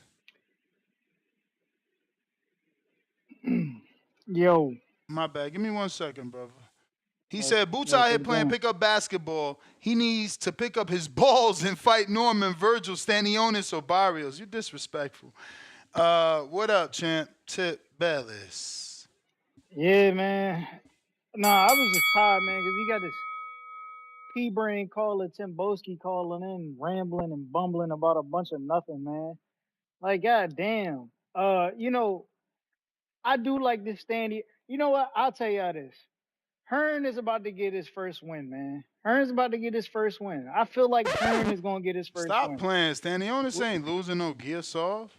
It's my boy, Hey man. man, hey listen. As much as I like Stanionis, I think Connor got I more of think a shot than Stanny. I mean, based off the last fight, you know, nah. Stanionis been through the fire too. He fought Butayev. Nah, you Yeah, tripping but right now. his last two opponents have been tough. I ain't gonna lie, they have been tough. Exactly, and he went through the fire. That's I proven don't metal. know, man. I Proven just metal. don't Proven know. metal. This is a really close fight. I like Giasol done fought some contenders. I don't think he had like. Is there a notable dog fight that Giasol has been in? Like one that's like really that'll really put him on that next level. Wasn't his I last don't think fight there the has toughest been. fight? It was tough. What's that guy's name? I ain't got it up in front Hold of on. me. I But got. I think that last one was his toughest fight. Wasn't it Pablo? Wasn't it Pablo Cesar? It was Cano, right? Oh no, was it a Nah, fight that? Hold on. I'm gonna have to Google it. Oh no. Miguel Para. Miguel Para. Yeah. No, that was a tough fight. That was a tough fight. Um, I don't know. You may be right, bro. That's just that's going to be a 50-50 fight. I feel like that fight right there is going to be 50-50. That's going to be one of them ones, man. And you know, I mean, look, if Giasov does win, then it's gonna look bad, man. Because like, what are you gonna do with Giasov? I mean, like, you gonna give Giasov the boots, and then what? Like, that doesn't put boots in the crossover. But You know why what I'm not? saying? For Giasov, you know, you got your promoter living up to his, you know, getting you your dream fight. Everybody wants, if you're a foreigner, you know you want to fight with an American, especially an American with the name of Boots. Come on, man. His name's been linked to Crawford for how long and Virgil for how long? Boots is a big name. He's a big You ain't name. lying, but you know what I'm saying. Yeah, but that's just not. I I put that level. I That's put that why I fight on don't the mind him same. waiting too. I think the Conor Ben fight is bigger. You go over there, you get that money. Listen, Bradley went to the UK, fought Junior Witter for the WBC. Earl went to the UK, fought Kell Brook for the IBF. Bud went to the UK, fought Ricky Burns for like the WBO. You know, go be a champ, man. Go earn your Yeah, but stripes. Go get that man name. He got universally, a name over there. We You may know feel him. like it's your We know time, him a little bit. You know, but it's not your historians time. know him because of his father and shit like that. But like, his name is over there. Let him get a belt and go over there and make your big fight over there. You know, hopefully they listen. could do 60, 80,000 in Wembley. You know, I don't want it to be just the O2. That ain't big enough. You know, I'm pretty sure Earl and Brooke did like 30 in Sheffield. Stanley on his Giasov and Barrios get that bin win. Boo's still gonna have to come back over to the other side because they probably gonna have a unification Yeah, I if both they fighters remember win. I predicted that I think yesterday's show or the day before when we were first talking about Boots and Virgil. I feel like Giasov and Giasov and Ben Wynn, they fighting each other before Boots. They gonna leave Boots for last because he the tough fight, man. It's no different than Ryan saying he leaving Devin for last, and he did. Listen, let me get to the rest of the calls. Miami Mark, what up? If you're What up? watching What this up? on YouTube, smash the thumbs up. What's up, Mark? Chilling, man. Just I haven't been tapped in recently, but I need you to give it to me clear cut, blunt, and honest. Did my man Boots duck, man? As honest as you could put it. Did he duck? Man, that's up to you. That's up to you to interpret how you interpret it. I don't know. You know what I'm saying? The information is there. You know, you tell me. You tell me. You know, he said he wanted to move up. He said he think he'll have more pop. He think he'll feel stronger. He gets offered a fight at 54. This ain't the first offer. He ain't come out and tell nobody, yo, if you ain't hear the news about Conwell from me, I mean, he let us believe that there was an offer for Conwell, that Conwell ducked him. He let us believe that.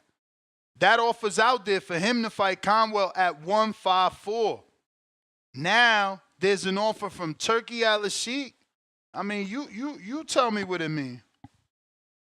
Man, I seen the statement that he put out, and I seen it. I'm like, Yeah, man, this is and not really a good even look. that statement is fugazi. I mean, look, it say I'm gonna address in the next few days whether I'm going up or not. I mean, I Yeah, guess you not if you ain't taking the Verge fight, unless he put a hat trick. Unless Eddie had a side offer from Crawford and he fighting Crawford at 54. I mean, then I guess, but like I doubt it. yeah, that's a good point. I think his next fight is gonna tell us a lot. Oh If yeah. if his next fight is like a big name or a big ties, you may not look at it as a dub. You get what I'm saying? But let's just say his next fight is someone that's like not on his level. But then again, too, if you his team, you literally just seen the performance he put together, and you know that Virgil fights well on the inside, and Karen had a lot of success in the inside, and you know Virgil got more pop than Karen. It's like, damn, for your first fight at 154, I mean, I get it, but the way boxing is moving right now, the fans not trying to hear none of that right now, bro. They just want the fights. You get what I'm saying? You got Schofield testing himself. There's a lot of guys getting tested in Riyadh season. I mean, right now the fans they want the fights. I They mean, want the remember fight. that this fight would have been part of Riyadh season, February Yeah, 22nd. yeah. And I had a feeling the moment I saw that they were trying to put like Buatsi and all this other stuff, they're negotiating about putting him on there. I'm like, we already have like 5 fights already lined up for the card. Something about to fall through. Then we started seeing that, Shakur and Schofield about to fall through. They patched it up. So now I think the fact that they were able to do that is giving Boots a little bit of a harder look from the You fans, may you know. feel like it's your time, I mean, that's also but why it's the not your rumors time. come out the way that they do. It's like, bro, I got 6, 7 fights I want to make. How many of them fuckers gonna actually land? How many people gonna make it through camp? How many people not gonna get injured? So it's good that the way that they did it, because we certainly about to get a beautiful card in February. I can't wait, being honest with you. But I gotta move on. Real quick, I got a super chat coming in from Leonard Sterling. Let me drop a bomb for Leonard. There's definitely already been a dub. I don't know why my soundbite sound a little bit louder than normally every other day today. He says maybe Giasov has his number. I know the amateur is not the same. Stanionis was a ranked Olympian, favorite in the Olympics bout, and Giasov beat Stanionis. Yeah, them amateur wins, man.